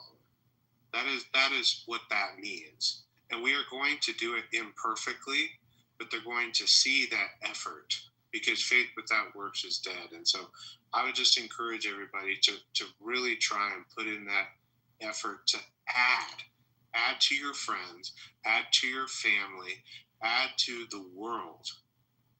And if everyone did that, just imagine how things could get better.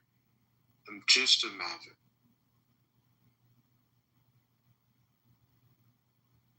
I think that's the bigger picture. I think that's what people miss about what are the point people are missing about Charlie Kirk. This is about unification and solidarity, and was the spirit of Charlie Kirk. This is why we're having these conversations, guys, so we can get to the point like this where everybody's chill, everybody's calm, and we can actually have civil discussions like human beings. Again, we have more in common than vice versa, and that's what we got to focus on as Americans. That was Charlie Kirk's message. What's going on, Anthony? What's going on, motherfucker, man? Stig, I couldn't agree with you more, bro. I really could not agree with you more. Man, like, it's, I know a lot of people, like, they've been really callous about it. I just I don't get it, bro. Like, I don't understand. Like, I can't believe we're that divided as a nation, but the truth is that in a lot of ways we are, man. Jasmine Crockett literally said she's disappointed that only 2 Caucasian people, Democrats, didn't vote against the Charlie Kirk, whatever the proposition was. She said she was disappointed it was just 2, and that, like, it says so much about who she is as a person. And mind you, like, I don't really like Hakeem Jeffries at all, but I will give him his props that he went across and he voted for it. So I give him his props, but it's sad, man. It's sad. And you know, you go in certain rooms in Clubhouse, and you know, people are very, very, very callous, bro. But you know, I don't want to think that represents the majority. You know, whatever. Yeah, Anthony, it was 58 Democrats. The bill was a resolution that condemned the assassination of Charlie Kirk and condemned political violence. And 58 Democrats voted against it, including, I think you were right, including AOC. I didn't know that Hakeem Jeffries voted with it, and yeah, I give him the props. I give him props for that too. You know, it's like, yeah, we sort of, I mean, what they're saying is, well, no, we won't condemn political violence if we agree with the outcome that somebody we don't like gets murdered. That's what they said today, without question. You can sugarcoat it all you want, but that's what they said today.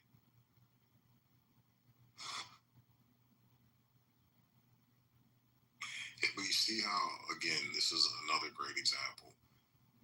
Even though Hakeem Jeffries is on the opposite side of the aisle, but you see how more right-leaning, more conservative-leaning people can say, you know what, we may not like this other part of him, but he did something good and we can acknowledge that. I don't see that on the left. I rarely ever see that on the left, man.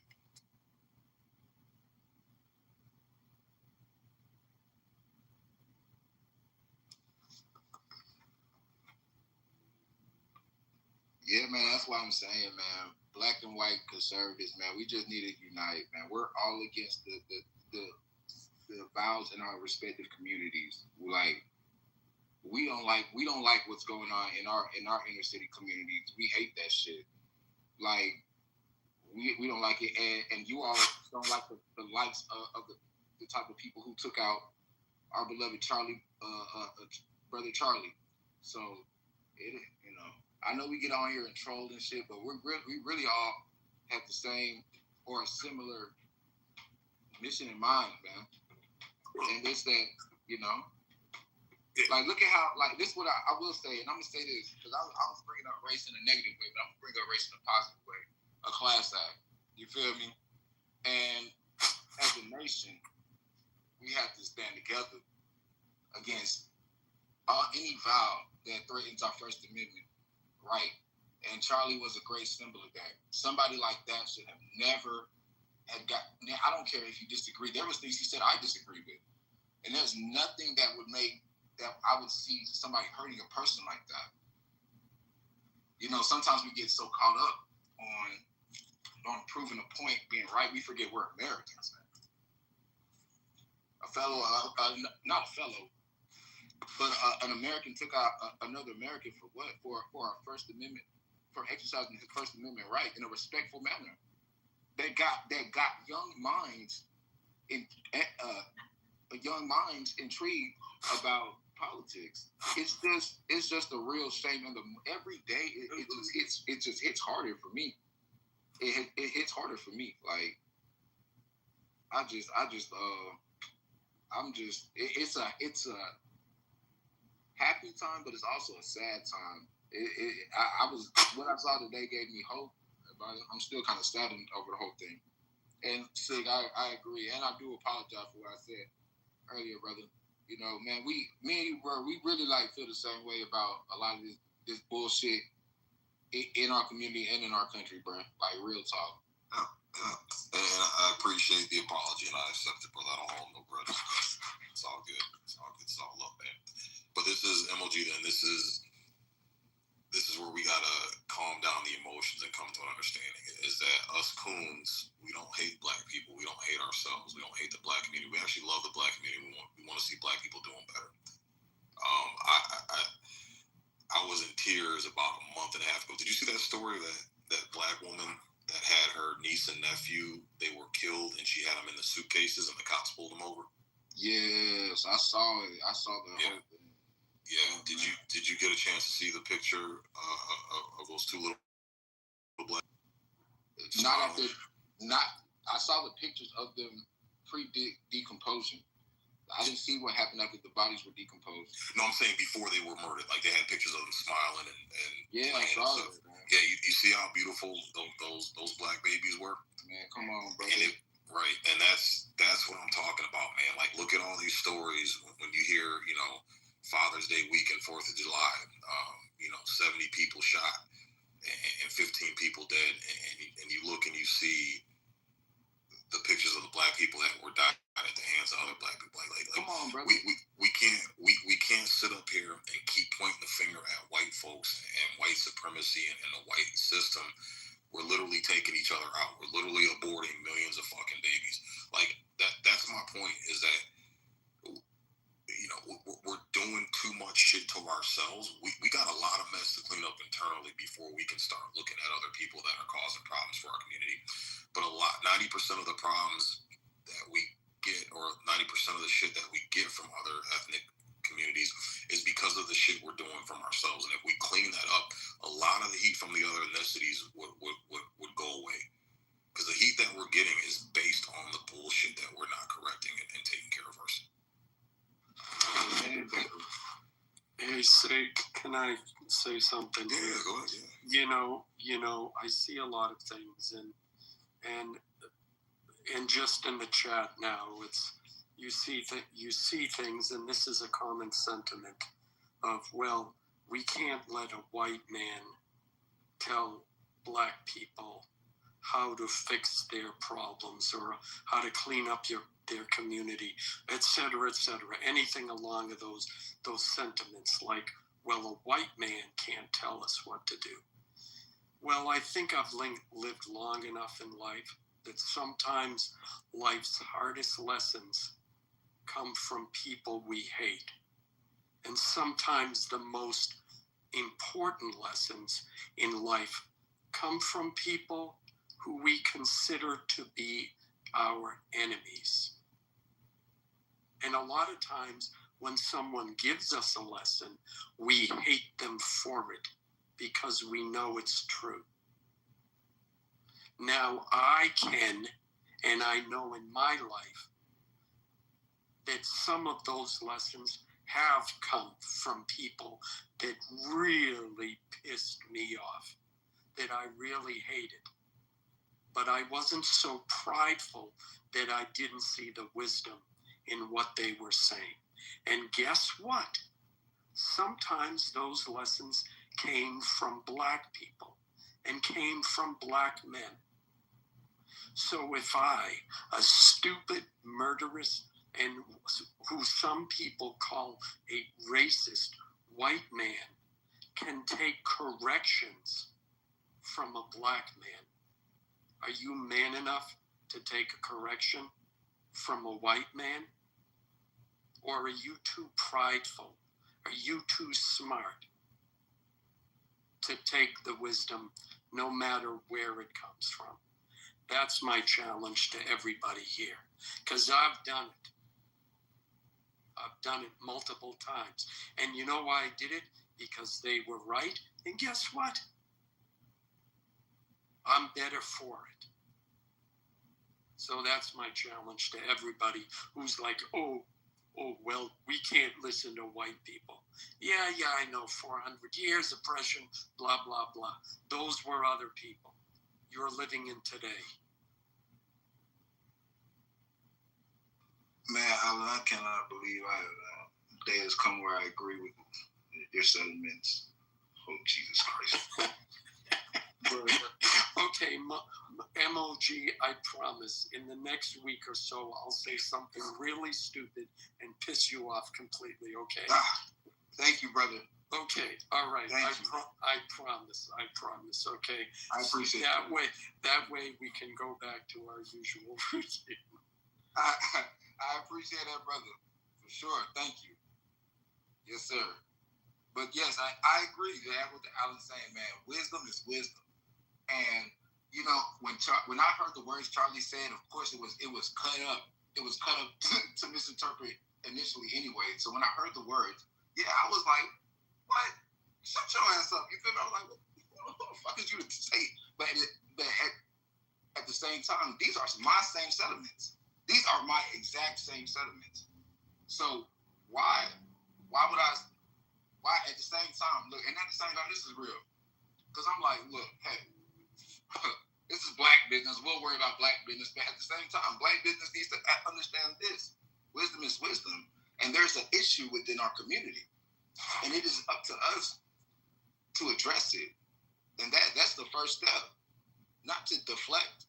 And we do that also in our communities. Nah, I don't want to hear that fake stat, that butchered stat about how black fathers are the most involved fathers. That is the stat not including the people who ran away, which is 70%, which is the same thing Charlie was saying. That's crazy. And Moji, have you read that study that they use saying black men are more involved with their kids, the most involved? Yeah, that study is flawed. It's flawed. It's so fucking. It's so butchered. And we see that on a daily basis in a daily day basis in our everyday. So let's not play foolish now.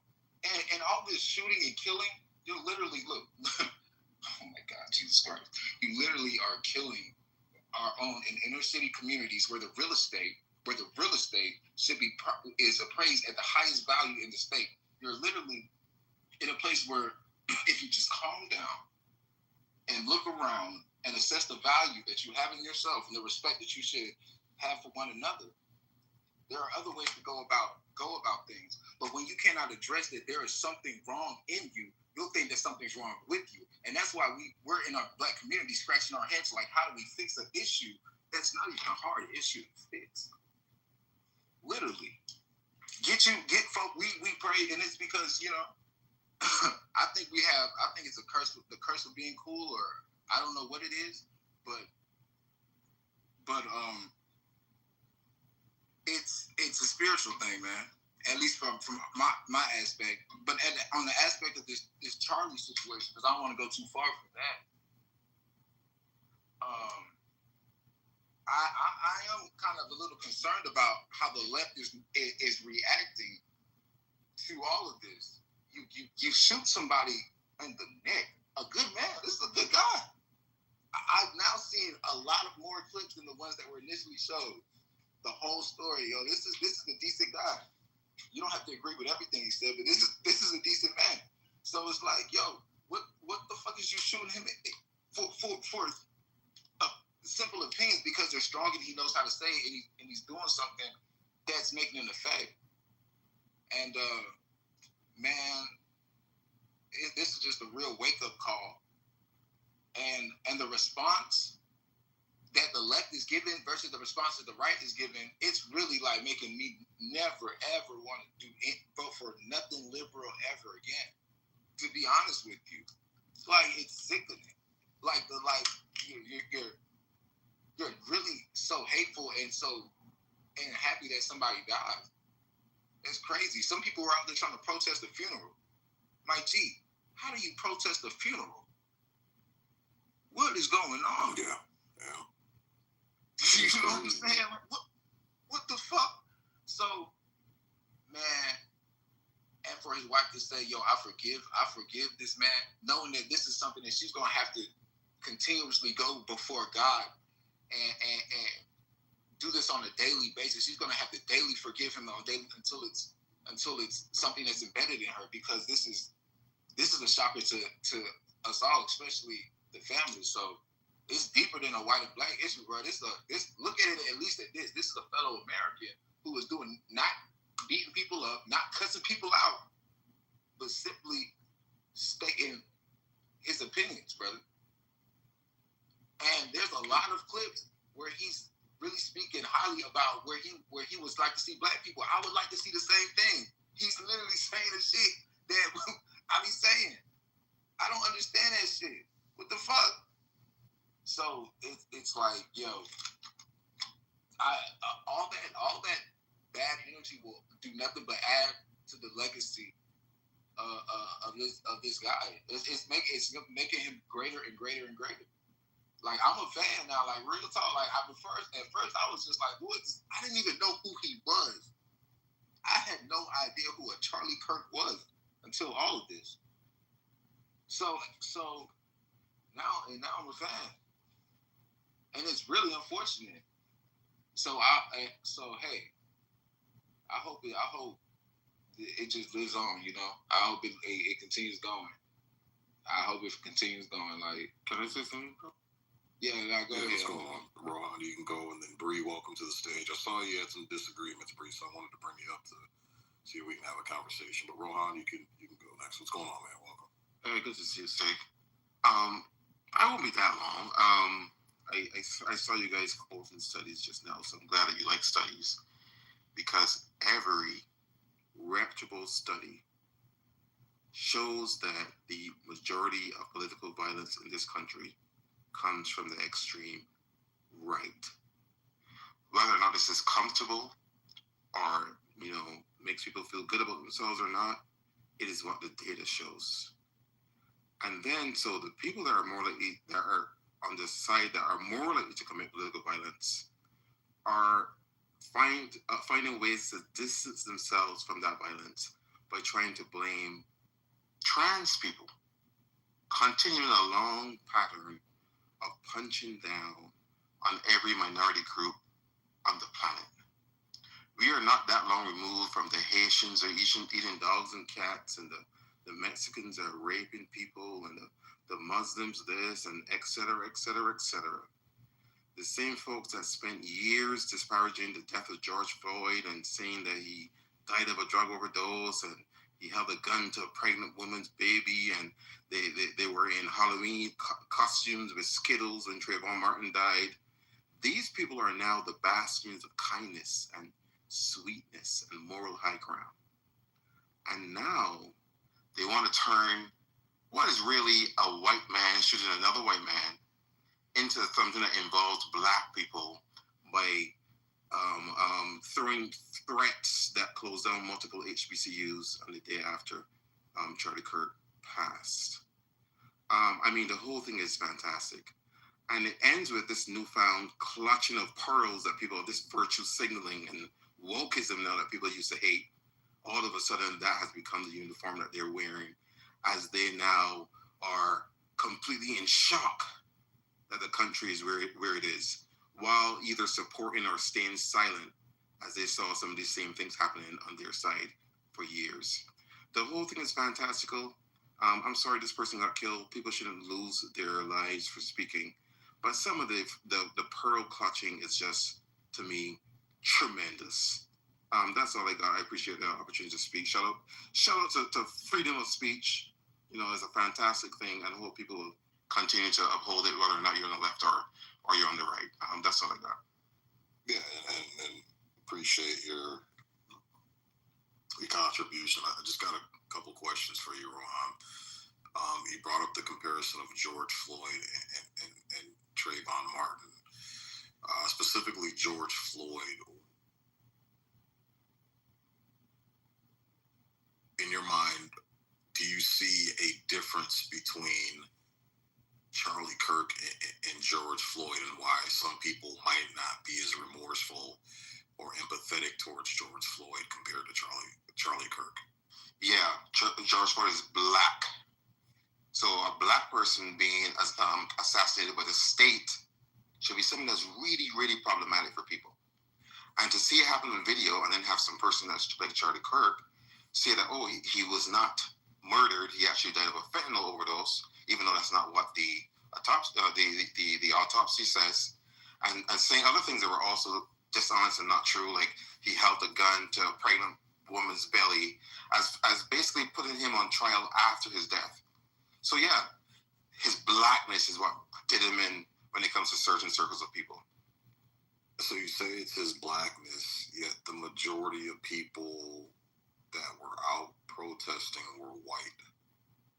So how could you say that it was his blackness when white America actually backed BLM and backed George Floyd? No, white left America. The people that were on the right that tend to not have these that tend to end up in a position are the same people that were posting. Matter of fact, I even found people trying to delete some of the things that they posted about George Floyd now, because now that they're the newfound moral high ground. There's a site, an account on Twitter that says "this you" is this you, and all it does is it finds previous tweets of people and then try to match it up with things that they say now.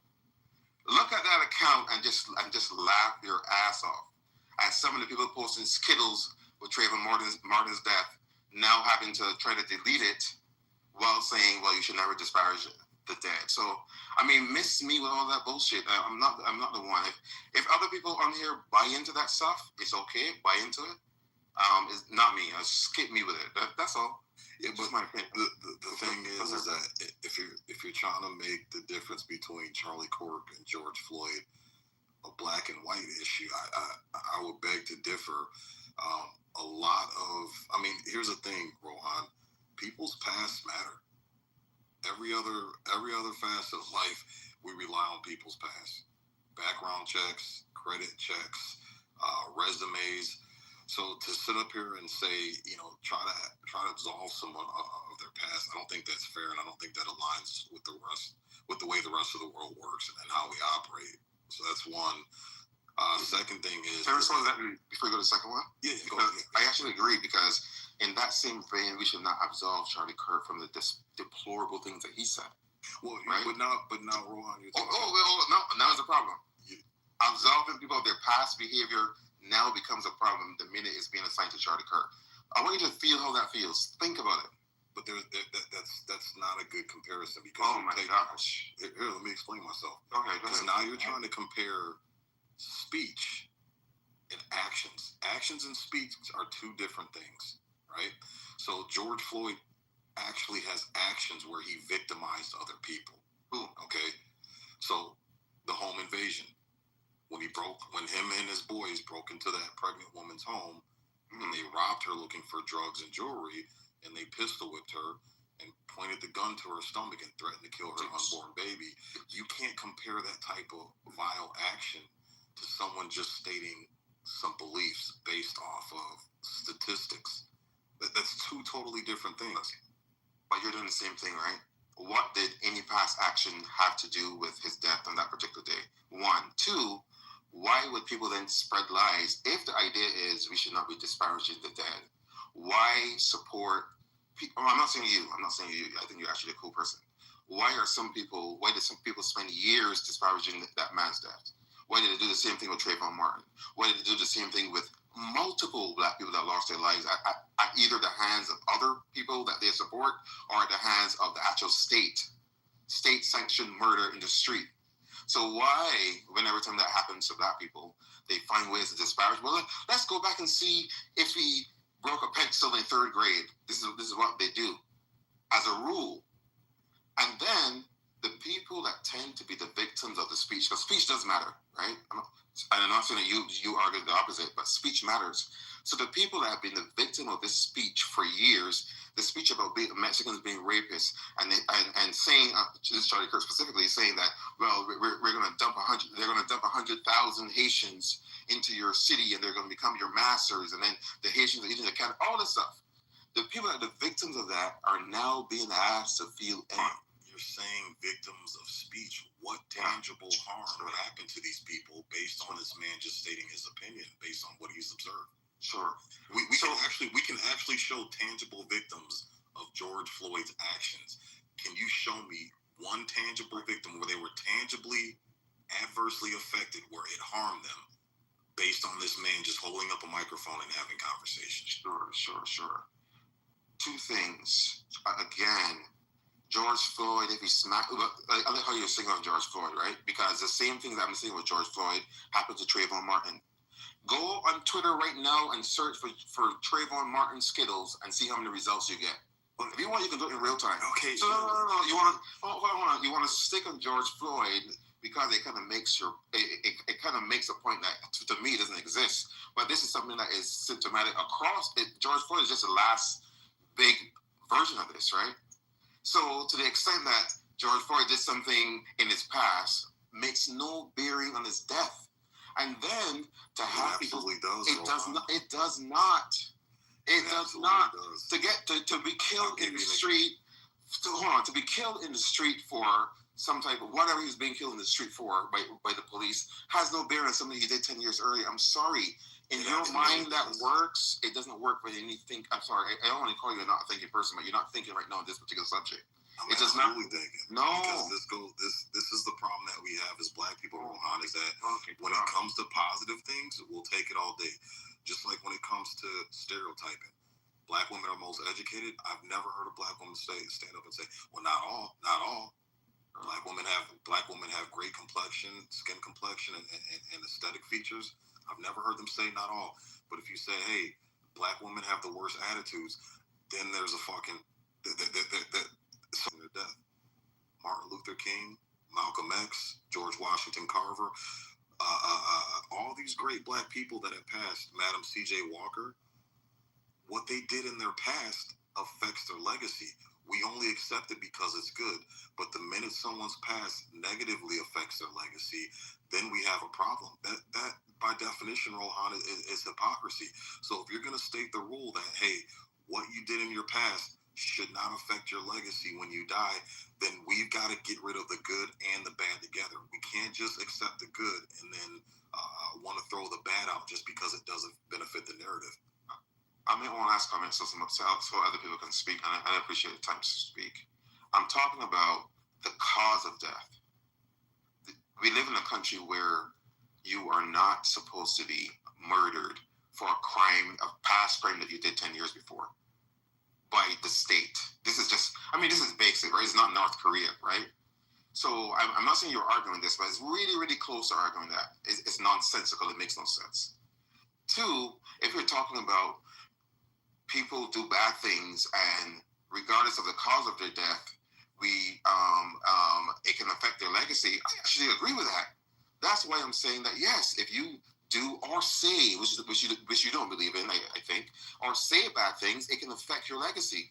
So to the extent that you are saying disparaging things about black people, community that I tend to find myself in because I am black, then you can't then expect black people to show this level of empathy that you would otherwise find in other situations.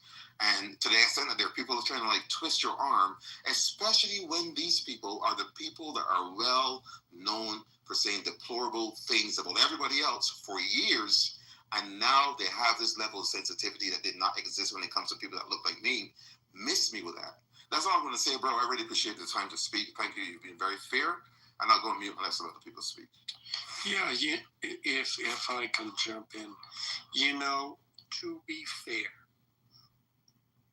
To be fair, Rohan, all people will forgive the sins of their friends and people they like. That's human nature. Yeah, Bob, he gets drunk at parties. But he's a good guy. We like him. Yeah, he threw up on my carpet, but then he gave me some money the next day. That's just human nature. So, we're all going to do that. The issue here, and yes, I understand why black people and white people who are sympathetic to black people are going to defend George Floyd. And I think I know you're smart enough to understand why white people are defending Charlie. A lot of things have pointed to that, and my assessment is they're trying to deflect from their guilt and responsibility over what happened. But that isn't the main point I want to make. The main point I want to make is I don't think I will ever convince you, nor do I think there's any point of George Floyd's character and why that makes a difference. But let's be clear. The left is not going to convince the right that Charlie Kirk was a bad man. And we can argue, well, he said this and he said that, et cetera, but the left is saying it to say, well, he said these things, therefore he's a bad man, therefore we should not mourn him. And I think that's what people are objecting to. But as far as his character or everything else, No, the jury's out on that. And the right has decided he's someone worth mourning over. He's someone worth defending. And the fact is that now he went from 3,500 turning point chapters to now it's going to be, there's going to be 40,000 of them throughout the United States. So I think this particular issue is settled. I'm not too surprised. This last one I'll say and then I'll go down. I'm not too surprised that the right have decided that this is a good person that they support, because the right has been comfortable for years supporting deplorable speech, right? So this is not a surprise. Matter of fact, I would be surprised if it were the other way. They were comfortable supporting every type of misogyny, every type of hatred against Mexicans, every type of proclamation against black people or shithole countries or Haitians eating dogs or blah, blah, blah, or grabbing women with the pussy or, I mean, everything. So the fact that they find this person who has said these things against people that look like me, and they find that this is a good person for them to support, is not a surprise at all. It would be a surprise if it were the other way around. So anyhow, that's all I got. I'm going to go back down. All right, cool. Thank you. And I do appreciate the civil dialogue, Ron. Oh, shit. Well, you can stay back up on the stage, man, but I do have to give you, your props for a respectful dialogue, Ron. Thank you. Really appreciate it, man. Bree, what's going on? Good morning. Good morning, Sid. How are you? Lovely at 2 o'clock in the morning, as lovely as I can be. Good. All right. So I seen your comments in the chat. Saw your emojis. What do you disagree with, Bree? I don't really. I guess I just simply say it. I'm still mourning Emmett Till. I'm still mourning Tamir Rice. I'm still mourning these innocent lives that were taken and mocked online, since we're not talking about rape. I'm just looking at a pattern of mockery. So, you ever seen a wolf cry? That's just how I feel about this situation. That's really about it. I don't think it's about, I guess I've said it earlier, it's not trying to make it a black or white thing. Okay, if we're not going to make it a black or white thing, we're going to keep it as, I guess, let's keep it political, as the right and the left. These are the same wolves that I've watched. And maybe my algorithms are a little different. That even being in the comment sections, I don't know if y'all remember being banned on Facebook jail, over 800 comments and even memes of these children murdered. So when we talk about numbers and statistics, we're the minority. Of course, it's magnified. When something happens, your margin is going to be larger. So, looking at these children again, looking at these memes of not even just these. As of then, they're still laughing. And now it's like, now that your grandma died or your superhero done died, it's like, okay, can you have some empathy and compassion for me? Listen, my grandma died on the 8th. I don't hear nobody over here complaining or crying. I mean, at the end of the day, we as a country have become desensitized to death in a whole in general. So, hey, at this point, it's above me. This ain't got nothing to do with me.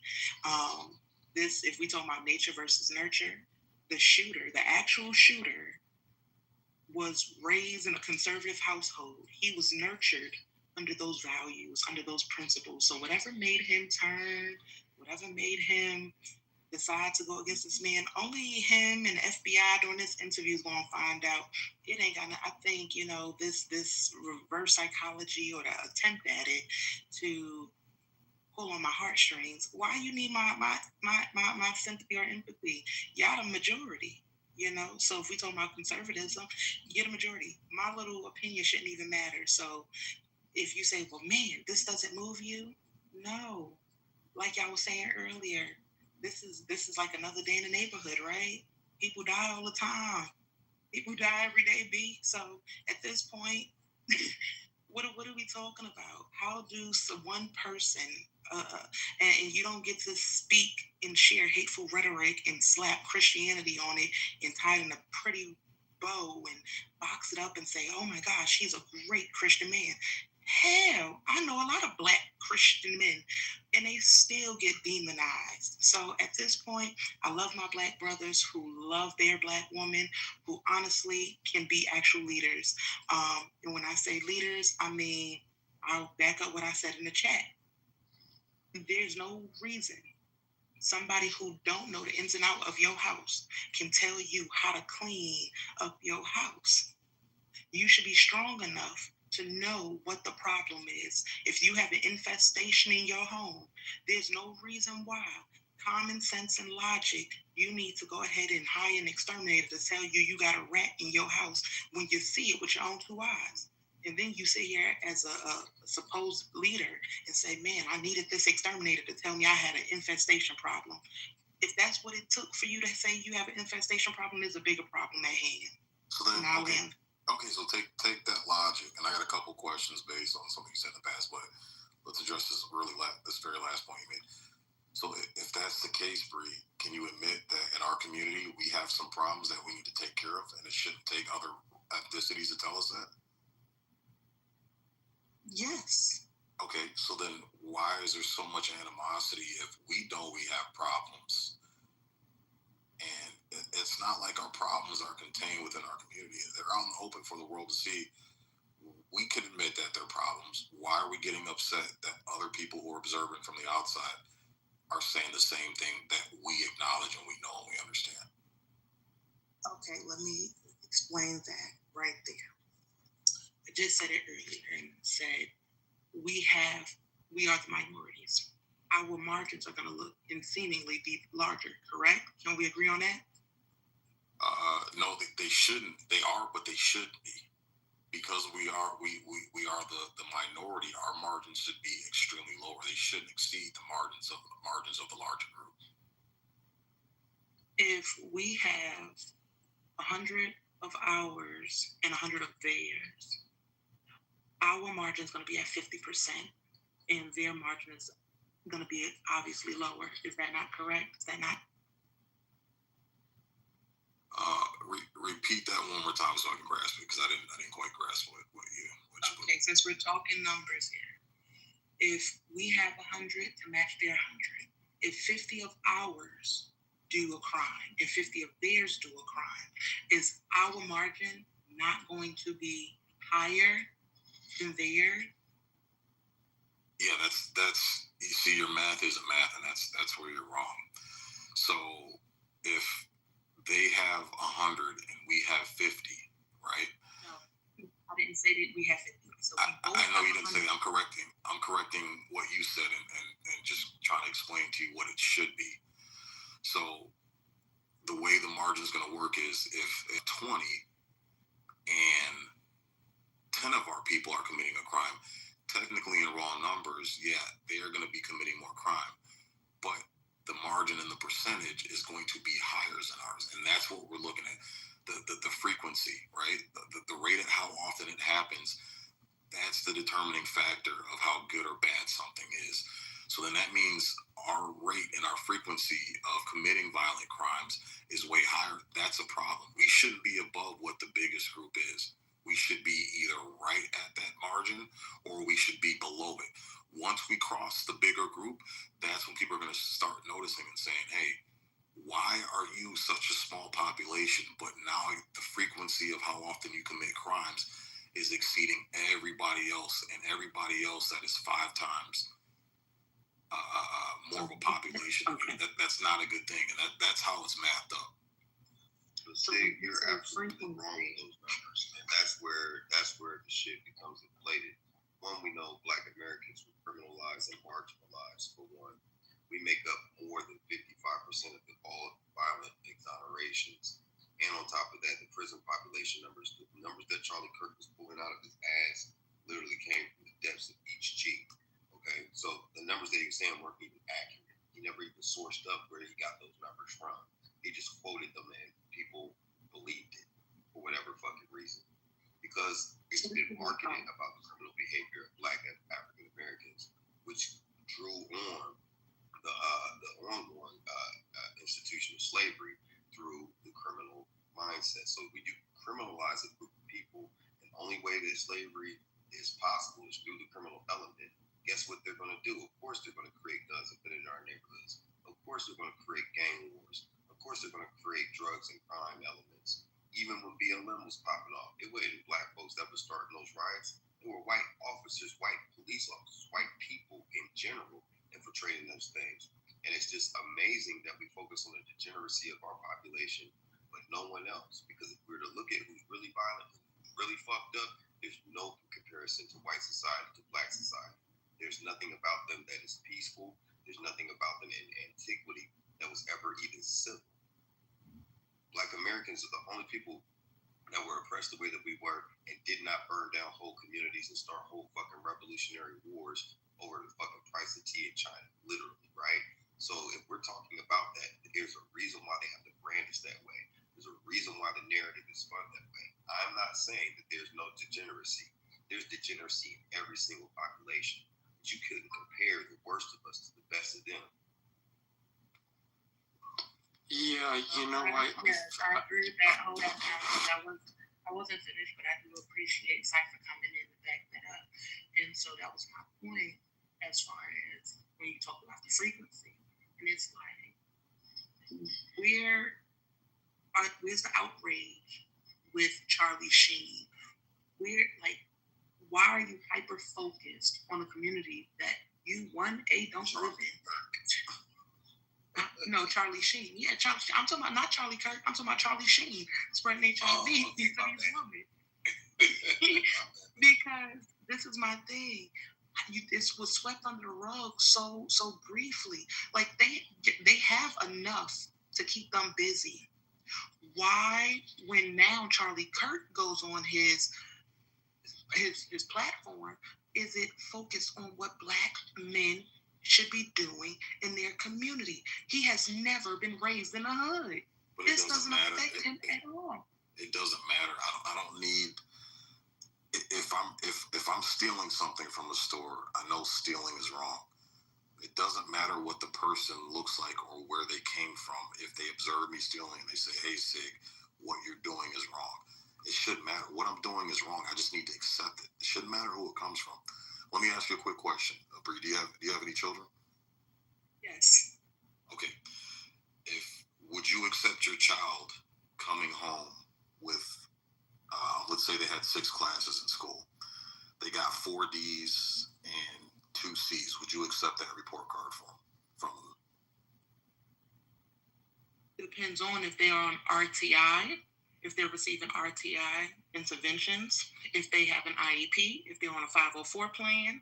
So if that child who used to get F's is now getting D's, yes. If that child who was getting D's is getting C's, yes. That's not what I see. You see how you just threw in a whole bunch of other No. You just asked a real scenario. Bree, I asked you a simple question. It's not black and white. Bree, it is. It's a very simple question. This is what you guys do. And I gave you a simple answer. Would I accept it? And I said yes. Bree. If your children came home with 4 D's and 2 C's, would you accept that? Would you give them a thumbs up and say, "Great job"? If I knew their background, yes. If I knew their struggles, yes. So you would be okay with your children with having 4 D's and 2 C's on their report card? You wouldn't try to figure out what's going on or there needs to be some improvement. You wouldn't try to talk to your kids and figure out what's going on. So you think that's a good report card and you would accept that? You know what RTI is? I don't care because it has nothing to do with it. If you ask me the same question... It has everything to do with the scenario you're giving. No, you just don't like the answer because you don't know what it is. It's not about me not liking the answer. It's about having an honest conversation. So if you were to ask me the same question... Honest conversation, and I just gave you an honest answer. You want my answer to be no. Bree, stop. You're not going to change. Bree, I didn't overtalk you. Don't get disrespectful. Did you see how Rohan conducted himself? That's Rohan. Rohan was raised by his mama. Okay, so what I'm gonna do is I'm gonna ask you politely and respectfully to not cut me off, and let's have an honest adult dialogue like Rohan and I did. So if you were to ask me the same question, Bree, Sig, would you accept your kids? And I have 2 sons. Would you accept your kids coming home with 4 D's and 2 C's? My answer would be hell no. Because I want my kids to get the best grades possible to open up more doors of opportunity for them. So, again, it's a simple question. Would you accept your kids having 4 D's and 2 C's on their report card? Okay, let me I'm gonna wait till you put your microphone back up so I can answer. So you don't accuse me of over-talking. Now you're about to over-talk me. Okay, see, no, because this is the problem. Question. You don't have to be just an asked asshole. the question. Okay, I'm not doing this, man. I'm not doing this low IQ shit. I'm not doing it. This is the problem with you people. This is a very simple fucking conversation. So Sig, no parent would accept their kids coming home with 4 D's and 2 C's on a fucking report card. They would have a problem with it. Okay, any parent that gives a fuck about their kids. And the point that I was trying to make. What's up, Cypher? What's up? The reason why I don't mean to cut you off, but there's a sense of urgency to it because I see the misunderstanding. Her articulation wasn't to your standard, to your liking. You wanted a direct answer. To her, she's introducing nuance. That if there's a systemic issue in the child's ability to learn, she's not necessarily saying she would accept it, but she would and I'm just speaking. I could be wrong, right? Well, I hear both. On your end, I agree. Nobody's going to be like, "Oh, that's okay. Did your best." No, you're going to run. And that's all I'm asking for. So just a very basic analogy and a very basic question. And what happens is just the communication. Yeah. Right, but see, that's the thing. It's like, I'm not going to let that slip because it's like when we have these conversations and people who don't align with my ideologies want to dig a little bit deeper and ask me questions, I just give them straightforward answers. I don't have to throw in all this extra shit and try to convolute the discussion. And what it is it's typically Cypher a deflection tactic.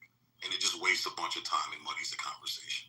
And I typically tend to see women doing that a lot more.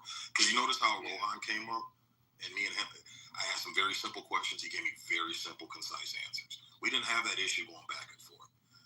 So it can be done, but let's just be honest and just have the simple dialogue. That's all I'm asking. Nobody's accepting that shit. No real parent is just gonna be like, okay, that's cool. Thank you. There's going to be an area of concern. They're going to find out what the problem is. If they love their children, they're going to get them the help that they need. Right. Thank you. And that was thank you. At least thank you for being honest, Cypher. I appreciate that, bro. Thank you, man. Yeah, no, bro. I mean, look, I got a 16-year-old son, bro, and he went through some challenges too, like all kids do. And we're not approving bad behavior, although there are parents out there of every hue that do approve bad behavior. And that's problematic. And Cypher, you being his parent, you know how uncaring the world can be. And when he turns 21, 22, 23, whenever he's out of the house, he knows that he's going to go to employers and they're going to have 200 people in front of him, and they're not going to care whether or not he had challenges or not. He's either got to make the grade or he's out. It's as a parent, it's your job to care about that and help him guide him through those challenges. But you know the real deal. I mean, you know what's going to happen when all is done. Yeah. And it's like, that's what's so infuriating about those kinds of answers. Yes, she's right. If you had a child, and I've known people who've had children with serious behavioral issues, etc., etc., that weren't their fault. And they were working with teachers and all of that. And yes, what she was saying was true, but that is not the usual. That's not the usual. It's a deflection. Let's just keep it real. It's a deflection. It's a deflection. Because again, when you start asking specific questions and start breaking down the logic, and it's going to start showing flaws in people's arguments, they do shit like that to try to avoid. And then eventually it became a bit emotional, right? Yeah, I get it. And then I've been off. Yeah, just because I'm off mute. Again, I gave her the respect of letting her talk and trying to hear her out and understand her point. So to go into I'm just gonna wait for you. Now you're just being a fucking asshole. Like, come on, man. Let's be adults here. But the point, Cypher, was that based on her answer, well, Charlie Sheen and white people, and if your kid came home with bad grades, and you said, hey, you got bad grades, I'm not gonna accept that. There's a problem here. We need to nip this stuff in the bud. And your kid said, well, Billy down the street got all Fs. You're not gonna be like, oh, okay, and then deflect the focus on Billy. What's your answer gonna be? I don't give a fuck about Billy or what he's doing. He's not my fucking child. He's not my responsibility. I'm focused on you. And that was my point. And just like if your child was stealing, you caught your child stealing something from the store, and you went to reprimand your child and say, well, Susie down the street stole this and that. I don't give a fuck about what Susie's doing. We're talking about you and me right now, what the fuck you're doing, because you're my child. You're my responsibility. I have some type of relatability to you where I want to see you doing better and not doing dumb shit like this. That was my point. And then you have parents that raise their children like Spartans, Visigoths, and Vandals. Do you know how they were raised? Like, they were literally taught to steal, to kill. Their disciplines were not even, they were savage. And there's a brand to that. That's where you get the word vandalism from, right? That's where you get the word horrors and terrors. And there's a brand of Black American families that do the same thing. There's bad parenting every fucking where. There's degeneracy everywhere. Ignorance and evil has no color, ethnicity, or zip code. It could be marketed and or pronounced in different ones if it's manipulated or if you're telling the truth, right? And it just so happens to be when it's manipulated, it's more apparent on one side than the other, but when you're telling the truth, it's the opposite. Now, the point to it, though, what I was saying earlier, and it goes back to bridge what you and Bree were saying, talking about, is that why is there such a focus on Black Americans, right? And when it comes to degenerate behavior and all that shit, why is it that? There is a reason. And it is driven by racism. It is driven by propaganda. It is driven by the criminal element to justify the mistreatment of our people. Because if you really unpack it, 37% of the prison population is Black and 57% of it is white. If you really unpack it, the majority of the violent crimes, rapes, and every damn thing else come from the opposite community. White people don't have a fucking moral argument to have about degeneracy and fuckery, because we can unpack their whole entire history through antiquity to find nothing but terror, horror, and fuckery.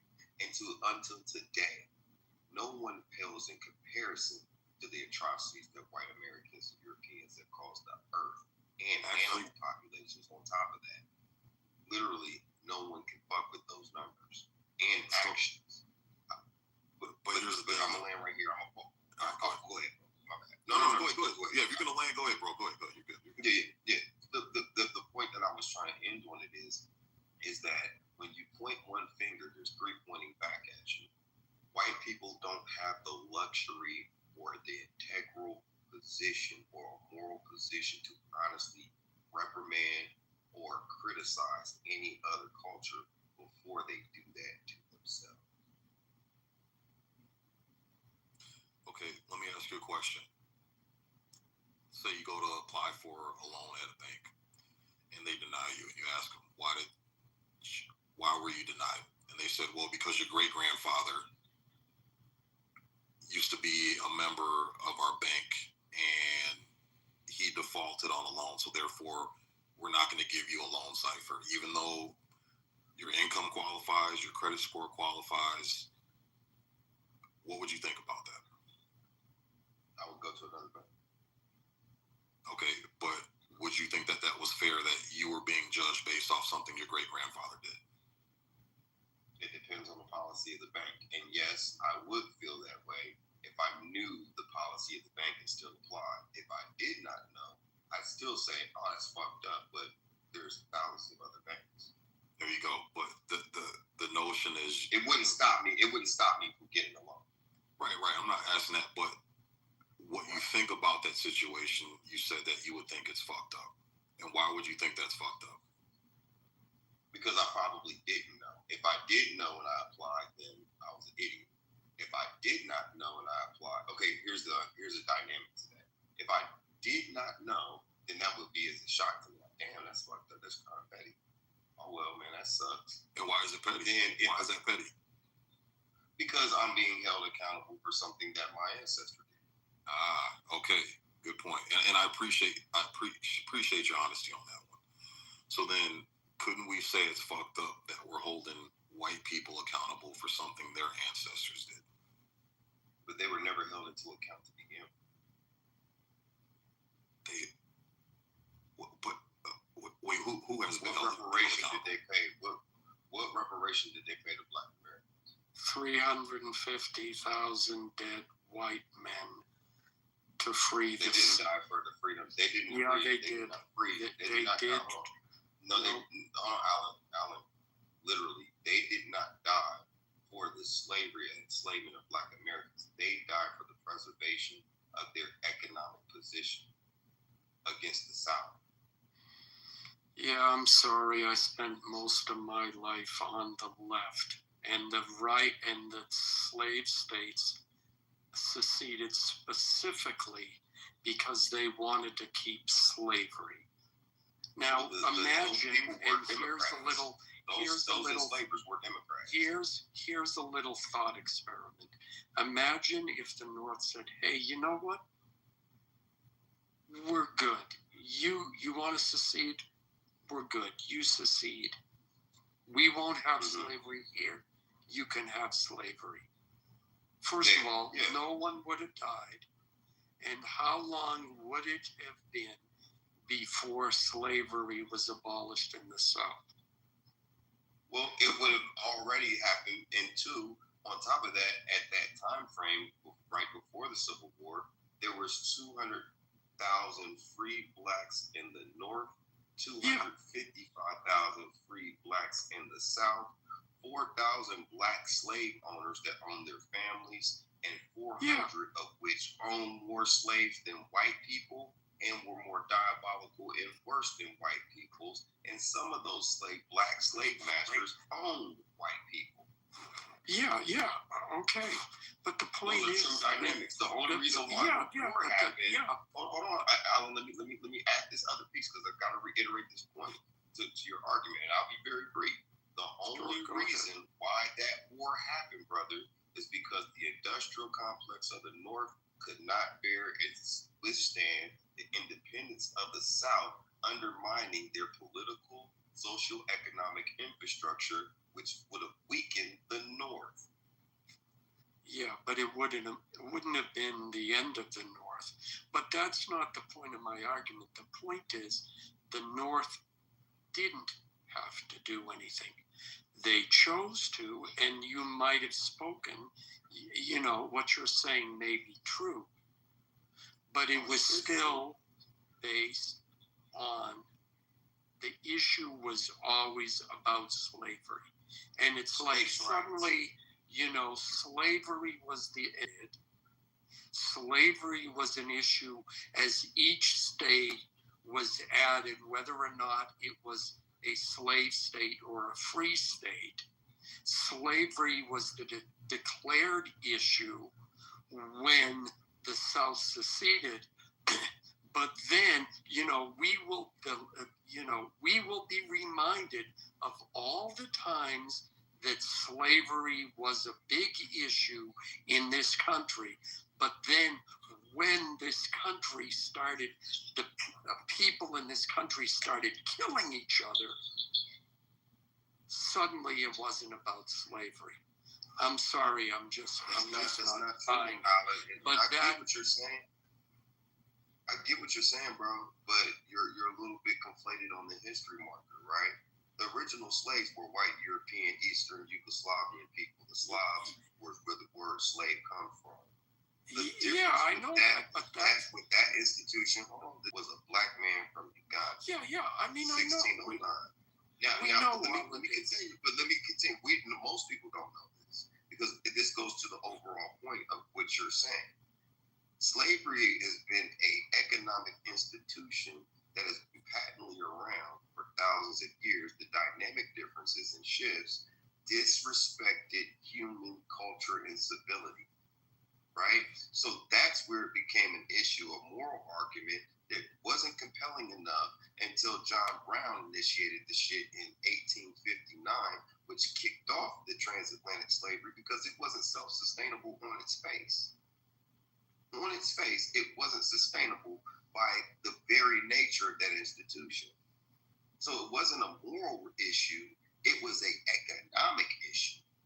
And now, even afterwards, the oppression of our people by the institution of racism and white supremacy, which is a narcissistic ideology formatted by, air quote, white people, right, is rooted in ignorance and fear. And that perpetuates a deeper wound and a deeper economic turmoil where America has missed out on over 116, well, more than 16 trillion, but they'll say $16 trillion of economic boost. But I would gather anywhere of $100+ trillion were missed opportunities due to racism and white supremacy, which also impacted poor whites who were also slaves, known as carpetbaggers and lower society people.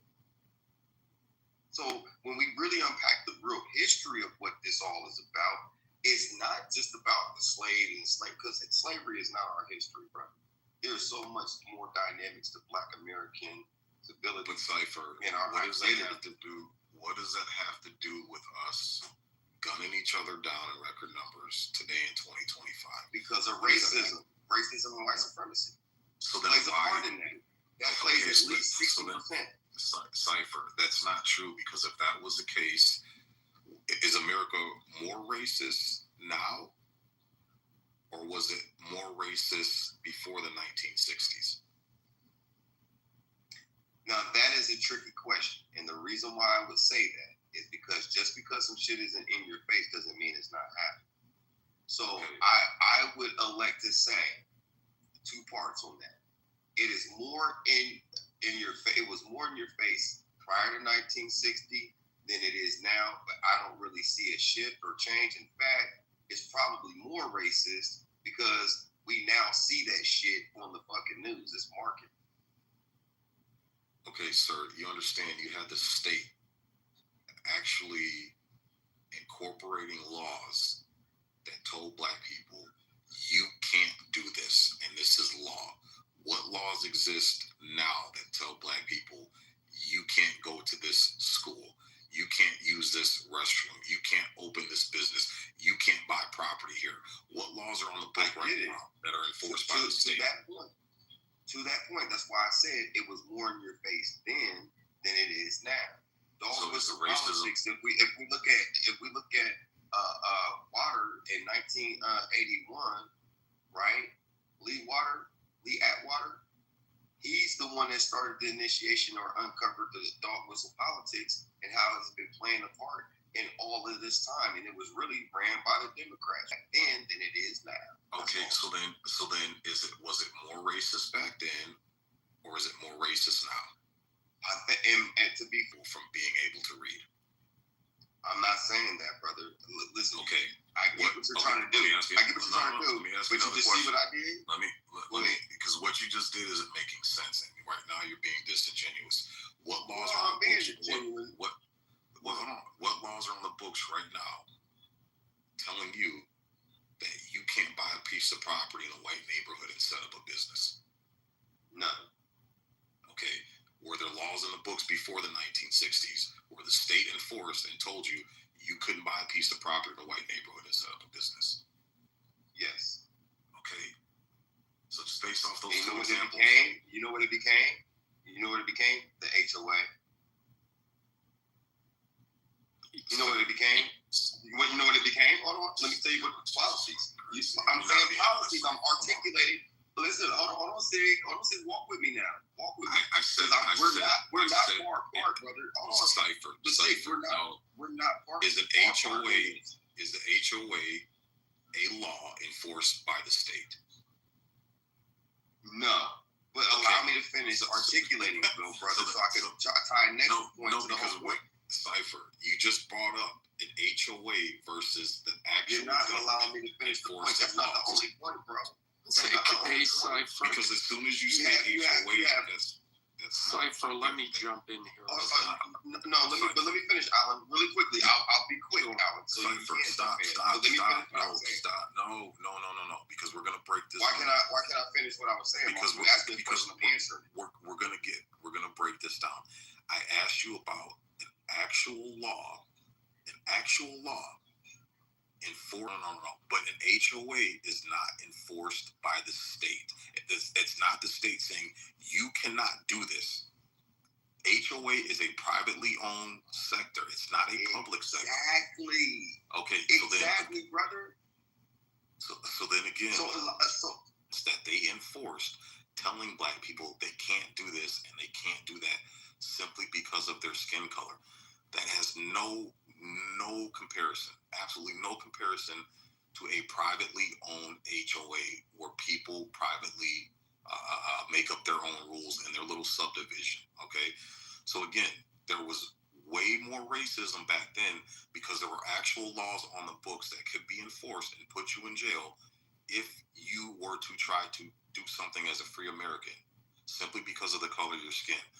And this goes back to just a moment before we got on this point, is that if you're trying to blame systematic and historic racism, why didn't we see our grandparents and great-grandparents who actually had way worse instances of racism, why weren't they gunning each other down at the same rates that we are now? But bro, let's unpack this, because you cut me off on the one instance when I was giving you a myriad of things to support my claim. But remember what I said, is that it's really, in my opinion, I said it was tricky when you asked that question. It was black and white. I said it's tricky because it was more in your face then than it is now. And just because it's not in your face doesn't mean it's not happening. And you asked for examples with that. You asked me the question directly, yes or no. And was there any laws that stop you from where you want to, from reading, from where you want to live and all this? I said no. And that's true. I answered it first, and then I gave you the dynamic. We stopped at HOA, even though there's more examples. But to that point, HOA rules are backed at state-level statutes and grant HOA authority to create and enforce covenants, conditions, restrictions, CCs and CC&Rs, and federal laws like Fair Housing Act and the Americans with Disabilities Act. Also imposing limitations on these rules. While not all HOA rules are enforced by police, laws regarding safety, noise, and pets can be. Additionally, federal laws protect homeowners' rights and install a satellite dish to display, and an example, to install a satellite dish to display the emissions and covenants, conditions, and restrictions. That's the CC&R, right? That goes into the local HOAs. The state statutes back these things up. So HOAs, all they did was privatize their industries and make compelling situations for people that do move in their neighborhoods to experience the same level of racism. It's just not in your face as much, which is one part of it. School busing is another one. Underfunding schools and curriculums are also by the Heritage Foundation and other racist foundations, and the Rockefeller Foundation that created the school curriculum that gave this information purposely to Black Americans.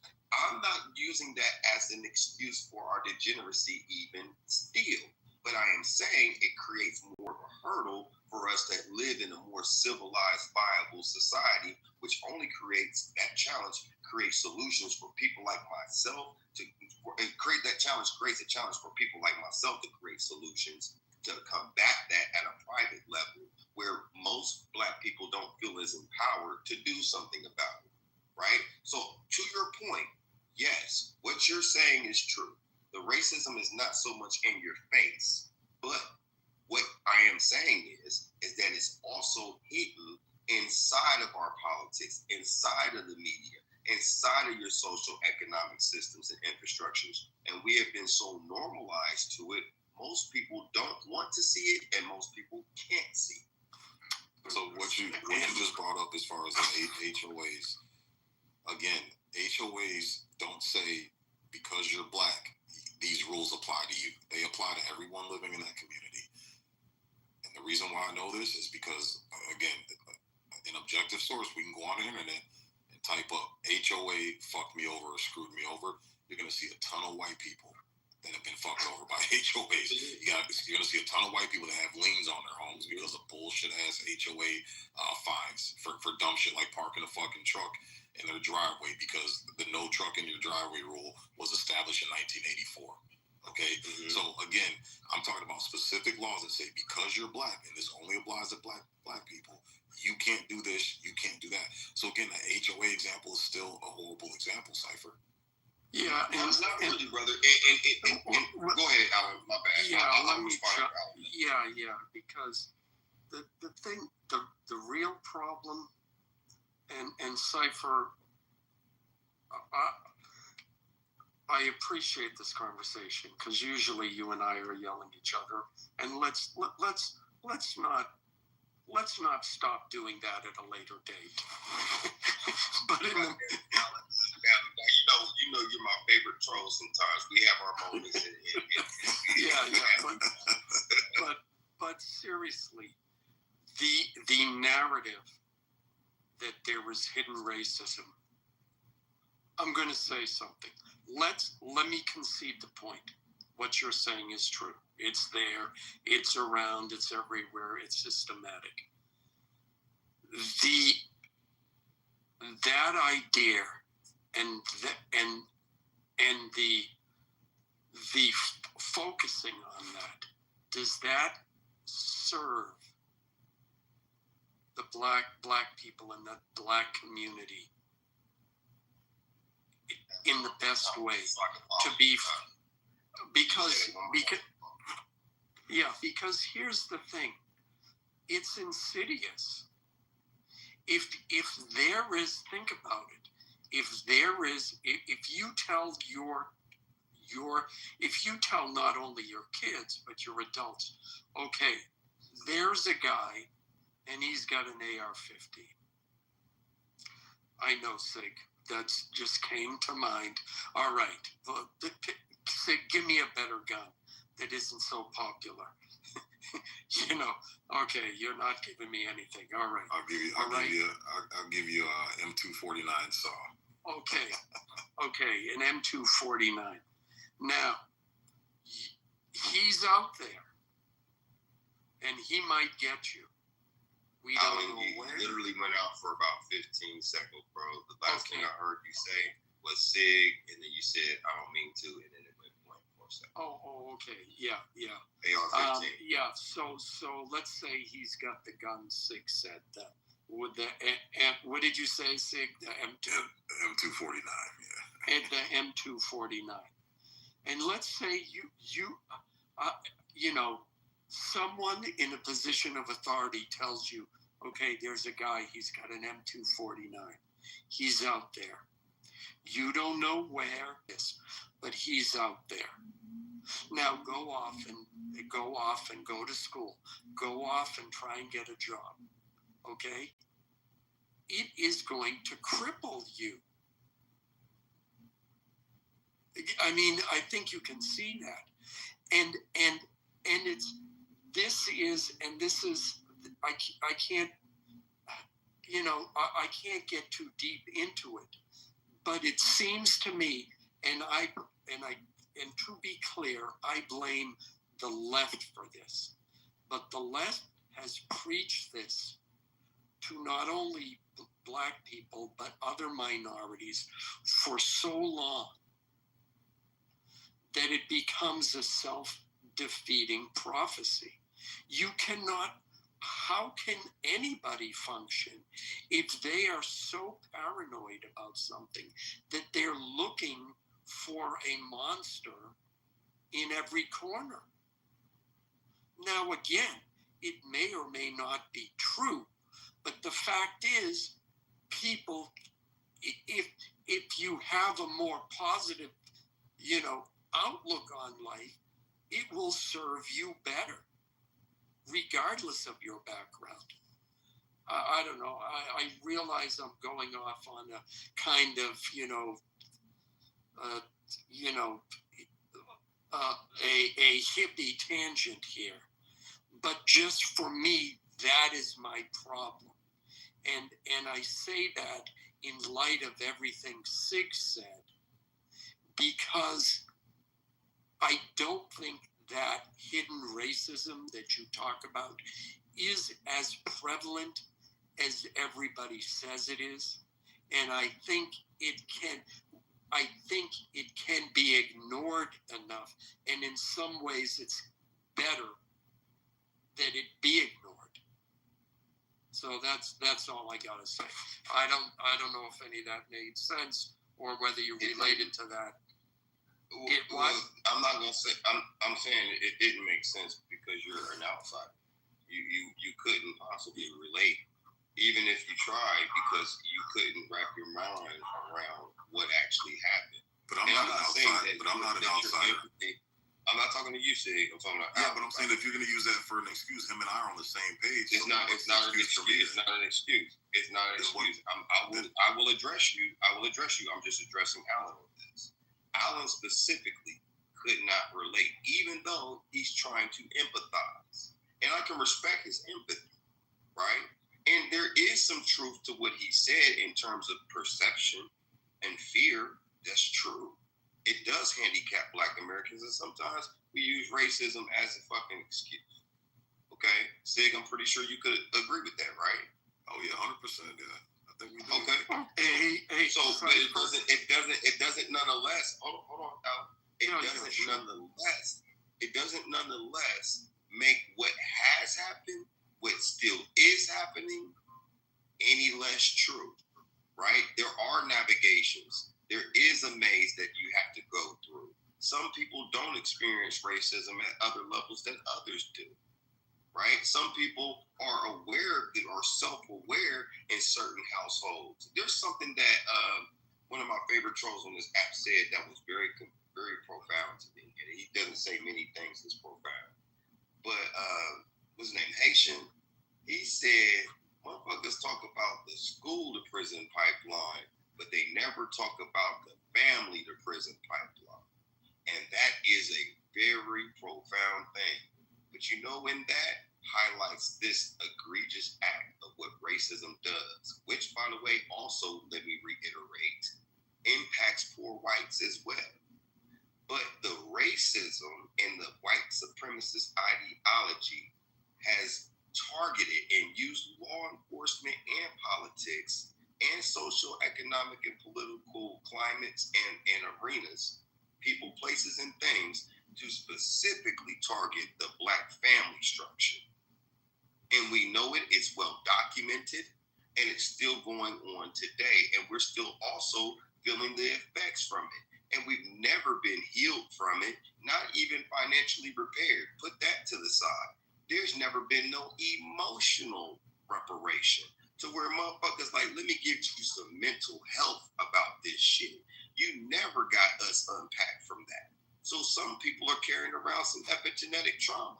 Now, I would also say that works both ways, because those that inflicted said trauma are also suffering from epigenetic trauma / narcissism, sociopathic disorders. It is the white man's problem to fix racism. It's the Black man's. It's not our problem to fix and reconcile. And the reason why most people are adverse to it, because it's an indictment to their character and or how they were raised, and it also demonstrates how little they don't know about society and our culture specifically. So because of this jealousy and the envy of the world is upon us, despite all of the things that they highlight, there's more talk about Black American degeneracy than there ever has been about our obvious positive impact on the fucking earth. You can't name anything about the world without mentioning us, because we've also curated and created the modern society in which we live. And if you unpack the truth of who we are, we've always played an integral role, even in Roman society, German society, European society as a whole, getting them out of the dark ages through the Renaissance and the medieval periods, even all the way until today when it comes to modern civilization. Okay, so but I'm learning right here. Hold on. Yeah, I didn't interrupt you. Okay, like when we sit here and talk all damn day, black and white rooms about black degeneracy, but we never unpack white shit. And when we do start to do that, there's this aversion to it. That right there is also a form of racism and white supremacy. Y'all have to fix that. Right? But black folks can't use that. As a matter of fact, a nigga like me, I'm like Django in this whole matter. I love it. I love white supremacy and racism because it gives me the opportunity to create solutions. It also is entertainment as fuck to me because I also look at it as the personification of ignorance and fear. It gives me an opportunity to kind of like abuse people verbally and ruin their fucking self-esteem. And I honestly, admittedly like doing that. And it's not the best thing morally. I'm not saying that Jesus approved this shit, but I find it fucking entertainment. To me, it hasn't stopped me from sitting at certain tables and doing what I'm doing. In fact, it's part of the reason why I do it. But I also know that also impacts my mixed nephews and not nephews and nieces, but my mixed cousins who are white and black, who are also Latino and black. It fucking impacts some of my white friends that feel guilty for shit that their parents have said and did. Unfortunately, I also have to deal with being a black man in America, which I feel safer being in South America because of what I've experienced in racism in America. And I also know the role that I played in some of my own bullshit. So if I can look at this from a holistic perspective and still call out the problem, while also maintaining a sense of accountability for my own self-determination to be a free person. Yeah, you can't. Cypher, at the end of the day, the problems that exist in the black community today, it's got nothing to do with slavery. It's got nothing to do with redlining. It has nothing to do with what white people have done. So again, no, there's no sick nothing. It's the fact that we have a choice. Okay, whether the white man put crack in our neighborhoods, whether the white man passed a Great Society Act that encouraged our families to be broken, we still had to make the choice to fall into that trap. Yeah, but why do we have to be superhuman, Sig? Like, why? No, it's not being superhuman. So our great grandfathers and great grandmothers, they weren't superhuman. They were just normal. They did what humans have done since the beginning of the time, which is a man and a woman get together, create a union, and then underneath the umbrella of that union, have children and raise a family. And they suffer greatly. Like, what are you not understanding? Okay, so if they were able to do it, with more suffering, no, but a lot of them died. Like you're making the majority of them didn't die because a lot of people did die and suffer, and they also how many blacks were in the United States in the 1960s? I have to look it up. I don't know. Okay, it was around 11 million. Okay, what's the black population now in the United States? I would have to look it up. What is it? 14%? It's close to 4. It's around 40 million. So but a lot of them died. No, our population actually. I didn't say that. Come on, Sig. Sig, don't you just made up a straw man. Come on, I didn't. Now. I literally just said that if they were, your response was, "Oh, you expect us black people to be superhuman?" Yeah, I think what I expect us to do is emulate the black excellence of our great grandparents, and if they were able to create black excellence during the most hardest time when they actually had laws saying, because you're black, because you're a nigger, you can't do this, you can't go to school, you can't read, you can't own a business, you can't do this, but they were still able to do it, aka Madam C.J. Walker, aka outlier. George Washington Carver, Booker T. Washington, Marcus Garvey. How many black? Marcus Garvey was Jamaican. Okay, so again, he was a black American who started the Pan-African. No, he was not. He was Jamaican, and he came over to the United States to meet Booker T. Washington. But when he arrived, Booker T. Washington had died. Okay, and the point is that he came over here as a Black American. And guys, I sat here and let you go on. I literally did not interrupt you. Let me get my point out, please. What I'm saying is, there's a delay. My bad, bro. There's a no, you're good. Yeah, no harm, no foul, brother. No harm, no foul. What I'm saying is, it's not being superhuman. It's called being a normal human. And if they had way more adversities directly affecting them enforced by the state, and they were able to do it, we don't have any fucking excuse to this day, Dr. Goddess. And what I'm saying is, you can believe whatever you want to believe. Yeah, but this whole blaming white people, this whole blaming racism, when we are actively every day waking up, having promiscuous sex, having babies out of wedlock, aborting our babies, choosing to put promiscuity, drugs, fast life culture in front of what our grandparents and great-grandparents did, I'm telling you that ship is sinking, Dr. Goddess. It's sinking. People aren't falling for it anymore. People are waking up and realizing. And this originally came off of Cypher's question. Okay, the reason why there's so much attention on the debauchery in the Black community is because we brought it to ourselves. The minute we started crying, we did. The minute we started crying, the minute we started telling the world it's everybody else's fault, we brought the light over and shined it on our community. So now we're shining as bright as the sun, and people can see, well, wait a minute, why are they complaining and pointing the finger at other people, and they're literally killing themselves in record number? There's no, can you please name me one other ethnicity in this country where they have 70 shootings in a 3-day weekend period, where they're killing themselves? They're literally committing genocide. Can you name Exactly, Sig. Okay, just go ahead. Finish up. Excuse me. I want to say some things. Yeah, no, I gotta go. I just. Of course, you have to go now, Alan, no, I right? have to like go now that I'm here to bring some more facts, now you have to go. 12 midnight, and I changed back into a liberal. The fairy godmother, it only lasts for so long. I turn into a liberal now, so I have to go. Okay. So, anyways, have a good one. Thanks. All right, you too, Alan. Take care, man. Have a good night. Go ahead, Dr. Goddess. So, Sig, I was listening to you. Good morning to you. Welcome to the stage. Good morning, and thank you. I was listening to you all's conversation, and I just think that there's some blatant blind spots that you have. So I want to address like some of your rhetoric because it's flawed. So I think to start off, Black people are human beings. That's number one. We are not superhuman, even though what we have survived and what we have done in the face of adversity has sometimes appeared to be superhuman, because you look and you're like, wow, how did you do that? Like, how did you achieve that against all of these odds? Okay, one of the things that Cypher was trying to explain to you is that racism, the system of white supremacy,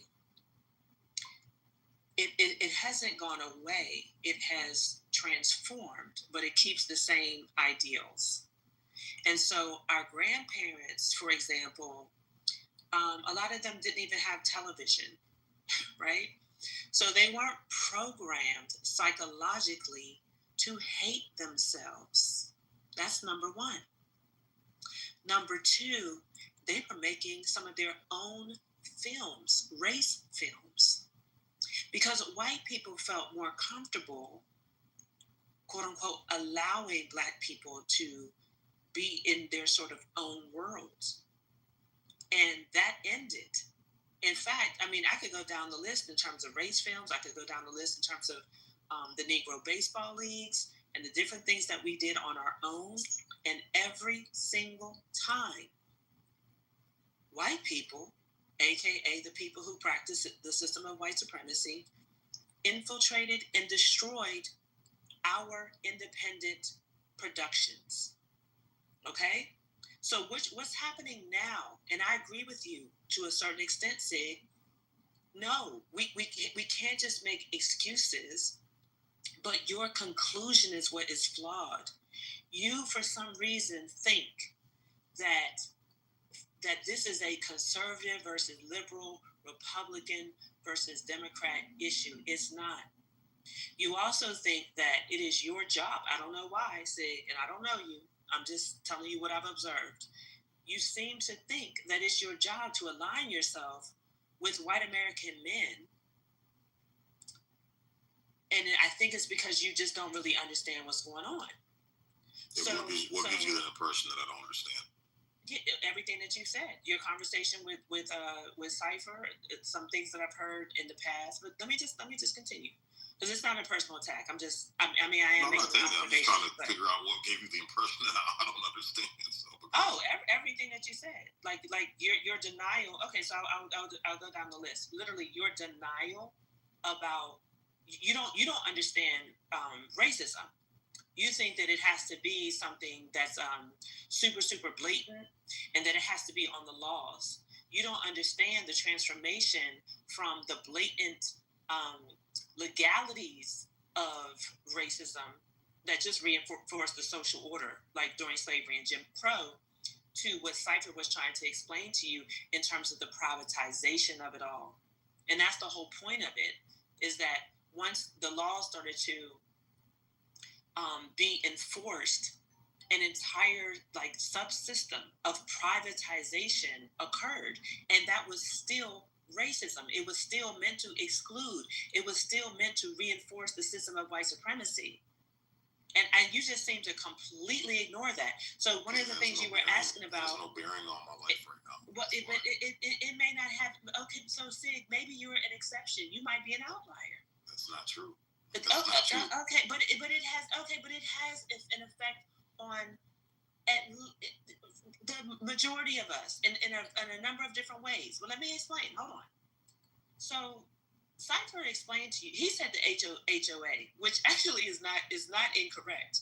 I laughed because I was like, that's a good. I mean, I didn't expect that example, but even before then, you had restrictive covenants, like.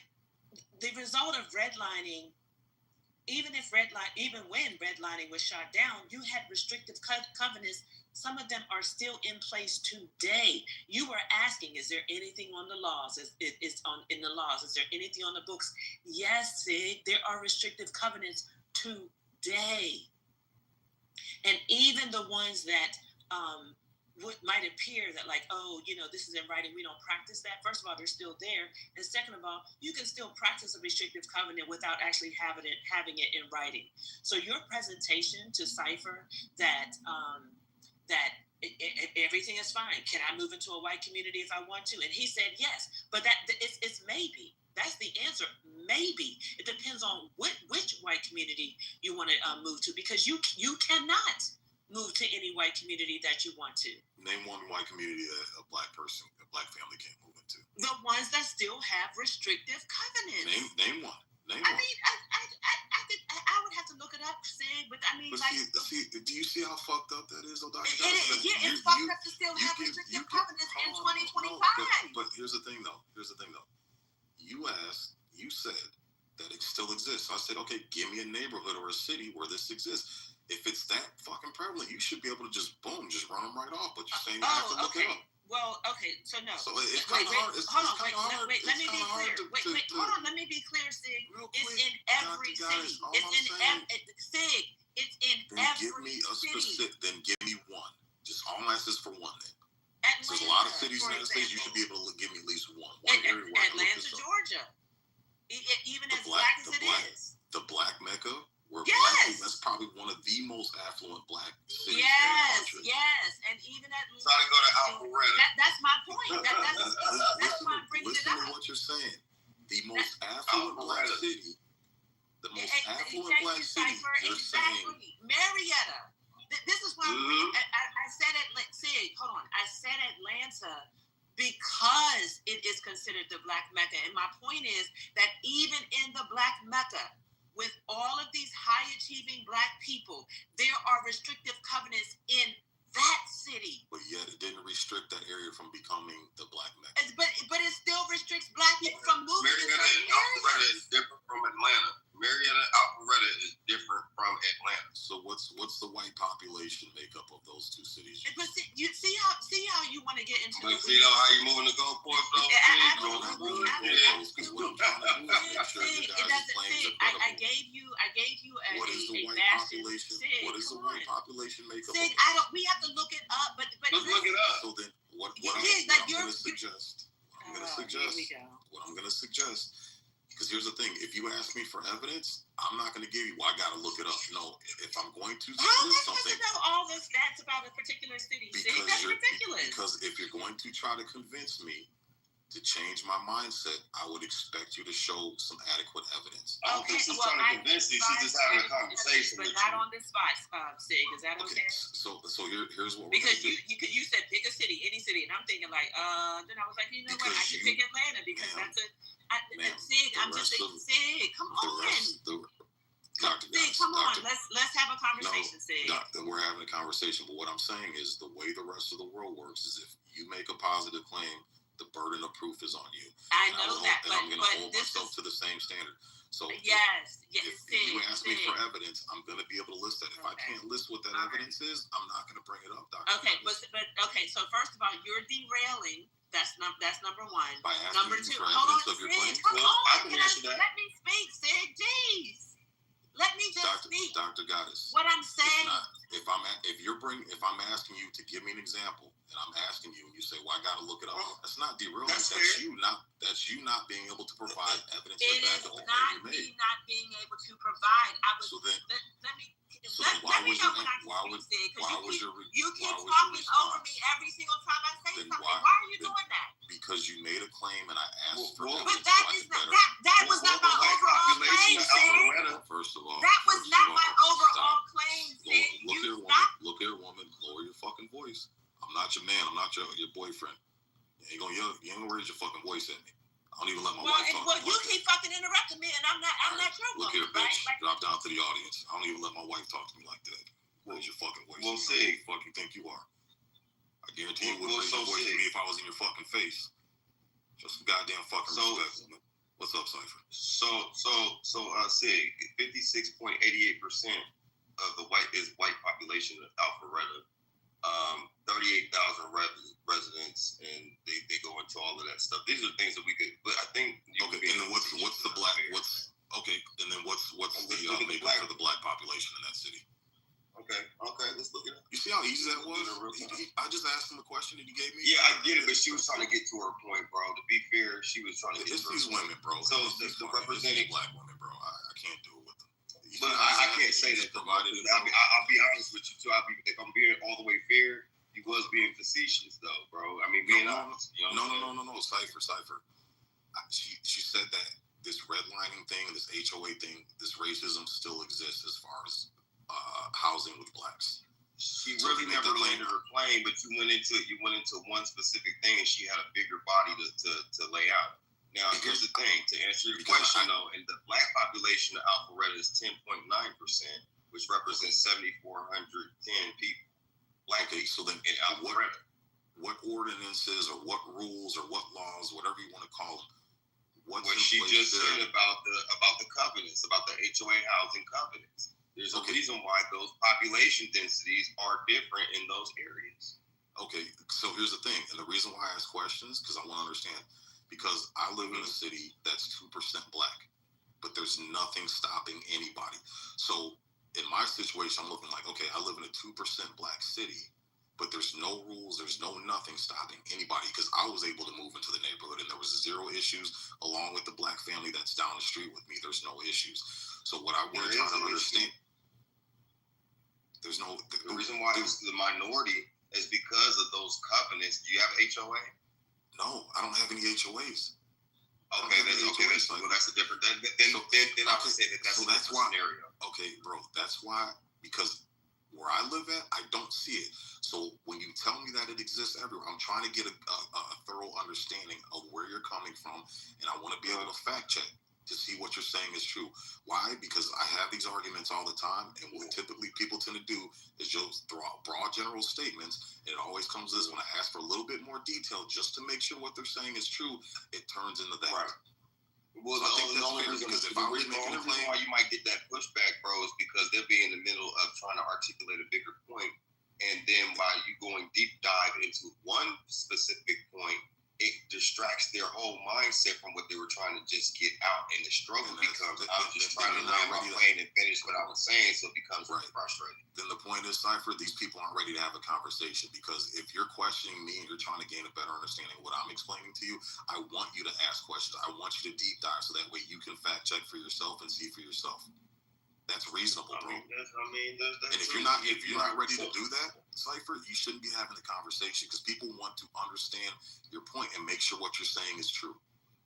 People want to be able to fact check. And to that point, the World Population Review says Atlanta, Georgia's population in 2025 includes 46.92% Black or African Americans, 39.89% are white, 4.98% are Asian, and smaller percentages for other races. Okay, so in Atlanta, in the city of Atlanta, yes, they are a majority. But in those other areas where those covenants are pervasive, that's the reason why there's a smaller population in those rural areas or affluent areas, because of income, housing, all kinds of stuff. And that's what she was trying to unpack in a bigger consensus. But when if I wanted to pack up and move, it kind of distracted from what she was trying to say. Okay, so if I wanted to pack up and move to that very specific city or area that you guys gave it as an example, what would stop me? Give me specific. I apply for a loan, I get approved for the loan, and I want to buy a house. What would stop me from being able to buy a house in that area and reside in that area? HOA covenants, their due diligence. What specifically? Because I'm not familiar with HOA, so I'm trying to understand. You can run into, and it's different for everything. So what I'm saying is the general consensus was not tied down to these detailed specifics. But what you can run into, so I can understand. No, you can't do that. You can't do that, Sig, because if you're not a mortgage banker like the way I was, because I've been a mortgage banker since 2007, bro. Okay. So I understand this. And the thing is that, but here's the thing, Sig. I'm giving you a broad overview. No one has the bandwidth to explain every state, because I need to understand. Well, no, but Sig, what you're doing is you're trying to delegitimize what I'm saying as a broad overview, because you want to go into the weeds. I'm asking you for more details. No, Sig, not that. It's not just that. There's a bigger picture that's trying to be articulated, but you want to go into these little points that you yourself don't know anything about. And it distracts from the bigger conversation. I'm asking questions, Cypher, to get a better understanding. And that's cool, but let's get to the bigger picture and then go back. But because most people go into the bigger issue, they get out what they're trying to say first, and then they go into those specifics. So again, I'm asking to understand, because here's the thing. What happens is when you compound a bunch of points on top of each other and the person can't understand, it gets lost. So we need to take this step by step, because I've never lived in an HOA environment, okay? And again, from my experience with my home and where I'm at in a 2% Black population area, there has been zero problems. So I'm trying to get a thorough understanding. Maybe you might have the better understanding, but I don't. And this is how you get people to understand why the HOA regulations would stop me from moving in there. I said it could stop you from living in certain environments. Different HOA covenants are different for different places. Okay. So when they do background checks, for instance, allow me to finish. If you're asking me a question, I'm educating. I'm giving you some information, right? So okay, just keep in mind.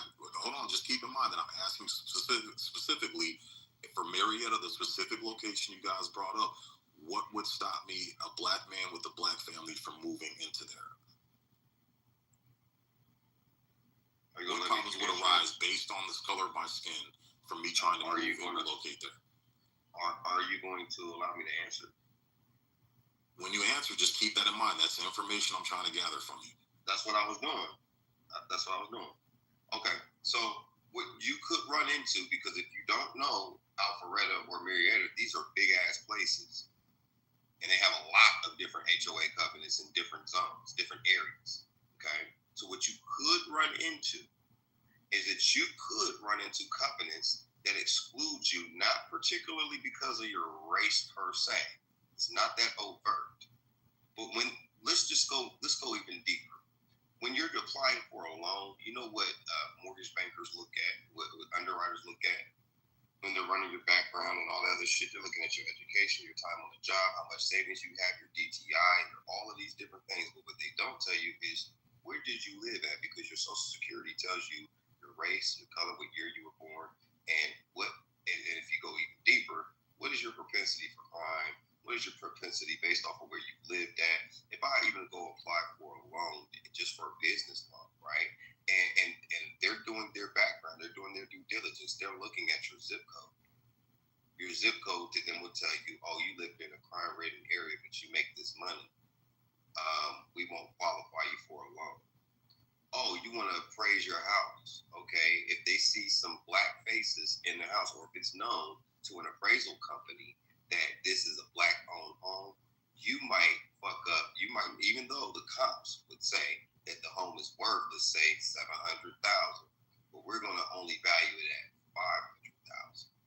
If you're trying to move into a certain community and they're doing background checks and they do find out that you're black, they won't necessarily tell you because they want only a certain minority level of black people in their community.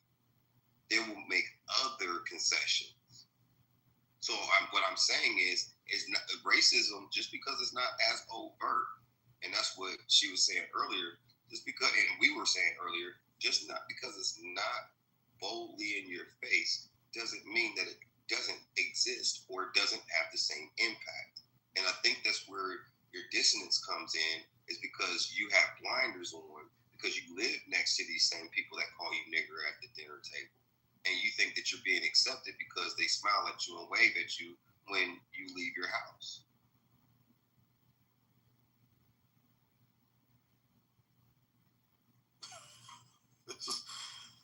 Okay, so here's the thing.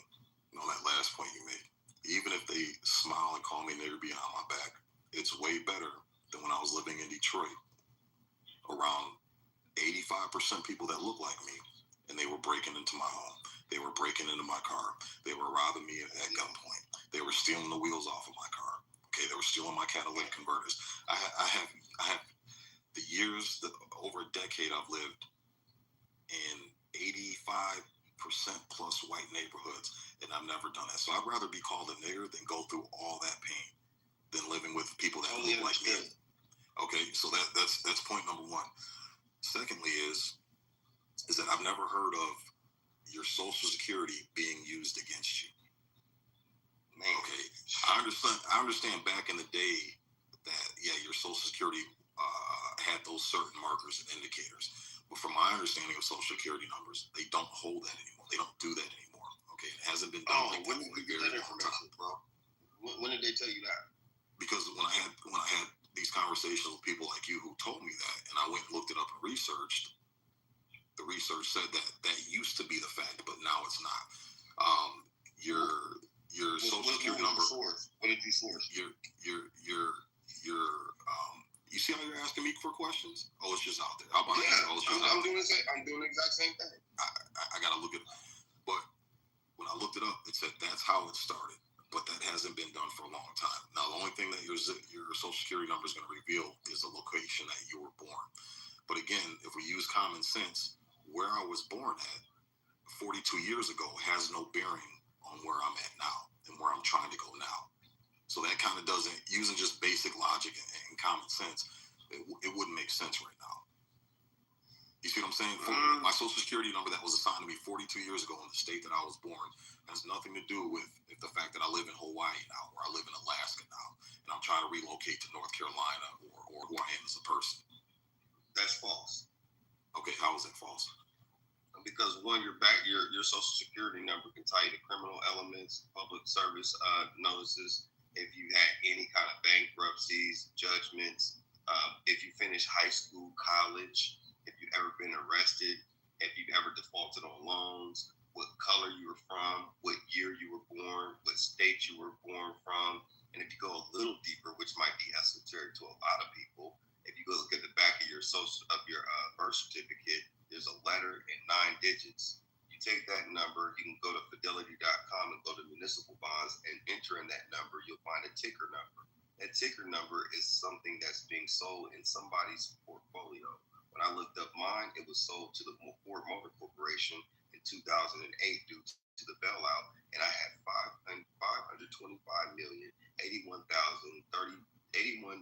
81,034 shares, trading at a high of $15.91. So again, the 3 times I bought, it tells a lot about who you are, your Social Security. Right, but the 3 times I bought a house, I've never been asked for my birth certificate. So I didn't say. Well, you can focus on that. I'm going a little deeper into how these things triangulate, because what they're doing even now. And I used to be a mortgage banker in 07 through 010, and I do high finance. I do finance with startup companies, or used to do finance with startup companies and all that shit. I'm very familiar with financial technology and all the things that they use to triangulate your portfolio, your profile, to see if you're even credible for a loan, right? There's a lot of data in just your Social Security number, which is the reason why you can keep it private, and the reason why like celebrities use CPN numbers, which is just a 9-digit number in lieu of your Social Security number, not somebody else's identity, but their own identity, right? Because they want to protect that information. It tells you a lot about a person, right? So all I would say though is to you, I would not say.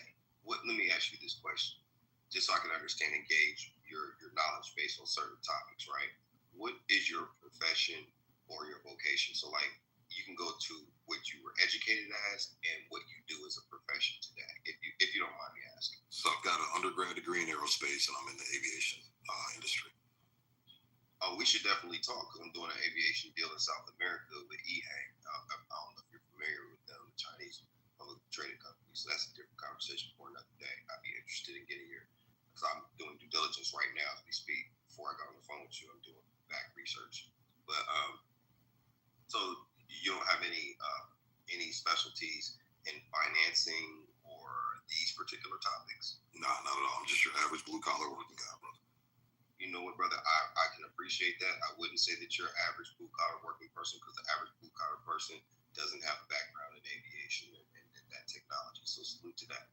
That being said, though, Sig, there's a lot to unpack. That's why when some people are giving you some information, I can understand the reason why you're asking more pointed questions, right? And it seems like you're very analytical, man, because you would have to go through a lot of compliance and regulations and a lot of due diligence to even do what you do on the level of aviation is concerned. So I understand that. No, it's not about that, brother. It's just growing up on the streets of Detroit. Motherfuckers are trying to stick you for your paper, so you got to learn. You got to ask questions. I mean, I know, bro. I've been to the mile. You know what I'm saying? Yeah, I've been to the D. I'm from Columbus, Ohio, bro. I'm 44. Okay. I understand, bro. We in the same boat, same different. Another thing, Cypher 2 as well. I'm gonna come at you is that all my life, well, not all my life, but I'll feel you. And I haven't really shared this too much because I don't get too personal. But you seem like you're a pretty decent guy. We can have a chill convo. My grandmother was very, very close with Malcolm X. My aunt used to watch his kids. All right. We have close ties with Wilfred, which is Malcolm's brother. His wife, my grandmother, was actually at the Audubon Ballroom when he got shot, and I saw the dress with his blood on it. And the Time and People magazines with her picture in it the day that he was shot, when he was murdered. So I come from that Muslim NOI background where I read the story of Yaqub. I read the autobiography of Malcolm X when I was 8 years old. Right. I was told about what to look out for, that white people aren't in your best interest and they're racist and this and that. So this was my childhood growing up and hearing this, right? And I believed it, Cypher, until I actually got out here in the real world and I realized that I had been lied to. Okay, so when it comes to these claims of racism and we're being held back and watch out for white people and white supremacy, to me, I'm not falling for that trap anymore, because I realized that the white people I was told to be afraid of have actually been in my corner, helped me start a business, gave me a building to start my business in rent-free, okay? In the Marine Corps, And you know, the Marine Corps is like 80%, 85% white males. All my leadership, my captains, my chief sergeants, all that stuff, all those guys were all white guys. And all them white guys in my unit, they actually propped me up and got behind me to where I picked up E5 sergeant in less than 3 years, which is pretty much unheard of. Okay, so all these stories I've been told about the evils of white people, I get out here actually into the real world, and white people have done nothing but been in my corner. But these same black people that are telling me to look out for white people, those are the same black people, Cypher, that if you look at my PTR, that's my cousin right there. He got shot in the back of the head while he was driving a cab to put food on the table for his family. And it wasn't white people that shot and killed him. It was 2 black boys, 14 and 15. I've got about 6 or 7 other obituaries in my photo album of family members who were killed, not by white people, but by other black people. Okay. Also, like I told you, I've been robbed at gunpoint twice. Okay, I've had a gun put to my head twice, not by white people, but black people. My house broken into. Imagine being an 8-year-old kid and you come home with your mom and your door's fucking kicked in, and you walk in the house and it's ransacked, and you don't know if somebody's inside with a weapon that's gonna fucking hurt you. That's a very, very traumatic experience to go through, and it wasn't white people that gave me that fucking experience, Cypher. So again, you have a right to feel how you feel and think the way that you think. I'm not knocking you for that, but the reason why I dig deep and ask questions is because I've heard this story before and it turned out that it was a lie. So that's why I'm very, very cautious on what I accept as truth and what I reject. And that's why I try to give the benefit of the doubt and ask questions to make sure that you know what you're talking about and that it actually makes sense. And I could dig that, Sig, and I don't have a problem with that, right? I mean, you can see how it could be a problem for different people, and I understand your experience too. There's a lot of trauma that's attached to it, and you're close to proximity to history. You might even fucking have some relations to it because my great aunt, who God rest her soul, worked in Detroit during that same time frame and worked with the Kennedy administration specifically, right? So there's some things, there's some connections. There's some connections. Like we were to have a side conversation, we would probably know a lot of similar people. My homegirl just turned 50 today, and Tiani was named by Betty Shabazz, right? So I understand, but here's the thing: people kill people in proximity to each other. This isn't unique to Black Americans. In fact, the most murderous people in the antiquity are white folks. They kill populations of human beings and extinct animal populations as well. They pollute the earth, and they've done more egregious shit on this earth than any other population of people. Now, there are some people that can be compared. You can go in your Genghis Khans and different motherfuckers, but I mean, honestly, generally speaking, there's no comparison of them to us when it comes to violence and crime, rape and everything else, deadbeat daddies and everything else, right? So a lot of our issues are impacted by racism. And as we were talking about the HOAs and those covenants, because you said you didn't know and you asked for specific details, I'll read this to you, brother. Check this out.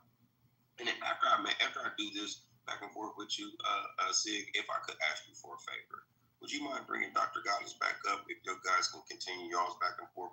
I did enjoy that. And I hope that y'all can pick up where y'all left off. It's your room. You do what you want to do, but that's just something I would ask that you consider if you could, right? You good with that? Here's the thing. I have no problem with that, but what I'm not going to tolerate is the disrespect. I make it my business that when I go into other people's room, Cypher, and they're modded up and I'm not. First of all, I'm not yelling and screaming at them. I'm not over talking them. I respect the hierarchy in their room, and I have a lot of people that can vouch for me that that's my reputation on this app. No, I get it. I don't tolerate the disrespect. Respect out. And Dr. Goddess knows this because I've been nothing but graceful with her in my stages and in my spaces. And again, second thing is I'm not taking a lip off no fucking woman. So call me misogynistic, chauvinistic, sexist. I'll take all the names, but yeah, I don't allow people to talk shit to me that wouldn't stand a chance to physically back it up. So it is what it is. You know, I don't give a fuck what you call me. The shame tactics don't work on me, but it's just not gonna fucking happen. So she needs to agree to that. Yeah. She needs to agree to that. As a woman, she needs to be in her feminine and respect it. If she can stay her ass down in the kitchen. All right. So if she can agree to that, if she She can agree to that in the chat, then I'll be more than happy to bring her up. If not, and then she can sit and listen and enjoy the chat. But go ahead, Saif, I'm listening, brother. Okay, so a deeper dive into the HOA thing, and this goes into the deeper understanding of what we're talking about, but because we focused on that, I wanted to hone in on it. And I appreciate you telling me what your level of understanding is about that, because this is an opportunity for us both to learn and get some updated information, right? But the restrictive housing covenants are legally binding clauses of property deeds and prohibit non-white, particularly Black Americans, from owning or occupying properties in certain neighborhoods, effectively enforcing racial segregation. These covenants, often enforced by developers, real estate brokers, and homeowners, were a key tool in preventing Black families from building wealth through home ownership, contributing significantly to the present racial wealth gap and segregated living patterns seen today. Though declared illegal and enforceable in 1948, which means you had untold years of it actually being legal, and then again in the Fair Housing Act of 1968, which is another 20 years, their legacy continues to shape housing inequality. How they worked: legal clauses. Covenants were written directly into property deeds, creating legally enforceable restrictions on who could buy or rent a home. Neighborhood segregation. Developers and real estate agents use covenants to create and maintain white communities, advertising properties based on their exclusion of non-white residents, wealth building barriers. By locking Black families out of desirable neighborhoods and opportunities for home ownership, covenants prevented them from building intergenerational wealth, a primary way for Americans to accumulate wealth. Excuse me, I'm having hiccups. Interconnected systems. Covenants operated in conjunction with the discriminatory practices like redlining, banks refusing to finance properties in minority populated areas, and racial steering, agents guiding buyers to specific neighborhoods based on race. Consequences for Black Americans: limited opportunities, Black families systematically excluded from well-secured, resourced, and opportunity-rich neighborhoods. Economic disadvantages: denial of home ownership was a direct barrier to wealth accumulation, widening the racial wealth gap that persists today. Residential segregation. The practice institutionalized segregation, creating patterns of segregation housing that continue to impact communities. Intergenerational impact. The inability to build equity in homes through successive generations has had a lasting impact and economic impact and consequences on Black communities. Legal and social changes. The Supreme Court ruling in 1948, Supreme Court ruled that racially restrictive covenants were unenforceable under the 14th Amendment's Equal Protection Clause. Fair Housing Act 1968 outlawed the racial covenants and mentions of racial restrictions in real estate transaction lingering effects. Despite being illegal, the discriminatory patterns established by restrictive covenants continue to shape housing patterns and contribute to ongoing inequality today. Okay, so then my question based on that is, are there any statistics that currently show how much in effect everything that you read, I understood loud and clear? Is there any statistics or anything you can point me to that shows how frequent that occurs today in 2025? Because I'd like to see that. Everything it sounds like was relevant back in the days when active discrimination was practiced. And yeah, a few parts you read said it still exists today, but I would like to know how frequent that is. Yeah. Because there's a thing, there are going to be, I'm not denying racism doesn't exist at all. There are going to be some people and some organizations that are racist. You're never going to be able to kill that, right? But typically, once we find out that they are practicing that way, you can file a lawsuit, and you'll typically win that lawsuit if you have enough evidence to prove that you've been adversely affected. So, but my argument is that it's not widely practiced, and it's not backed by the state. The state's not enforcing it like they used to back in the day. So, if there still are companies doing that, I would like to know how frequently that's still occurring today. Okay. How frequent do these practices negatively impact Black families and communities?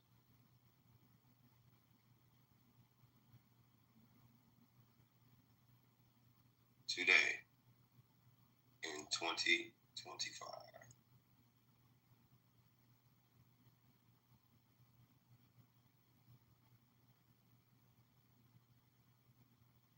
Okay, good information. How frequent do these practices and leave? Okay. Even though restrictive housing covenants were outlawed decades ago, their legacy continues to cause significant harm to Black families and communities today in 2025. The presented impacts are a result of historical racial segregation and wealth inequality, which created the ripple effect across generations. The racial wealth gap and home ownership gap. If you want me to go into that, I can. They go into the persistent divide, depressed home values, like I talked about earlier, and higher costs. So the persistent divide, restrictive covenants, and other discriminatory practices like redlining significantly depressed Black community Black home ownership rates and prevented the accumulation of intergenerational wealth. In the fourth quarter of 2024, relevant, the home ownership rate for Black Americans was just 46.4% compared to 74.4% for white Americans. Depressed home values. Properties in historically redlined segregated Black neighborhoods are still significantly devalued today compared to identical homes in historically covenant white neighborhoods. Research on properties in Minneapolis and Philadelphia confirms that the geography of historical barriers to Black home ownership correlates with adverse economic conditions in those same areas today. Higher costs. A 2025 report from the National Association of Realtors, NAR, reveals that Black home ownership still faces a higher housing cost burden in 39 states compared to their white counterparts, spending more than 30% of their income on housing. Entrenched residential segregation. Neighborhood inequality and racial segregation established by covenants and other policies remain entrenched into many American cities. This segregation means Black communities are more likely to have less access to vital resources like well-funded schools, quality health care, and environmental amenities such as parks and trees. Disproportionate health effects.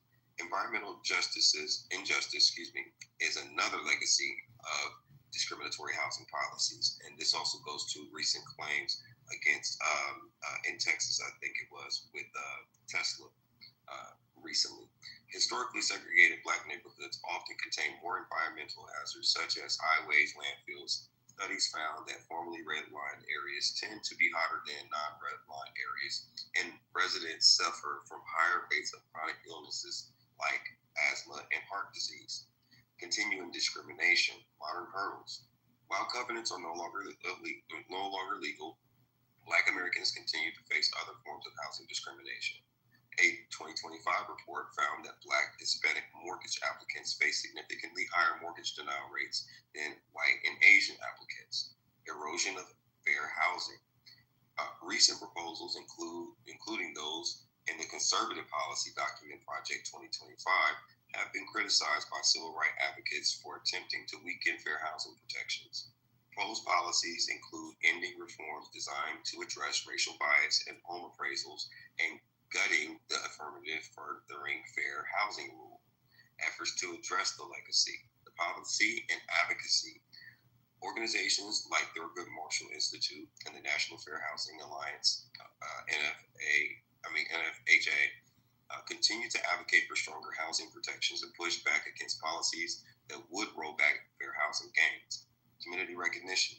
In many areas, mapping and research initiatives are working to identify and acknowledge where racially restrictive covenants were used. While enforceable, their practices and property records serve as a reminder of intentional nature of passive segregation. Some states have also passed legislation makes it harder for homeowners to remove their racist provisions from their deeds. Now, here's one little quick thing I'll add to it, though, right? You know what? In my PTR, there's $50 billion of Black money, right, at that table. You have the Franklin County treasurer's office at that table and her deputy. You also have the guy at the ball head, the big-time real estate investor who's also working on private schooling and private housing solutions. Myself, I've worked with affordable housing development in Columbus, Ohio, Atlanta, Georgia, soon to be Houston, Texas, and in Cartagena, Colombia, and Medellin, South America. And one of the other guys with a bald head that's next to my homeboy in the brown suit with the deuces up, and he's also a commercial and residential developer, right, and broker. And next to him, that is the deputy. Yeah, the lady there is the deputy Franklin County treasurer's office. But the bald-headed guy next to her is one of the managing directors at Diamond Hill that manages over $33+ billion in assets. The end of the table is the vice president of First Commonwealth Bank. She manages over $12 billion in assets. At this table, and also next to me, in black and white suit, there's a lady with these braids with these glasses on. She was the head of Dakota Transportation. Okay, we literally just left the meeting that day. About $250 billion being poured into Columbus, Ohio, due to the CHIPS Act and the building of the Intel processing fabrication company. Facility. And we were talking about all of the initiatives that we've discussed in that meeting previously at that lunch, and how we individually are adding solutions to impact those communities in a positive way, which means that, hey, even though these things do exist, there's people like myself and others who are in concert with each other in constant communication in acting solutions to the problem. So despite racism, there are still people looking to jump that hurdle and overcome those challenges. We're not destitute. It's just that a lot of people don't have the brains, the resources, or the means, or the imagination to enact viable, consistent, and what's the word that I'm looking for? Sustainable change, right? I've been a part of gentrification projects, $90 million in Norfolk, Virginia. I've been a part of a lot of little different scenarios, and I know these things fairly well. My aunt was also part of the fair housing situation in Columbus, Ohio, and I worked with Chase, and I worked with mortgage bankers, and I've seen these practices. I've seen when Zillow was first popping off, how they were, valuing these homes and what comps were in a 3-mile or 3-block district, right? We've looked at what gerrymandering and districting included, which is centered around housing, and we looked at how gentrification is centered around the school systems, which was attacked in all of these points that I just named earlier. So racism is embedded, and it's hard to see it because it's so in your face. You can't see it. If I were to say, hey, show me your hand, put your hand in front of your face and pull it back, you can see the details of lines better.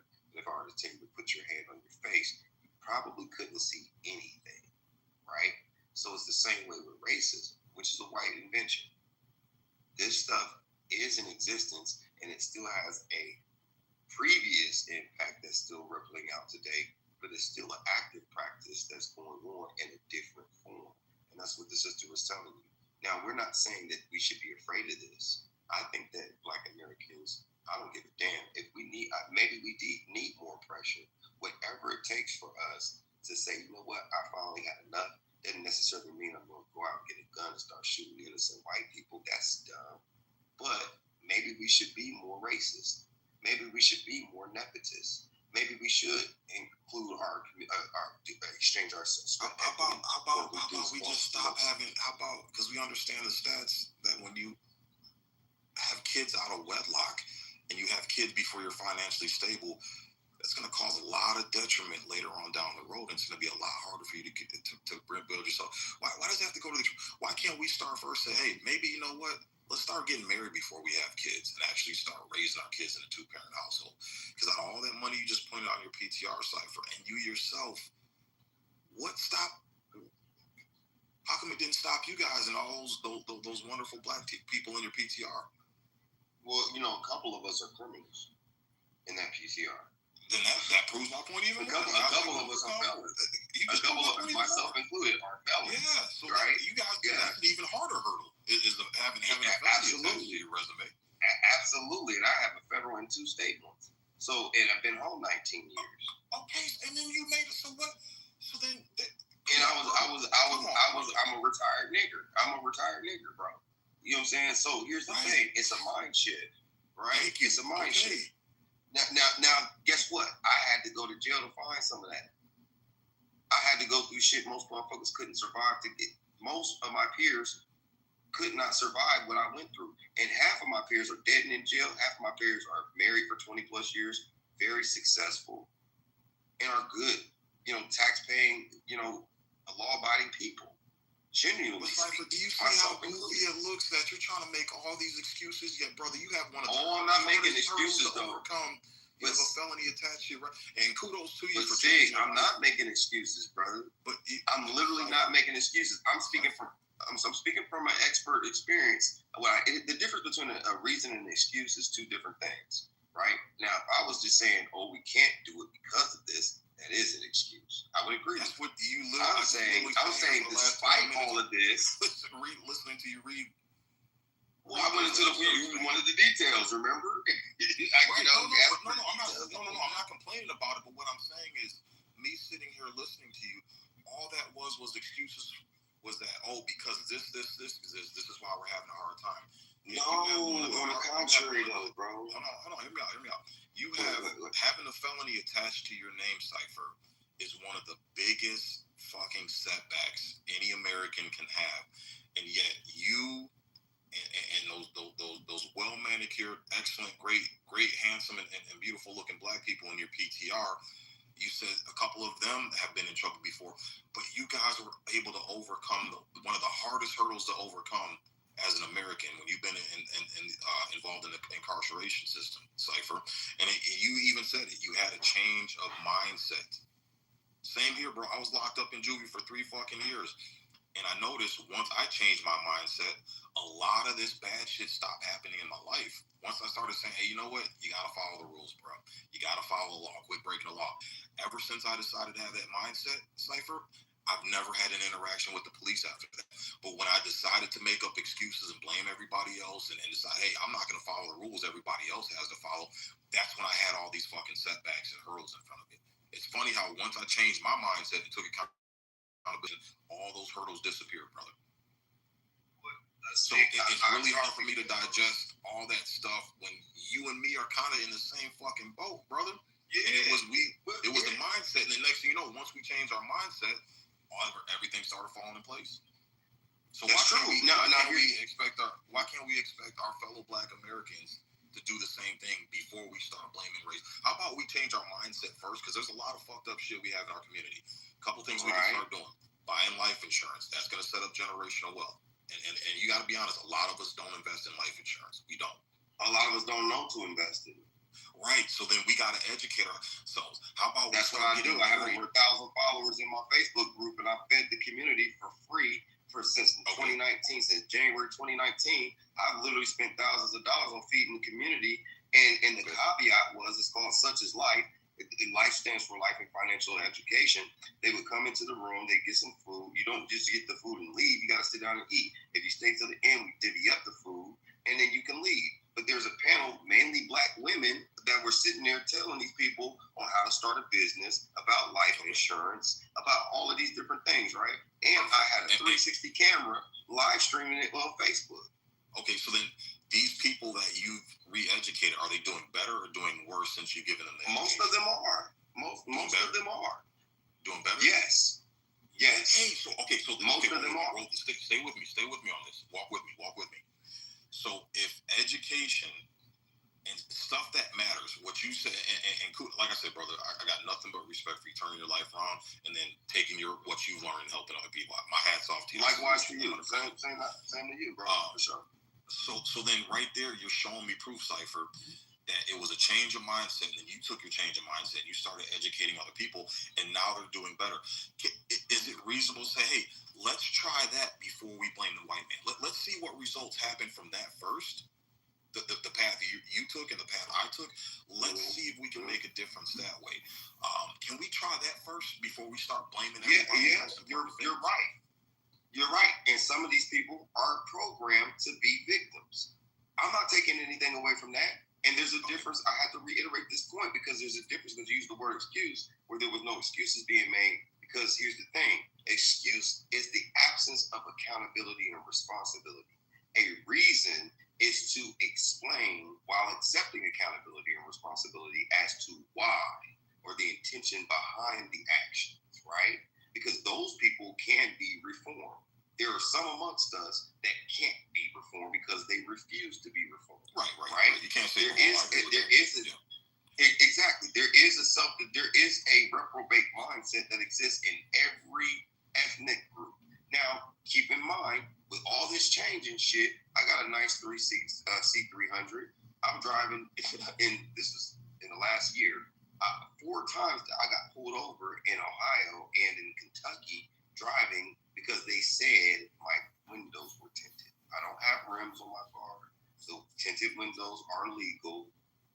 I'm just in a black on black fucking Mercedes Benz driving down the highway